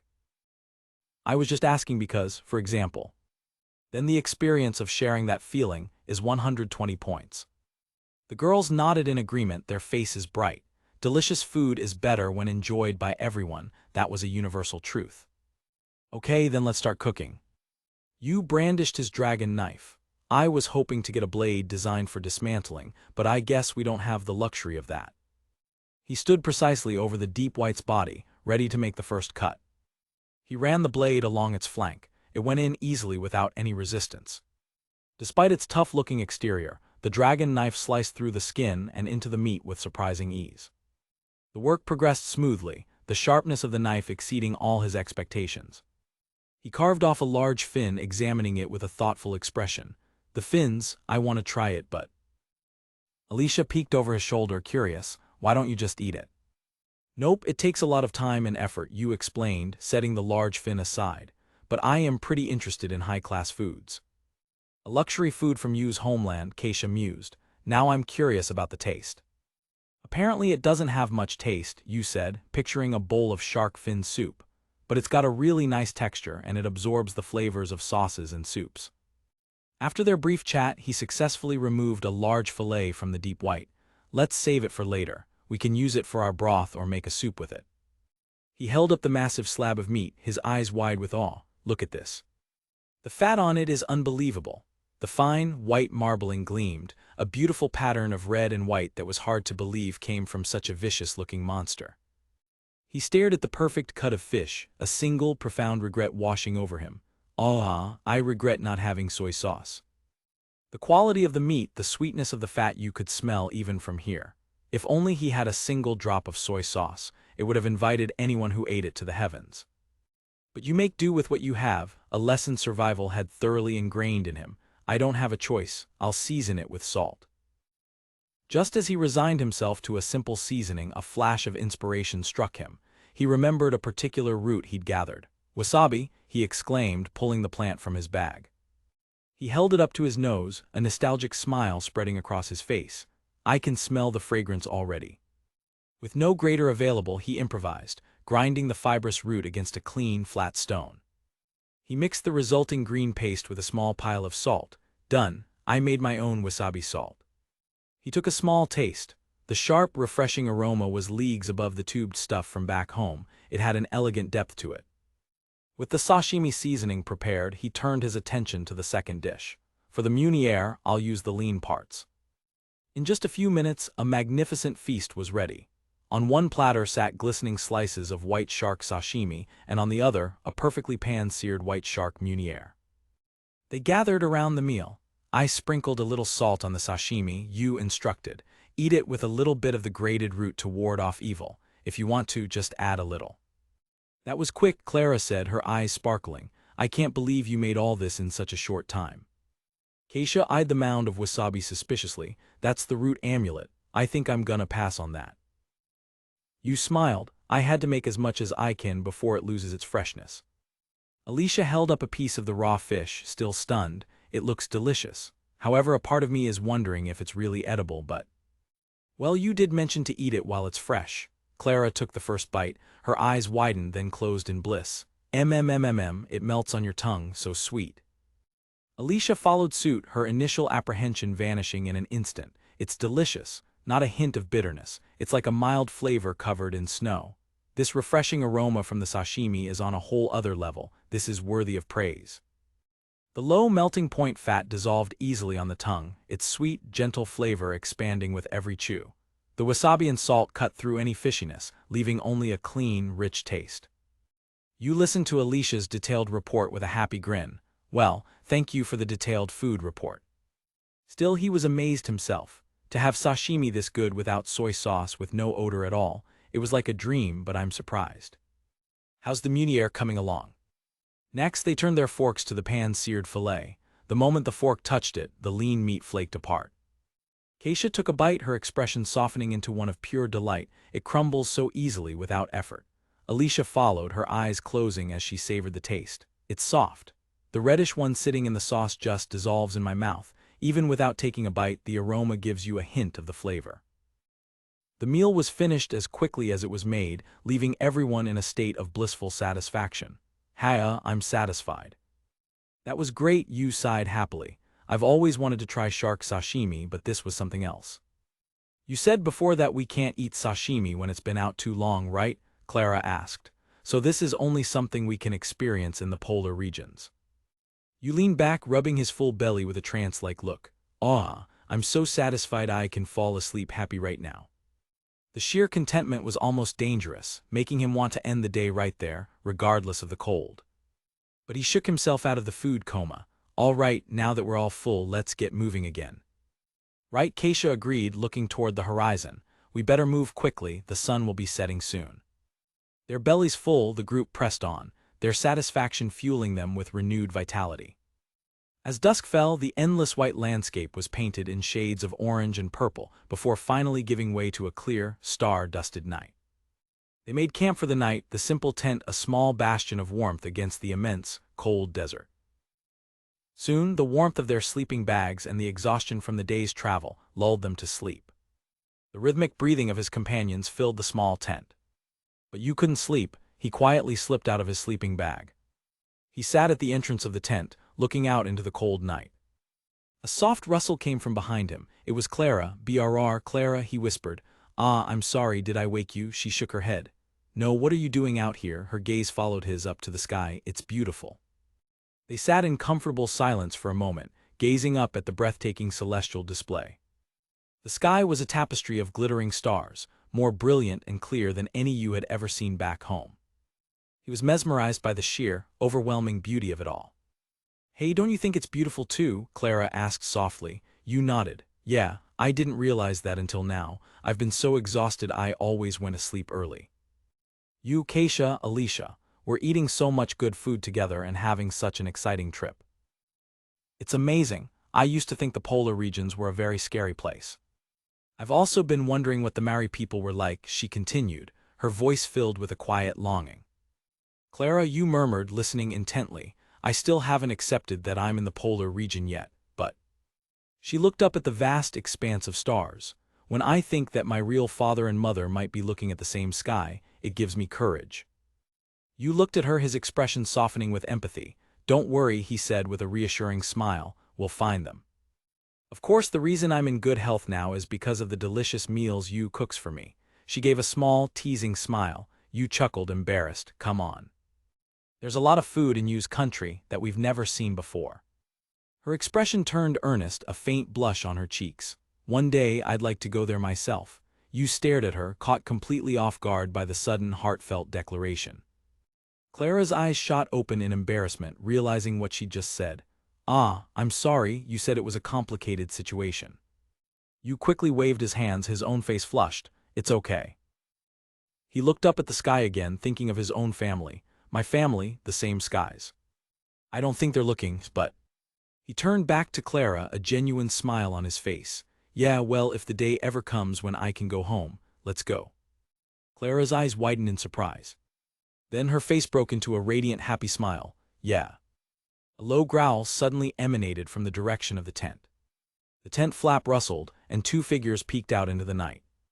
Keisha and Alicia stared at them, their faces unreadable. Both of you, what are you doing? Don't worry about it, please continue, Keisha said flatly. Alicia nodded from behind her. Likewise. Like hell we can with you two watching, you shouted, flustered. Clara added, I'm sorry, did I wake you both? Despite the interruption, the four of them sat together for a while longer, admiring the beautiful, silent night. The next morning, as they prepared to set out, Keisha approached you. I have something to say to you. Clara isn't the only one who's cheered up by your cooking. I am too. Alicia stood beside her, nodding. Same, I'm looking forward to working with you. A warm, happy feeling spread through his chest. He was truly glad to have met them. Yeah, me too. Several days later, their journey took them through a narrow, rocky canyon. Suddenly, a deep guttural sound echoed from the darkness ahead.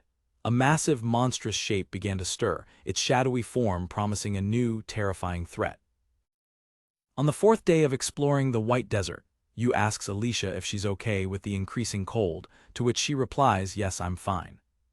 As they press on, Yu notes that the closer they get to the island's center, the colder it becomes, though their food and water supplies are secure. He marvels at the desolate, snow-covered landscape, comparing it to the end of the world as his party follows behind him. Their journey leads them to the mouth of a massive, dark cave carved into the rock. Seriously, Yu mutters, to which Katia agrees, yeah, I know. Staring into the abyss, Yu feels an unnerving sensation, comparing the cave's entrance to a predator's mouth lying in wait for its prey. Despite the ominous feeling, he finds himself inexplicably drawn towards the darkness of the cave. Katia speculates that given the strange environment, it wouldn't be surprising to find the remains of an ancient civilization inside. Yu considers her point, recalling that some ancient humans lived inside caves. Turning to the others, he proposes, I think I'd like to go in and investigate. What do you guys think? In response, Katia and the others smile, showing their silent agreement and readiness to follow his lead. Alicia then speaks up, affirming her commitment. Whichever you choose, I've already decided that I'm going to work with you guys. With everyone in agreement, Yu declares they will go, but adds, before we do that, I want to test something first. He then picks up a rock from the snowy ground. With a powerful throw, he hurls the rock towards the cave entrance to check for any immediate reaction from within. The rock clatters against the cave floor, its sound echoing into the depths with no response. Satisfied, Yu explains his reasoning to the group. Before entering a cave, it's always a good idea to make sure there's nothing inside. He then produces a torch, stating it's better to be safe than sorry and that they'll need the light deeper inside. Furthermore, he explains that fire makes it easier to detect toxic gases like carbon dioxide, a concept new to his companions. With all precautions taken, Yu gives the final command, all right, let's go. Torch in hand, he leads the party into the rocky, winding passage of the cave. As they venture deeper, Yu stops, letting out a surprised whoa. Before them, the cave walls are covered in a substance that is glowing in the dark, illuminating the passage. Katia identifies the source of the light as Hikari Gok, a strange plant that absorbs dark magic from its surroundings to emit light. The others look on in awe, remarking on how pretty the glowing moss is up close. Yu finds this fascinating, noting that while Hikari moss exists on Earth, it only reflects light rather than producing its own. Suddenly, a gust of wind blows through the cave, extinguishing their torch. Undeterred by the darkness, Yu grows excited by the possibilities, wondering if the cave is a simple hole or a loop leading somewhere new. He observes that despite the lack of outside light, the cave is bright from the moss, warmer than outside, and even has a river, making it perfect for life to thrive. However, he notes there are no signs of humans or even demons in this ideal environment. This perfect yet empty state gives him a strange, unsettling feeling. The group continues their exploration, the glowing moss casting an eerie light on the path ahead. Yu's expression shifts from curiosity to shock as he spots something in a larger cavern ahead. A voice from the party exclaims, amazing, what is this place? As they enter a vast, naturally formed chamber. Yu is stunned, wondering if the incredible cavern was formed naturally or by something else. The chamber walls stretch high above them, covered entirely in the glowing Hikari Gok. Katia remarks, this place is wonderful. You can build a home here if you really wanted to. Agreeing with her, Yu suggests, that's right, let's take a look around. As they begin to explore, Alicia suddenly freezes, her eyes widening in alarm. She stands completely still, sensing a presence the others have not yet noticed. Yu turns back concerned. Alicia, what's wrong? The other girls also look towards Alicia, confused by her sudden change in demeanor. Immediately after, Kadia's eyes also fly open in shock as she realizes what Alicia sensed. Pointing frantically, Kadia yells, Yu, what is that? Following her gaze, Yu's eyes widen in disbelief at what he sees. From the shadows, a massive sharp leg slams into the ground, followed by a giant black claw. Looming over them from the darkness is the cavern's inhabitant, a huge crab. Its appearance was more than enough to terrorize even Yu, who had defeated a dragon. When he fought the dragon, he saw anger and confusion in its eyes. But this monster's eyes were different. They were devoid of emotion like an engine. It was like a machine, existing only to ingest bait and replenish energy, a machine for running an ecosystem. It's moving, Keisha shouted, the first to react. The giant crab increased its speed, its legs pounding against the stone floor. With a deafening crash, a giant claw slammed into the spot where they had been standing just a moment before. Yu and Keisha leaped back, grabbing the others to pull them to safety. The ground shattered, sending stone fragments flying. So that's why there were no other creatures here, Keisha muttered, biting her lip. Either they were too afraid to come near, or this monster ate them all. Leaving Clara and Alicia a safe distance away, Yu and Keisha advanced to confront the beast. Kadia, I know, their voices echoed in the cavern as they stood side by side. What's the plan? Keisha asked, her sword held ready. I'll be the shield, the decoy. You find an opening and attack, Yu declared, activating his attraction and hardening skills. Keisha smirked, you're as reckless as ever. Yu moved to intercept the crab, drawing its attention. Hey, the bait's over here, he yelled, trying to taunt the creature. But something was wrong. The giant crab ignored him completely, turning its attention instead toward Keisha. Dodging a sharp claw, Keisha shouted her analysis.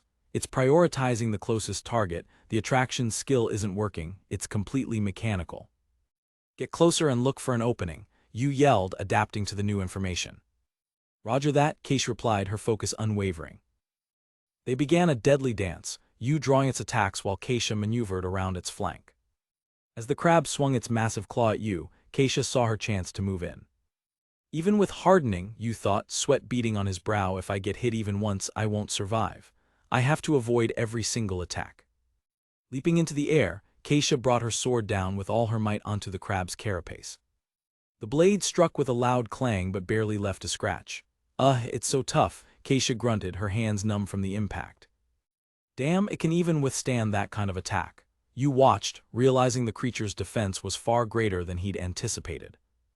As he dodged another blow, Yu's eyes widened. It wasn't just claws. A long, scorpion-like tail extended from its back, whipping towards him. Feeling a primal danger, Yu threw himself to the side with all his might. A projectile shot past where he'd been standing, moving with impossible speed. Yu, Keisha cried out in alarm. I'm fine, he gasped, looking back. Where the tail's attack had passed, the very stone of the cave floor was instantly frozen solid. Liquid dripped from the stinger, frozen liquid, Yu realized. Watch out for the tail, don't let it touch you. The crab fired another volley of the freezing fluid, forcing them to scatter. The attack was too fast, and its freezing property made blocking it with hardening impossible. Evasion was their only option. Yu and Keisha weaved between the attacks, the air growing frigid around them. A massive pincer snapped shut just inches from Yu's face. If those claws catch me, I'm done for, he thought, leaping back. The moment I'm caught, that tail will freeze me solid. He noticed the tail fired from a high angle. Daringly, Yu dodged forward into the blind spot near the crab's body. Watching from the sidelines, Alicia and Clara exchanged a determined glance. Clara opened a book, her expression resolute. What's wrong? Alicia asked, noticing her friend's resolve. I told you before, Clara said, her voice trembling but firm. I'm not going to drag you down this time, even I can fight. Suddenly the crab broke its pattern, lashing out at Keisha as she moved in for another strike. Its claw moved faster than she could react, the blow unavoidable. But Yu was faster. He tackled Keisha, pulling her out of the claw's path just in time. He helped her to her feet. Sorry, thank you for that. If we keep attacking blindly, we'll never get anywhere. But what could they do? The defense was too high. He was suddenly reminded of a similar struggle, eating crabs back on Earth.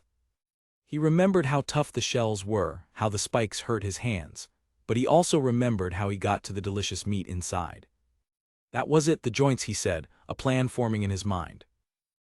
Aim for the joints, the armor should be weakest there.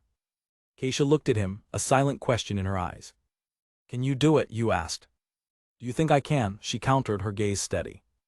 I have more raw strength and speed, you admitted, but you have far more experience in combat.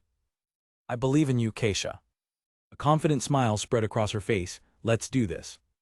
With their new strategy set, the two warriors split apart, ready to re-engage. Yu charged forward, once again taking on the role of decoy to draw the crab's attention. He focused on dodging the tail's freezing spray, keeping the monster's focus locked on him. The crab's attention was completely fixed on Yu, who weaved and dodged its relentless assault. This created the opening Keisha needed. Yu smirked, the plan was working. Finding a gap in the creature's defense, Keisha lowered her stance and slashed at the back of a leg joint. Sparks flew as her blade bit into the thinner armor, cracking the plate. It went through, she yelled, a triumphant grin on her face. The back of the joint is relatively soft. Good, that's what I was hoping for, Yu responded, his confidence renewed. They fell into a rhythm, Yu distracting and Keisha striking. Again and again, Yu drew the crab's attacks, creating openings for his partner. And again, Keisha exploited them, her sword striking true against the vulnerable joints. The creature felt no pain, but the damage was taking its toll.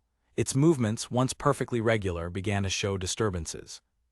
If you damage a machine too much, Yu thought with a grim smile, it's bound to start developing performance degradation. Let's go, Keisha, he shouted, pressing the attack. They moved in perfect combination, a storm of harsh and precise attacks. Keisha slid low, her blade finding another joint.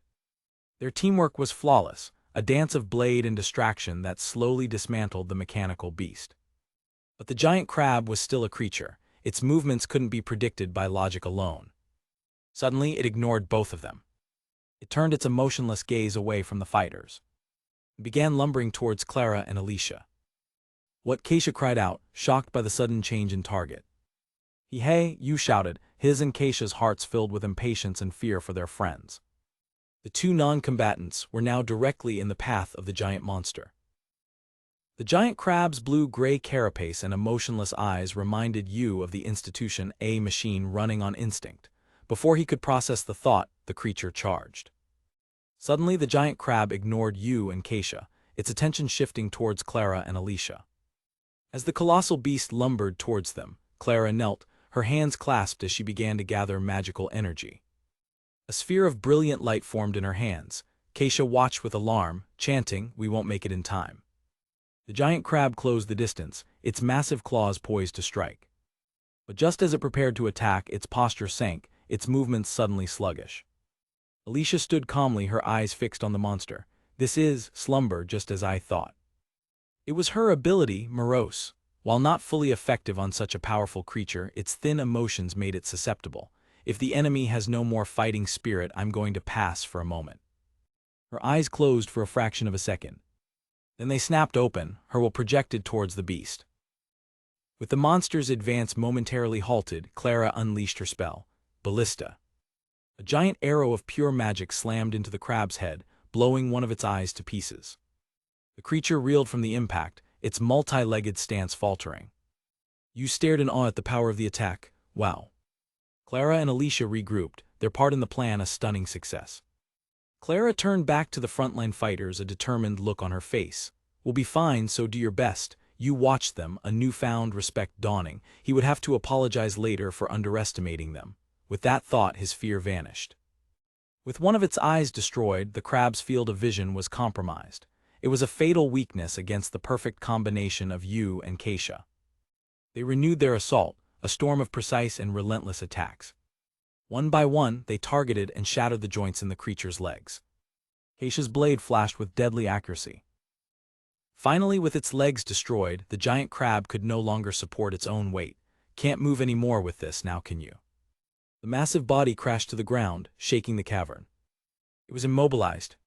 But the fight wasn't over. The scorpion-like tail, still very much alive, swiveled and took aim. Its target, Alicia. Keisha saw the danger instantly. Alicia noticed it a moment too late. the spearhead of death pointed directly at her. She froze, her body refusing to obey. Keisha screamed, "Alicia, run away now." The sight triggered a flood of memories, death. Alicia had seen it many times, a familiar yet distant concept from her time in the facility. She remembered a friend, another girl just like her.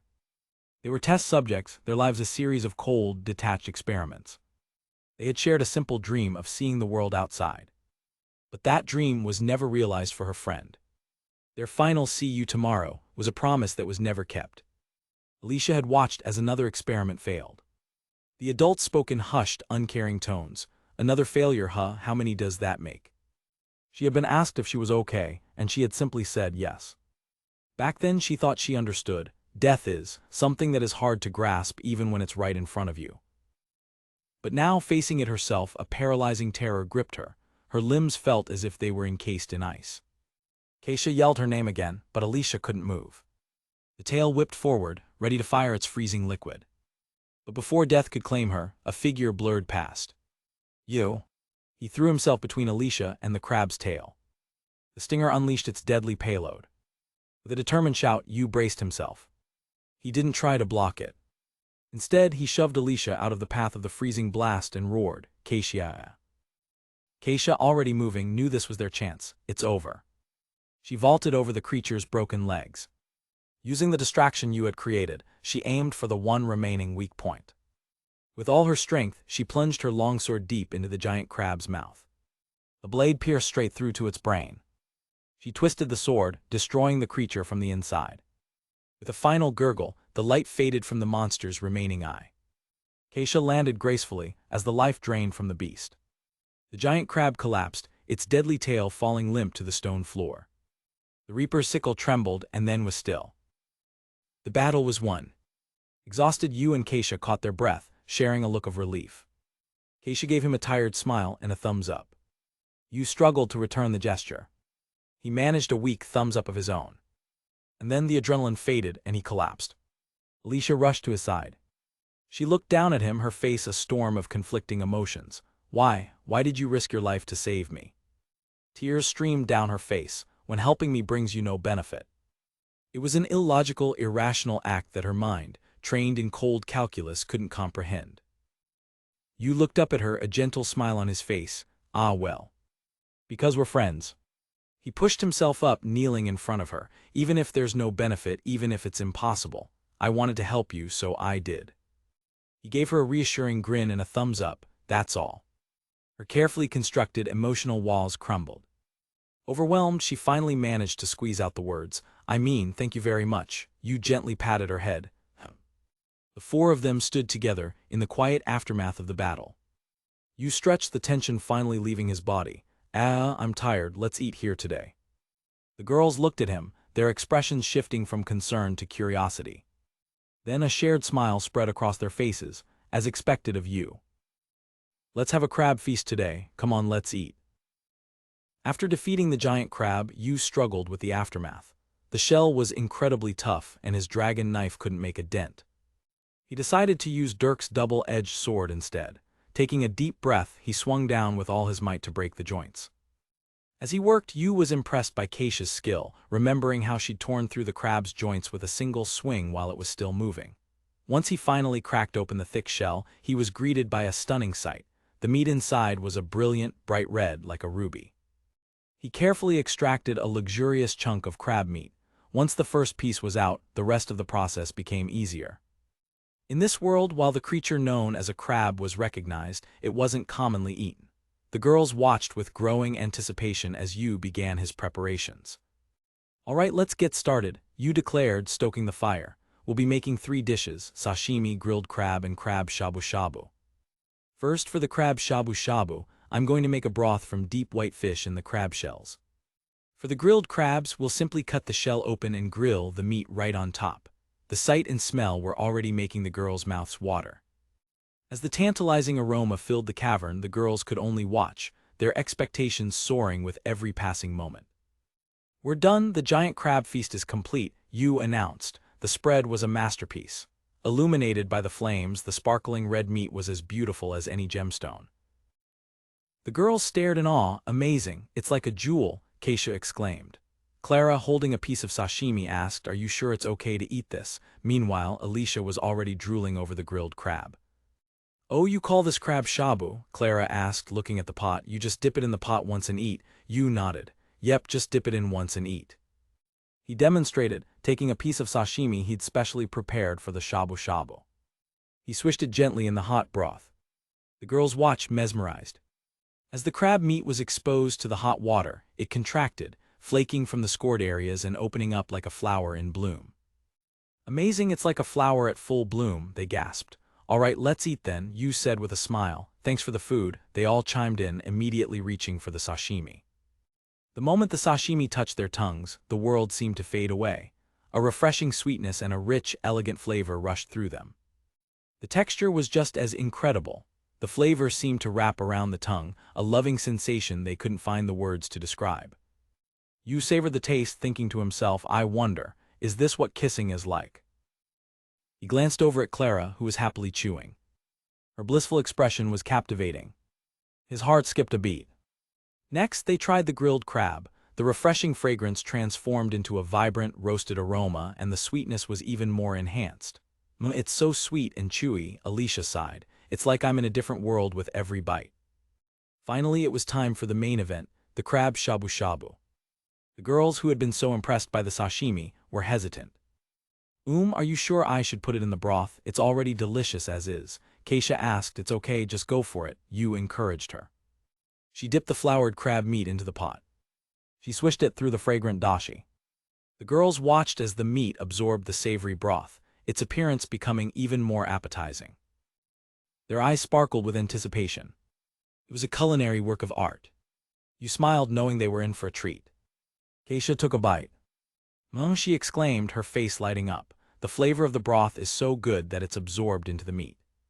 "The shabu shabu is made by scoring the meat," Yu explained. "That's where the broth comes into play." "You as a genius," Clara hummed contentedly. "The harmony between the cooked part and the raw part is exquisite," Keisha added, completely won over. After that, a comfortable silence fell over the group. There was no need for words. They simply ate, their faces filled with pure bliss, stopping only to sigh happily before taking another bite. And another. Yu watched them, a thought crossing his mind. People become quiet when they eat crab. Guess that's true in this world too. He chuckled to himself, happy to see them enjoying the meal so much. Soon all the plates were empty. The feast was over. "That was delicious, that's all I can say," Keisha murmured, overwhelmed with satisfaction. Alicia put her hands together. "Thanks for the meal, this is probably not enough, but..." Yu smiled. "It seems crab kills people's vocabulary. All right, now that we've eaten, it's time to go to bed." He set up the tent for the night. Tucked into their sleeping bags, they replayed the meal in their minds. That was delicious," Alicia sighed. Yeah." As they settled down, Keisha noticed Clara staring off into the darkness of the cave. She seemed lost in thought. "Clara, are you all right?" Keisha asked gently. Clara blinked, startled. Oh, sorry." "I'm sorry, I don't know, I just ate something delicious, and it made me feel happy." She smiled brightly. "I just feel like tomorrow I'll be able to take another step forward somehow." The others smiled back. "Yeah, that's right, it's good to be positive." Clara lay down, a peaceful expression on her face. "Good night," Yu watched her. "Yeah, good night." Soon they were all fast asleep. Yu rested, content after the successful meal. Clara slept soundly, her worries momentarily forgotten. The night passed peacefully in the deep cavern. The following day, having regained their strength, the party continued their journey deeper into the cave. "Yatilda, last night was delicious," Clara chirped, her mood significantly lighter. "Yeah," Keisha and Alicia agreed, still basking in the afterglow of the crab feast. "Don't let your guard down, folks," Yu reminded them, though he was smiling too. "You never know what you'll find next." The girls replied in unison. They pressed onward through the winding, icy passages. As they rounded a corner, the narrow path opened up once more. Yu held his torch aloft, peering into the darkness ahead. What they saw was another vast cavern, but this one was different. It was filled with the dilapidated remains of buildings, houses, a village. Clara, before you could stop her, she dashed forward. She leaped over the debris, her heart pounding with the hope of finding her people. She peered into the doorway of a collapsed house. She ran through the silent, ruined streets. "Someone," she whispered, her voice trembling. Anybody, anyone, she cried out, her voice echoing in the massive space, but the only reply was silence. Keisha came to her side. It can't be helped, I'm sorry.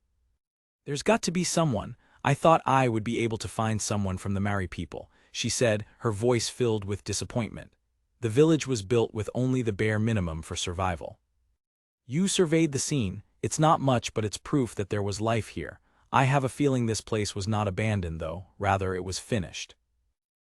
They were just barely surviving, and it still didn't work out. The grim reality of their fate hung heavy in the air. Seeing Clara kneeling in despair, Keisha and Alicia rushed to comfort her. You approached her. I hate to say it, but let's stop looking for the Mari and start looking for their traces. Clara looked up at him, her eyes filled with a mix of sadness and resolve. Yeah. They began to investigate the ruins more closely. They searched through the collapsed wooden houses, but found little more than dust and debris. As they were about to give up, Keisha spotted something. Amidst the collapsed wooden structures stood a single building, perfectly intact and made entirely of stone.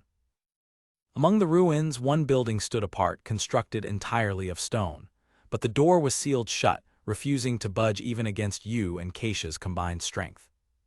Alicia sighed. It seems we'll have to use force, but even Mr. Yu couldn't open it with his strength. Simply radical, huh? You mused. As they pondered their next move, Clara stepped forward, drawn to the unyielding stone door. She raised a hand as if in a trance. A brilliant purple light erupted from the door, tracing the lines of a complex magic formation. The sigils spun into place, and with a resounding click, the ancient lock disengaged. With a heavy groan, the stone door slid upwards, revealing a dark passage. It opened. Clara whispered, her hand still outstretched. You lit a torch, and with caution, they stepped into the darkness of the sealed building. The interior was still and silent. There's no sign of life at all, he murmured, the torchlight dancing across bare stone walls. The room was Spartan, containing only a single splendid stone desk. Whoa, a stone desk. As his light swept over the desk's surface, Yu's eyes widened. Something was there. 2 books lay on the desk, untouched by time. Books, there are books, he exclaimed. The others gathered around. I can't read this cover, Keisha said, frustrated. Can you? He shook his head. No, I can only make out a few characters. Clara leaned closer, her eyes tracing the unfamiliar script. Journal, she read aloud, her voice barely a whisper. I think that's what it says, she added, a hint of disbelief in her own voice. Can you read it? Alicia asked, her tone a mix of surprise and hope. Clara took a breath and opened the cover, her eyes scanning the first page. She began to read. This book is written in a non-existent language. I've enchanted it to cast a translation spell that only works on my people. This book tells the end of one of the branches that grew from the great Mayor tree which has grown throughout the world. As she spoke the final words, you realized the terrible weight of their discovery. This was a record of a people's final moments. Tears began to stream down Clara's face as she read on, the sorrow of her lost kin echoing through the ages. Clara, are you all right? You asked, rushing to her side. After a moment, Clara composed herself, wiping her tears. I knew it. It was the Mari people who were here. They were forced out of their lands when their healing powers were discovered, and they ended up here. At first, things were going well for them, until the giant crab we met yesterday, the Grand Chenet, took up residence. They were trapped with no way to escape. And because of that, they were unable to secure any food. They're gone. Her voice cracked on the final words. Clutching the journal to her chest, she finished, that's what it says. You stared at her, the pieces clicking into place. If Clara could read this book, a book enchanted to be read only by her own people then. I knew it, Clara, he said softly. You are from the Mari clan, as expected. A sad smile touched her lips. He. Yeah, I guess so. Then, on behalf of everyone who was here, I'd like to thank you. As she spoke, you felt a presence in the room, as if the spirits of the departed were gathering around them. He could almost hear their voices, a collective whisper of gratitude. Thank you, you, for avenging our deaths. Clara held the book, a peaceful expression on her face, finally connected to the roots she never knew. Yu, caught off guard by the sudden wave of emotion, quickly wiped his eyes with his sleeve. He took a steadying breath, regaining his composure. Yes, he managed to say, still a bit flustered. Clara's gaze then fell upon the second book, and this book here. As she opened it, the letters on the page began to glow with a pale, ethereal light. Are those letters glowing? You gasped. Keisha's eyes went wide. It's a magic book. Clara focused on a single glowing word, her lips forming the name of the spell. Icicle. A magic book, you asked. Keisha explained, it's one of those devices that helps in conjuring magic. It's a way of manifesting magic by passing mana through letters that have been inscribed with a chant. In an instant, a colossal pillar of ice erupted from the ground outside, shattering rock and debris as it shot towards the cavern's ceiling. The group stared in stunned silence at the sheer scale of the magic. Yu ran towards the massive ice structure, his voice echoing in the cavern. Ooh. Alicia looked on in awe. Even with the support of the book, you've managed to pull off a powerful spell with just a single word. Clara looked down at the book. Icicle, it seems to have been a spell concocted by the old Mary. It seems to capture the mana attributes of an ancient and powerful demon. It's grand magic that can be used by eating. Yu's eyes lit up with understanding. Maybe it's because I ate some of the grand chenet that you were able to use it. That's. Clara nodded, confirming his theory. It says it can be used by eating monsters called ancient species. It's called ancient magic. This power was the reason the Mari fled, to hide this knowledge from the people on the main continent. Clara looked back at the book with a pained expression. If I knew how to use Icicle earlier, I could have fought that monster, but it said something about defeating it in order to perform the magic. Alicia processed the information. By eating an ancient species, you can use the corresponding attribute of magic, almost as if. She looked from Clara to Yu. You're just like Mr. Yu. Yu shifted uncomfortably at the comparison. Clara continued reading. Maybe there's a connection. Ancient magic was inspired by a man who wielded the horns of a wind dragon and ruled storms. That's what it says. I think that's like Yu's charge ability, she concluded. It's not always the same, Yu clarified. Clara nodded, pointing to another passage. But even still, there's something in this book about dirks. She explained, strong legs, accumulated strength, antlers of light. And maybe if Yu is unable to use the power himself, he's still able to use it through the parts of the demon's body, like a weapon. That's what I think. Yu looked at the spear on his back. I've always felt that the power of demons comes from using demon weapons. And if that's the case, then what about yesterday's Grand Chenet? A thrilling possibility dawned on him. Incredible. Clara smiled warmly. Ancient magic. I knew you were amazing, Yu. Alicia closed her eyes, a small smile on her face. I'm sure we'll see some interesting things. Yu noticed Clara's expression had become somber again. What's the matter? He asked gently. Clara looked down at the journal in her hands. In the journal it says, I entrust the demon book to one who can read it. As a survivor of the Mari tribe, I have to carry on the tradition. Her voice was filled with doubt. I don't know if I can, I don't know. I probably won't be able to leave something for someone until the end, just like the people before me. I don't have any special skills and I'm not very good at moving my body. Even something as basic as healing, the Maori were able to do easily. If it weren't for you, I probably wouldn't have even made it this far in a world that's so rough. As her voice trailed off into despair, Yu suddenly grabbed her shoulders. Clara, be clear. He let go, his voice rising with passion. Do it or don't do it. If you don't like it, you don't have to do it. It's your life, or... He grinned, offering her an out. We continue our journey and find other survivors to take that role. So, what do you say, Clara? Clara stared at him, his words cutting through her uncertainty. She clutched the book tighter, her resolve hardening. I'll do it. Her eyes shone with newfound determination. I'll find a survivor to inherit the magic. She turned to the others, bowing her head. So please help me, everyone. Keisha and Alicia looked at her, then at each other. A fierce grin spread across Keisha's face. Yu's own smile was triumphant. All right, let's do this. Good, Keisha said, showing off her canine teeth. I'm with you. Alicia nodded. We've got a ship to get on after this, and we're going to need all the help we can get. Then it's settled, Yu declared. We're gonna get our hands on all the delicious food in this world and try to use all that ancient magic. And after exploring the entire world, we might even find a Maori left out there somewhere. After all, the person who gave birth to Clara might still be out there somewhere.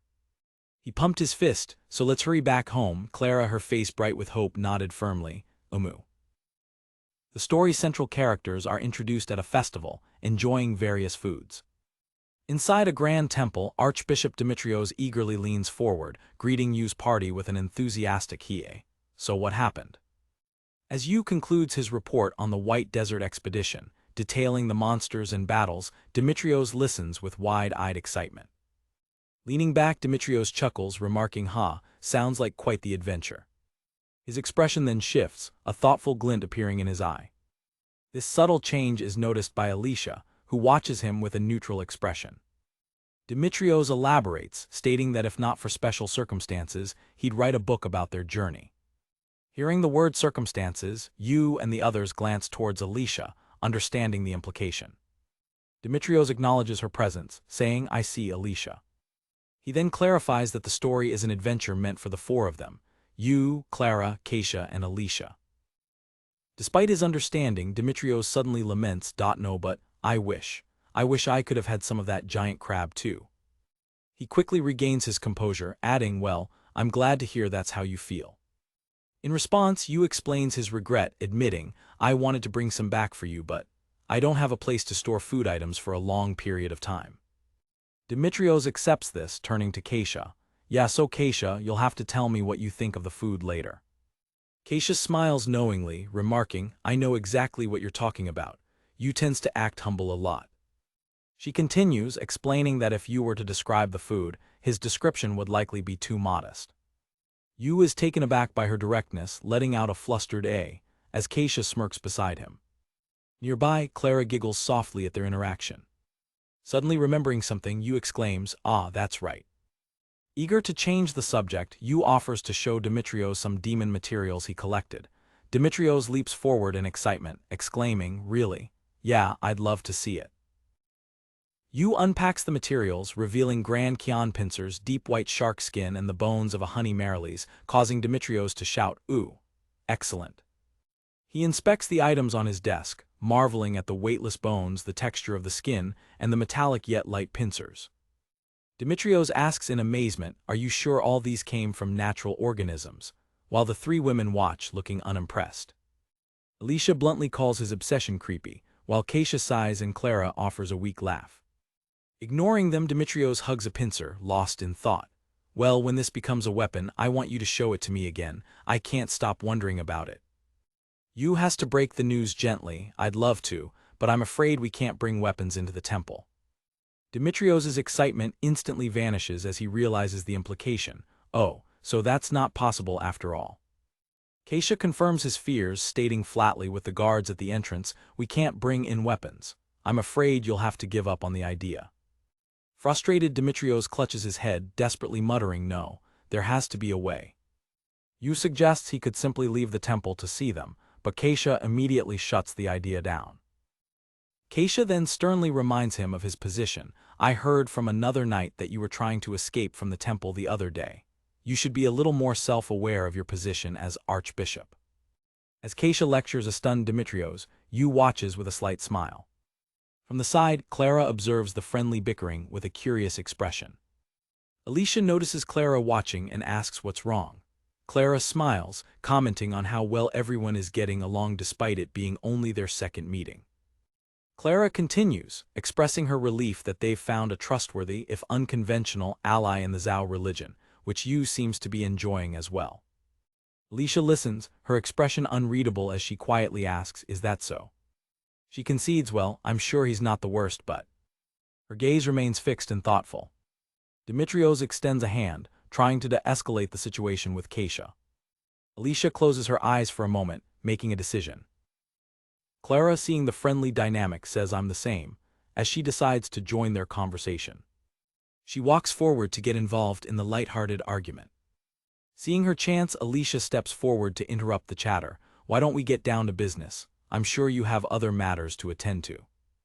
Demetrius snaps back to his official role, agreeing, "Yeah, I know. I'm sorry I forgot. I'll do as you say." A moment of silence falls over the room as the mood shifts from casual to serious. With a professional demeanor, Demetrius folds his arms and poses a question. "So you, leader of the Polar Explorers, where are you going next?" Yu and Clara exchange a confident smile, ready with their answer. With a determined grin, Yu announces their destination, Plateau of Brilliance. The scene then flashes back to the previous day, showing the exterior of a tavern. Inside, patrons discuss an upcoming joint search for the Plateau of Brilliance, mentioning that the adventurer Seal will be participating. At the bar, the woman named Seal sits alone, listening to the rumors about her involvement in the next expedition. The day before our visit to Demetrius. Back in Moras, after returning from the White Desert, the first thing you did upon reaching our inn was dive headfirst into bed. For the first time in what felt like ages, you reveled in the simple luxury of a normal bed, burying his face in the pillow. A soft bed, and it doesn't shake, a bed with a roof. Keisha and Alicia watched with amusement as you, the one they thought was most accustomed to sleeping outdoors, showed the most attachment to the bed. I thought you were the one most used to sleeping outside, Keisha said with a knowing smile. You missed the comfort of a bed, didn't you? It's nice to sleep in an environment where you don't have to worry about your surroundings so much, you replied, still half buried in the covers. I feel less fatigued like this. Alicia nodded in agreement. I understand. Without a doubt, the quality of sleep is important. Now that we're all settled in, let's wrap up our work before we go to bed, you said, sitting up. He turned to the elf. Clara, have you learned anything since then? Clara, holding the ancient tome, replied, yes. I haven't had a chance to read it all thoroughly yet, but there was one thing that caught my attention. I know you can't read this, Clara began, showing them a page, but here. This part of the book mentions a friend of the author.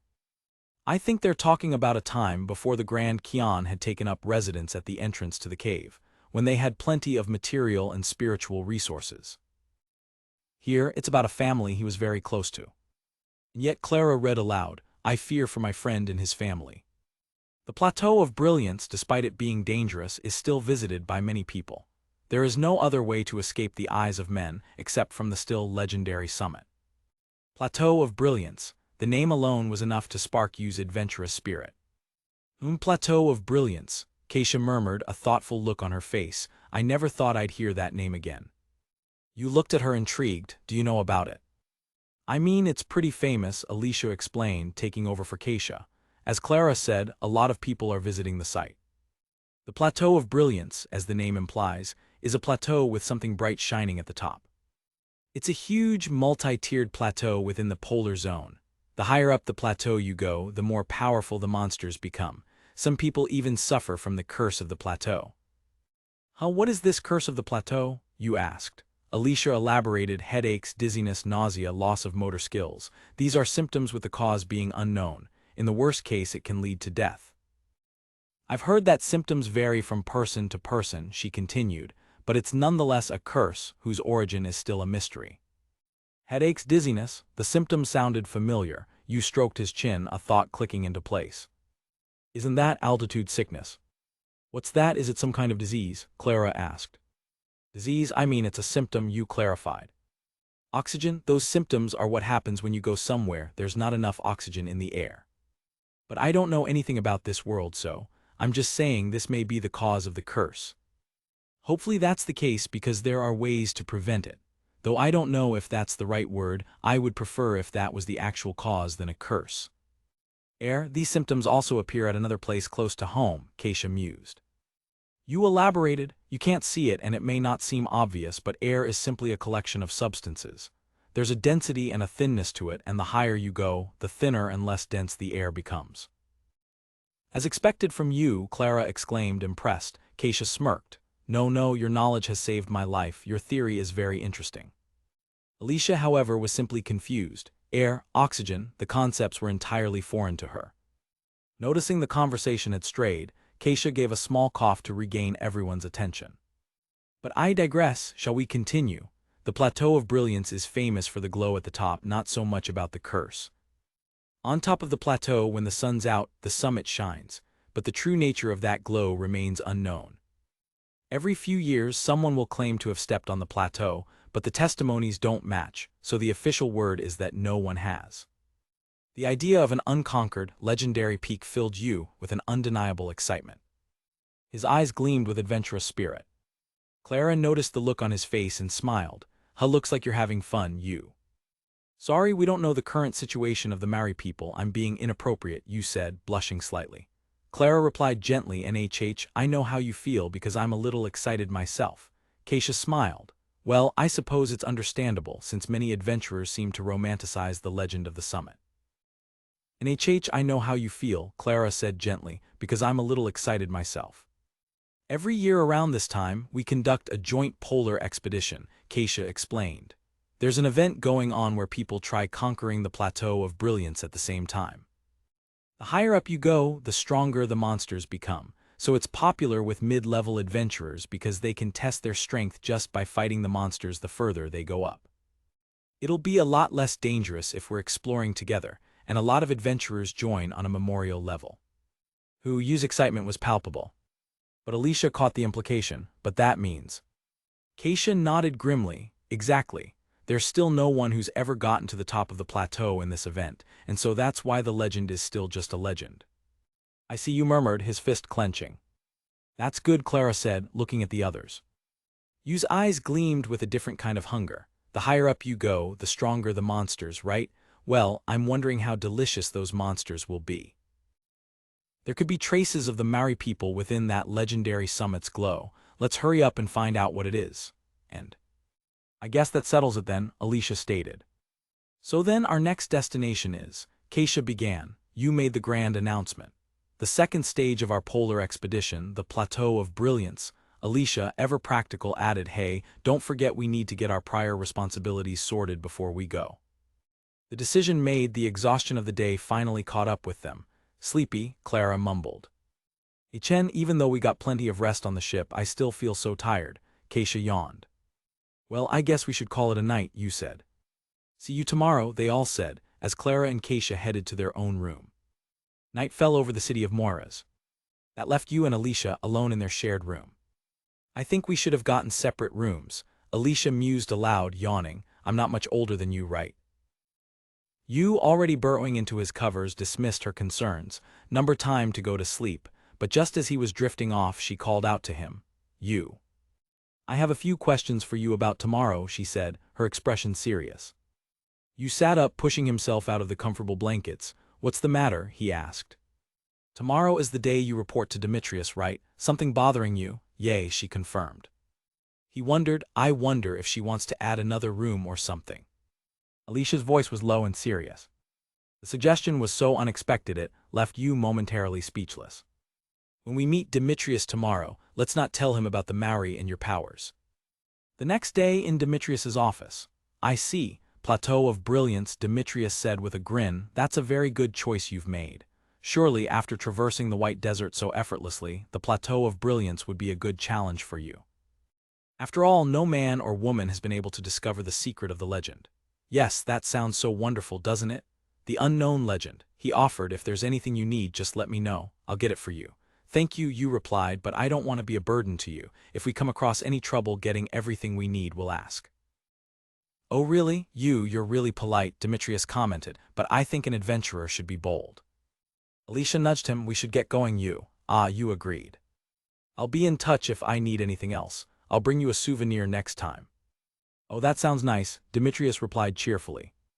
Alicia, make sure you and the others don't get in trouble, Demetrius said, patting her and Clara on the head.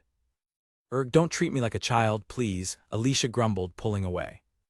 You watch, bemused, Mr. Demetrius. I am fine, she muttered. Once they were back out in the bustling streets of Moiras, the group made their way through the city.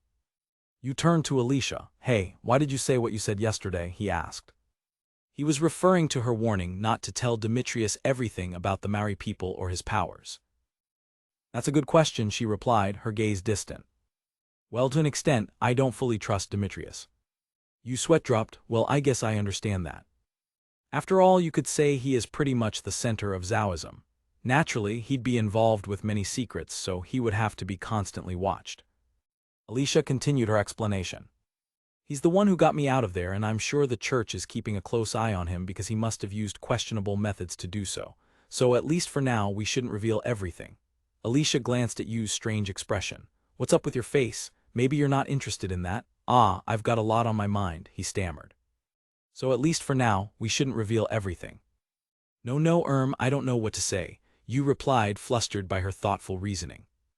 Alicia sighed, putting a hand to her head. The group continued walking, the brief tension of the conversation hanging in the air. But Alicia began, a small, genuine smile gracing her lips. She turned back to him, her eyes soft. Despite the fact I was helpless in the beginning, it was you who helped me, and that's made me happy. The unexpected, heartfelt smile was radiant. It caught Yu completely off guard, leaving him blushing and speechless. Struggling to find his words, Yu stammered, oh well, That's because he was serious about me taking care of you. Alicia's own blush returned. Please don't be shy with me, all right. As they walked away, Clara looked back, curious. What are you two talking about? It's nothing, they both replied in unison. With the setting sun at their backs, the group walked through the streets, laden with newly purchased equipment. From the bulging bags, the glint of metal tools could be seen. Haha, it might be a little heavy, Clara said, laughing as if troubled while she hefted her bag. Yu readjusted the weight on his own shoulders. It may be a little heavy, but it's for our safety. I know you know this, Clara, but slipping on treacherous terrain can be terrifying. Most of what I bought this time was to counter that exact danger. When you think of it as life-saving equipment, doesn't the weight feel more dependable? I sound so weak when you put it like that, Alicia grumbled. Clara added, I know it's a bit much, but I think he has a point. Exactly, you said cheerfully. If something happens, you'll be glad we have it. I don't want to have any regrets. We might not even get the chance to regret it. We have to be sure we have the tools to save our lives. The sentiment seemed to have been conveyed to Alicia and the others. Now, you continued, if something were to happen, you'll be glad you had it. I don't want to regret not having it. With their preparations nearly complete, the group continued on their way. Now that they had all the tools they needed, Yu's expression was light. The majority of the annoying parts were over. And thanks to the currency exchange shop, I didn't have to worry about money this time either. Their motto is not too expensive, not too cheap. Alright, now all we have to do is get the new weapon from the blacksmith. Then we'll be ready to head to the Shining Plateau. As Yu cheered, Alicia looked around. I'm still surprised. I never expected a workshop to exist in that part of town. The group had walked down a shady alley to find the processor. When Yu presented the material he'd brought, the man's eyes went wide. What the hell is this? Did you really catch this in the White Desert? The processor exclaimed, his professional eyes instantly changing. He lifted the massive pincer, crawling his fingers along the blade of the claw. We got it from a big crab, Yu explained. It was living in a cave. Of all the monsters in the White Desert we came across, this one was the hardest to beat. Yu recalled, a grimace on his face as he remembered the battle. When he thought of the grand Shinez marvel which made death feel real even for a moment, his narrative took on a resentful tone. It even shot frozen liquid. But the processor was blinded by the material as if he didn't hear anything. Frozen liquid. So these pincers, despite being so light and durable, also have ice magic attributes. Hey, the processor said, his voice low, don't tell me you're going to sell it. The currency exchange shop asked me to sell it, Yu admitted, but I don't plan on doing that. I'm relieved to hear that, the man said with a greedy grin. Hey, are you sure you don't want me to handle this? The processor's excitement was palpable. Certainly, I can make a sword out of this thing. Yu smiled, relieved. A sword, that'll be nice. But as they left the workshop and returned to the main street, he noticed Keisha's expression. What's the matter? You look worried. I'm a little concerned about something, Keisha said, her eyes scanning their surroundings. Yu, do you feel something's wrong? No, what's going on? Yu asked, his own senses now on alert. I think we're being followed, Keisha stated, her voice low and serious. There are 3 of them. She looked at Yu. Let's change the scenery for a moment, okay? Yu nodded in understanding. Yu gave a quick confirmation to Clara and Alicia, then followed Keisha as she ducked into a back street off the main road.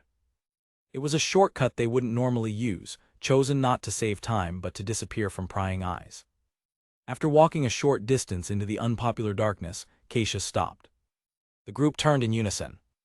At the far end of the dim, straight alley, 3 figures stood, blocking the way. Until this moment, you hadn't noticed their presence at all. The feeling of being followed by humans was an unknown experience, completely different from the signs of wild animals. So we were really being followed, Yu murmured. Keisha stepped forward. Doesn't matter, I'm one of the best temple knights. Her eyes, directed at the trackers, released a beastly heavy pressure. So is there something you guys want from us? The trackers returned no answer, only an indication of intent, a combat posture. There was no will or opportunity for conversation. They're coming, Keisha yelled. Yeah, Yu replied, bracing himself. The 3 attackers flew forward in unison, their collaboration sharpened by discipline. A woman leaped from the shadow of one of the men, swinging her sword directly at Yu. Unlike Yu, who unconsciously sealed the kill option, there was no hesitation in her attack. A metal sword imbued with weight, velocity, and magic would make short work of a human head. That's not going to work, Yu grunted, activating his skill. Hardening, a flashy metallic clang echoed through the alley as the sword was repelled. For the first time, a stunned expression appeared on the mechanical raider's face. But in that moment of shock, a small shadow slipped between her and you. It was Keisha, her fist clenched. A heavy, powerful blow shot into the raider's defenseless abdomen. With a small groan, the air in her gut was forced out, and she was sent flying backward. The woman was blown away, her sword clattering on the cobblestones. The remaining two men didn't falter, immediately splitting up to flank the party from the walls of the alley. Keisha's gaze hardened as she prepared to engage one of them. Yu turned his attention to the other, his expression grim. It was the man heading for Keisha, who first noticed the immense magic gathering nearby. He stopped, sensing the crisis, and saw Clara with her hands outstretched, about to activate her sorcery. The man, despite his mechanical demeanor, seemed to value his own life. He realized the spell was a magic arrow with a point of concentration powerful enough to pierce his defenses. Clara's hands glowed as she prepared to unleash her attack. Ballista, a bolt of pure magic shot from her hands. The man moved with brilliant speed to evade. But Keisha was faster. She intercepted his back step, her own blade rising to meet his. The man poured all his magic into his sword to shield himself, but Keisha's strike, reminiscent of a dragon's claw, was more powerful than he expected. His sword shattered under the force of the blow. He was thrown back, crashing hard against the alley wall. Rendered powerless, he was out of the fight. The final attacker, who had been focused on Yu, was momentarily distracted by his comrade's defeat. In that instant, Alicia made her move, her hand outstretched. Sleep. A wave of magic washed over the man, and a blunt weight settled into his limbs. His posture collapsed as he fought against the sudden drowsiness. Seeing his opponent off balance, Yu twisted his body vigorously. He unleashed a powerful spinning kick. Though he was an amateur at fighting, the kick, backed by his unnatural physical ability, had the unprotected power of a disaster. The raider managed to cross his arms to defend himself, but the impact still sent him flying like the first man. The two men regrouped, one clutching his arms. "Can you still fight?" "I can't, my arms won't move." "Well, this much is expected from the Holy Knight Keisha." The others are not to be underestimated either. Slumber is a lot trickier to deal with. You face the two remaining conscious attackers. You should end it here, guys. I don't think you want any more trouble than you already have. But he continued, his voice hardening, "If you still try to go after Alicia, I'm not going to give you another chance." The men looked at each other. That boy is also extremely dangerous. Yeah, I don't know who that is. Their powerful consciousness conveyed Yu's strength to them. They knew they couldn't win. The air in the alley was thick with killing intent. The standoff was approaching its end. "Don't do it," Keisha said, breaking the silence as she walked forward, carrying the unconscious female raider. "Take your friend and leave. I promise I won't follow." Yu looked at her and she nodded. "Yu, is that okay with you?" Yeah. Keisha dropped the woman at their feet. "Who are you people and what's your purpose? I'm curious." "Then again, I'm not very good at interrogation or torture, so there's no point in trying anything else. It'll just lead to a pointless death." The clear intent to kill in her words denied the raiders any room for hesitation. "Thus, I'd appreciate it if you'd leave before that happens." The men stiffened slightly, then collected their fallen comrade. Without another word, they retreated down the alley and disappeared. Yu let out a long breath, his body finally relaxing. "What the hell?" Keisha watched them go, her expression thoughtful. "I'm thinking it might be someone from Zhao's engineering department, but I'm not sure." "Does that mean you and I also have something to do with this?" Clara asked. "I can't rule out that possibility," Keisha replied. "As for their purpose, I think they were after Alicia, but that may not have been all they wanted. If it's the technical department, then they might be after Clara because of the color of her hair, and you because he's the leader of our group." Alicia stepped forward, looking down at the ground. Everyone, thank you very much. But despite what Keisha is saying, I think they were just after me. Thank you all for helping me." She gave a small, formal bow. Yu and Clara couldn't help but smile. You're not being honest with yourself." Alicia's face flushed red. What? I'm putting in a lot of effort here." Only Keisha remained silent, asking herself a question she couldn't speak aloud. I'm sure they were after Alicia, but if that was their only goal, they could have done a better job at it. Perhaps they were just gauging our strength with that attack, but what amazes me is we're getting much stronger. They fought as well as first-class adventurers, if not better. But we won, and the way in which we won was near perfect. We're getting stronger, all of us, quickly. Since I met you, I've felt a lot stronger, and I know I'm not imagining it. I knew it. Anyone who eats Yu's cooking seems to also get a boost in magic power. That's all I can think of. Keisha felt a headache coming on as she realized the implications. A dish that makes you stronger just by eating it. How valuable would that be? People from all over the world would seek out Yu's cooking. It wouldn't be an exaggeration to say that. There would definitely be a dispute over Yu. He would be pursued from all over the world just as the Maori people once were. Hey, let's go, Keisha. Yu's bright, cheerful voice pulled her from her dark thoughts. Though for the time being, I think I'll keep that thought to myself, Keisha decided, a small, kind smile on her face as she looked at her friends. She looked up at the path ahead where the light pointed. Yeah, I'm coming. On the way to the Adventurers Guild to sign up for a joint exploration event, Clara made a simple suggestion. Hey, Yu, why don't we get something to eat before we go to the guild? I don't mind, Yu replied, walking through the bustling market street. But since we're going to the guild anyway, why don't we just eat there? Doesn't the reception area also serve as a cafeteria? Yeah, it's a diner, but it's more of a bar, Keisha explained. Most of the food is served as a snack to go with drinks. The seasoning is strong and the portions are small, so if you're looking to fill your stomach, I'd recommend eating around here. Yu considered her words. I see drinking isn't really a good idea for lunch. Yu looked to Keisha for a suggestion. Do you have any recommendations? But I'm not familiar with what to get, Keisha admitted, a thoughtful hand on her chin. I don't come around here often, so it's a perfect opportunity to explore the area. Just then a loud growl echoed from Alicia's stomach. I'm sorry, that's my stomach is growling, she mumbled, blushing. Clara smiled. Looks like we got no choice. We might as well just go to the nearest stall and get it over with. Alicia clutched her stomach, embarrassed. I'm sorry. Yeah, you're right, Yu agreed, glancing at Alicia. Considering Alicia's stomach, we'd be better off at the stalls than in the guild. But he mused, recalling a previous outing. Last time Clara and I went around exploring the stalls, I would eat everything in sight. Clara's eyes lit up with a sudden idea. Ah, hey, how about that potato guy's store?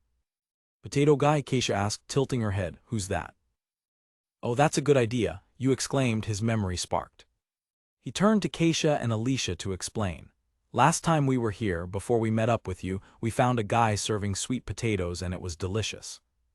Potatoes, Alicia drooled at the thought. Clara added with a grin, oh, and there's other interesting things too, Tilda.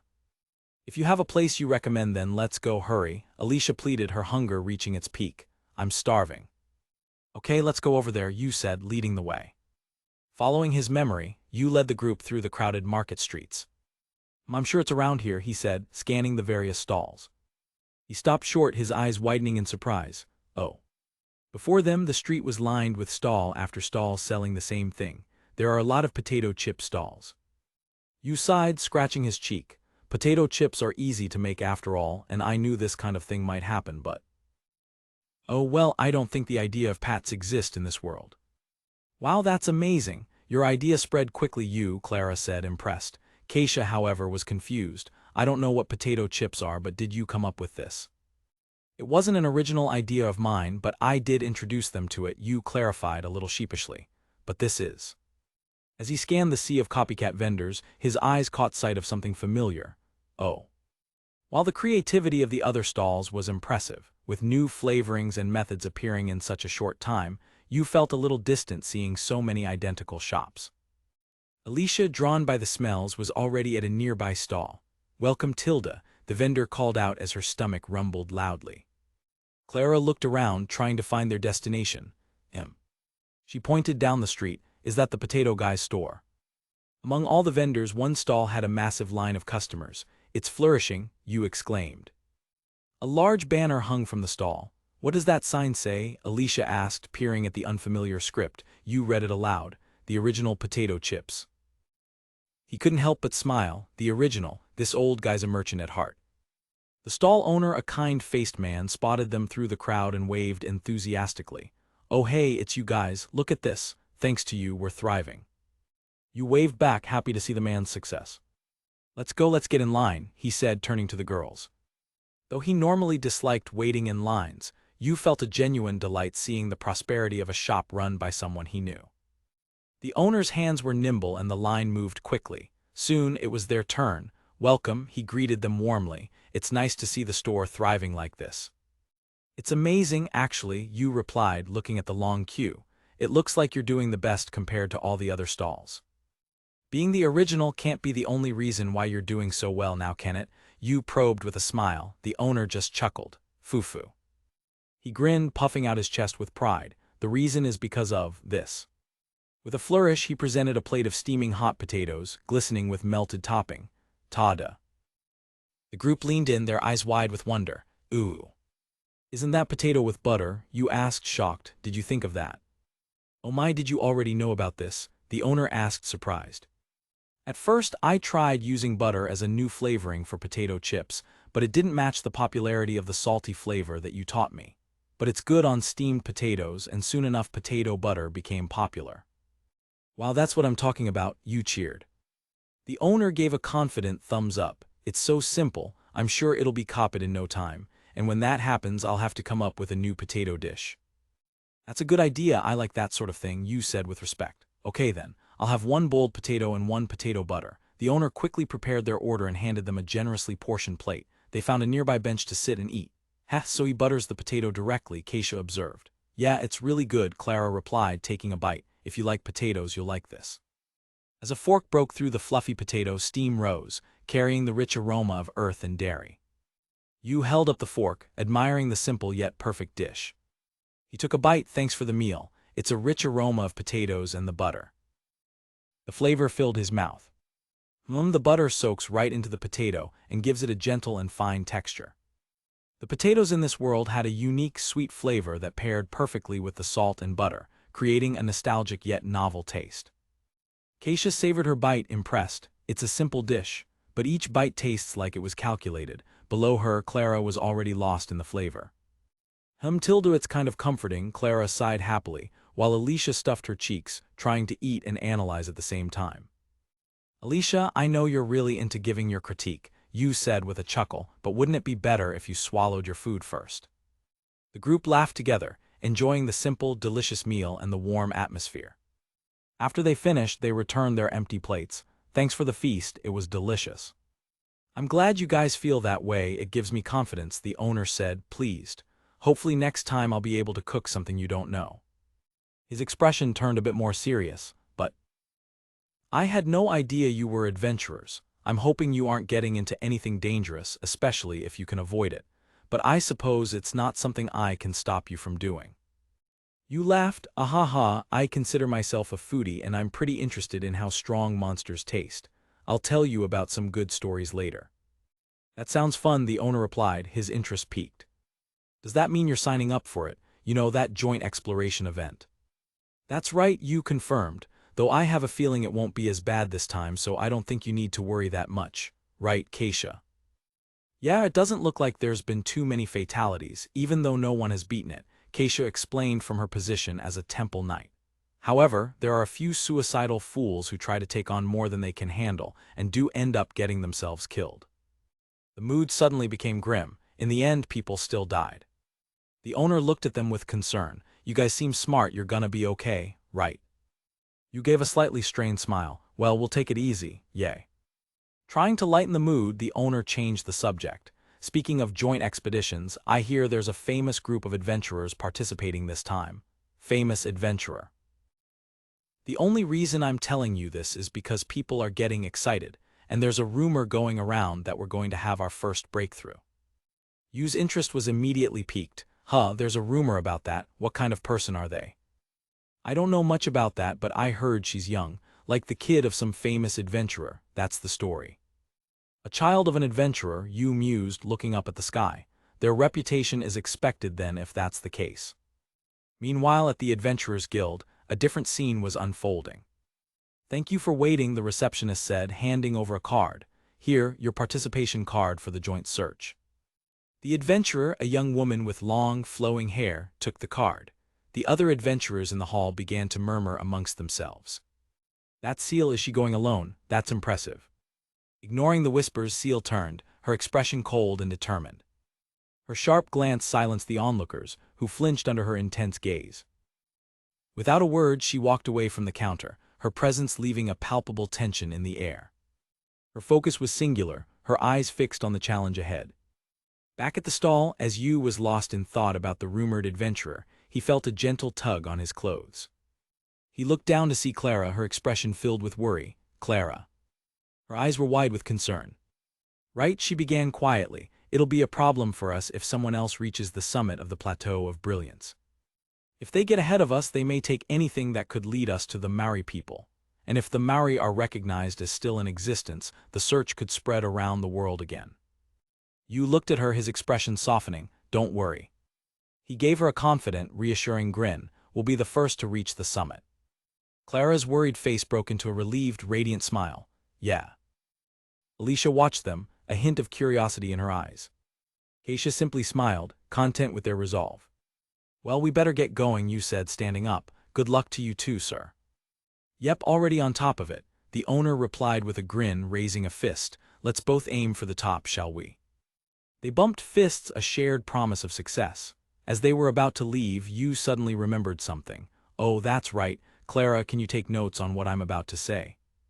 He handed the freshly written note to the owner. Here, there are many ways to arrange potato chips and potato butter. Try giving some of these recipes a try. You, Clara, we gotta get going, Keisha called out, already heading off. We're coming. The owner looked down at the note. It detailed ideas he'd never conceived of. Potato chips seasoned with sea salt and consommé, and a suggestion to serve the potato butter with a side of something called squid shiakara. He watched them go, a look of awe on his face. I wonder how many other amazing things does he know. After a satisfying lunch, Yu suddenly bolted.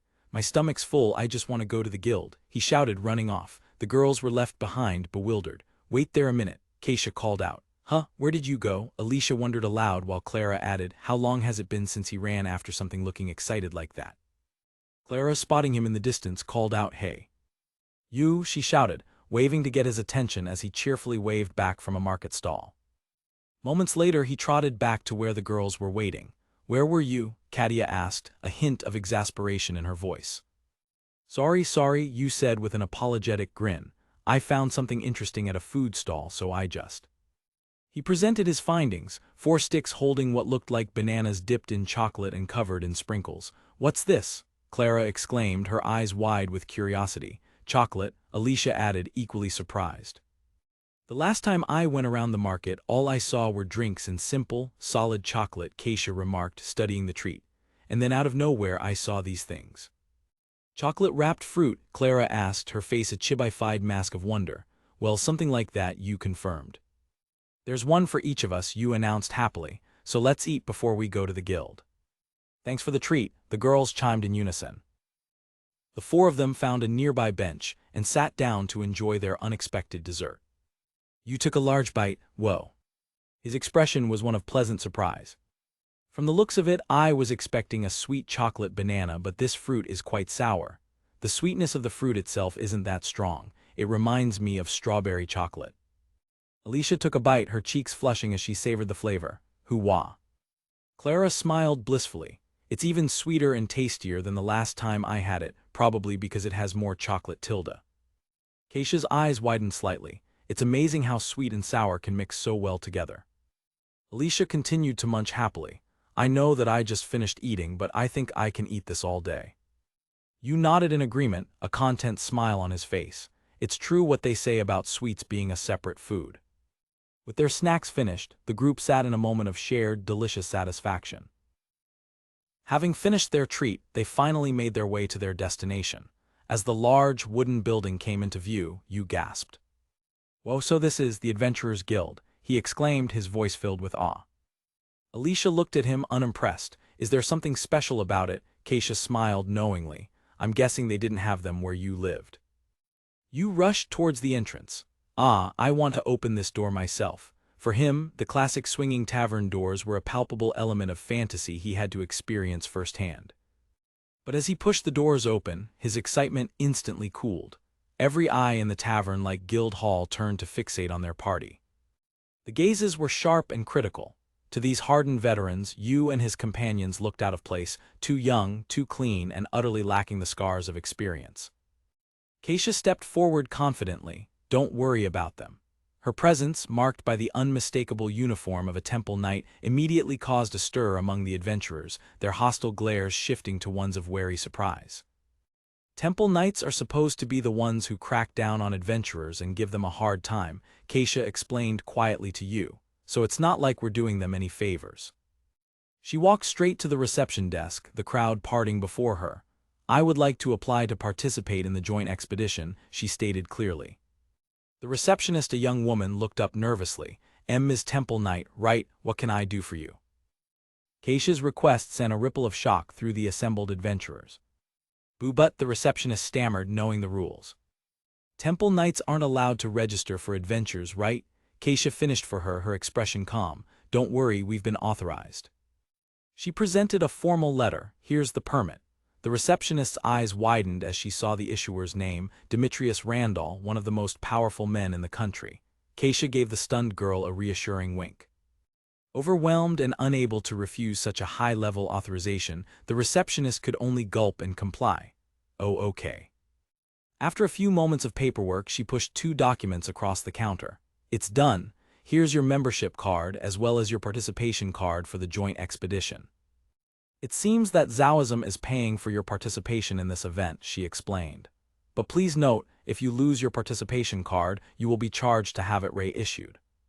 The membership card bore the guild's crest, a horned whale or narwhal. Yu examined the documents, a thrill of excitement running through him.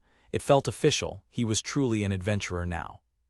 Well, it looks like we're done here, Keisha said, turning to the others. What do we do now? We've still got some time before nightfall, Yu mused. Seems like we got some time to try out some new dishes. However, as he looked around, he noticed the atmosphere in the guild had grown thick with tension again.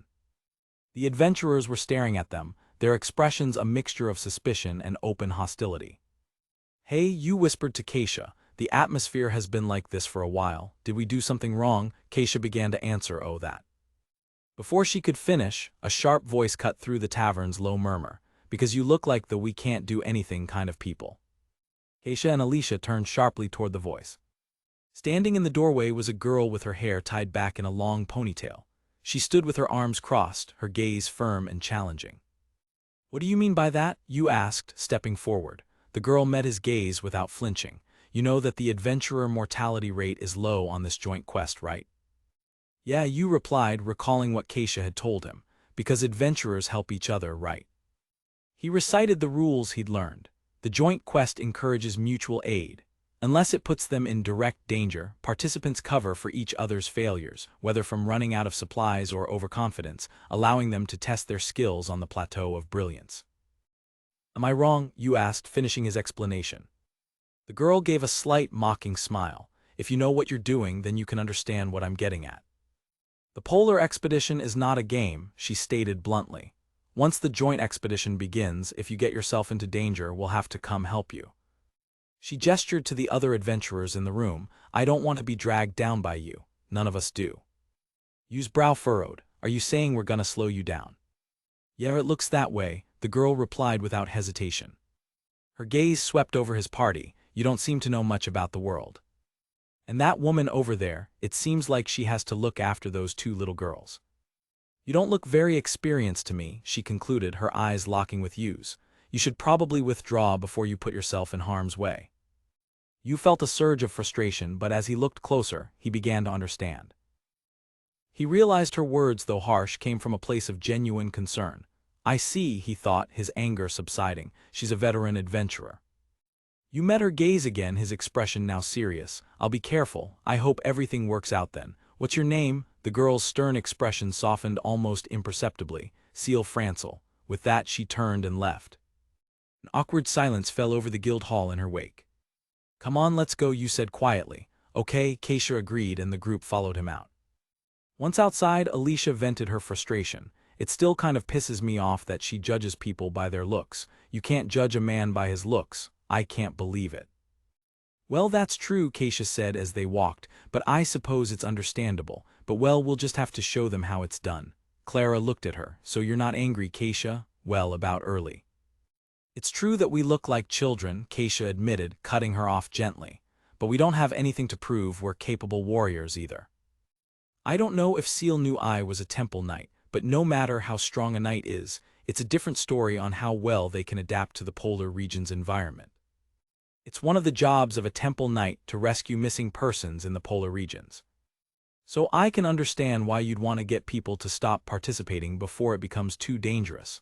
I'm not averse to serious people like that. The group walked in silence for a moment, processing Keisha's words. But now I remember, Keisha added, a thoughtful look on her face.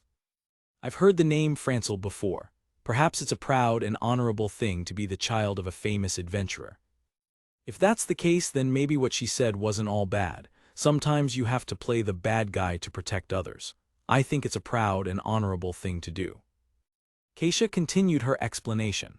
Some adventurers make their living exploring the polar regions, while others are inspired by the adventure of uncharted landscapes. Some of us are just tourists, and we're going to get hurt and cause trouble for others. But basically, there were those there who were hostile to us. It's safe to assume that they're proud to call themselves adventurers, those who constantly explore the polar regions. She finished with a confident smile. Therefore, if we show them what we're capable of, they'll see us differently. Her words struck a chord with you. Show them what we can do. A fire lit in his eyes. All right, I'm motivated, he declared, pumping his fists. Let's reach the top and knock some sense into them. Keisha's smile widened. That's the spirit. With this group, I know it's possible. Clara beamed, as do I. With you, Keisha, and Alicia, I know we'll be fine. Alicia turned to her. You too, Clara. You need to have a little more confidence in your magic. Clara blushed, flustered by the praise. Oh, thank you. Is it all right? Alicia gave a small, rare smile. If you're always too modest, you'll become too prideful. I know you won't get to that point. The easy, supportive banter between them brought a sense of warmth and unity to the group. Keisha watched them, her heart full. A quiet determination settled over her as she looked at her companions. I feel with you guys, she thought, a gentle smile gracing her lips. I can become as strong as I want to be.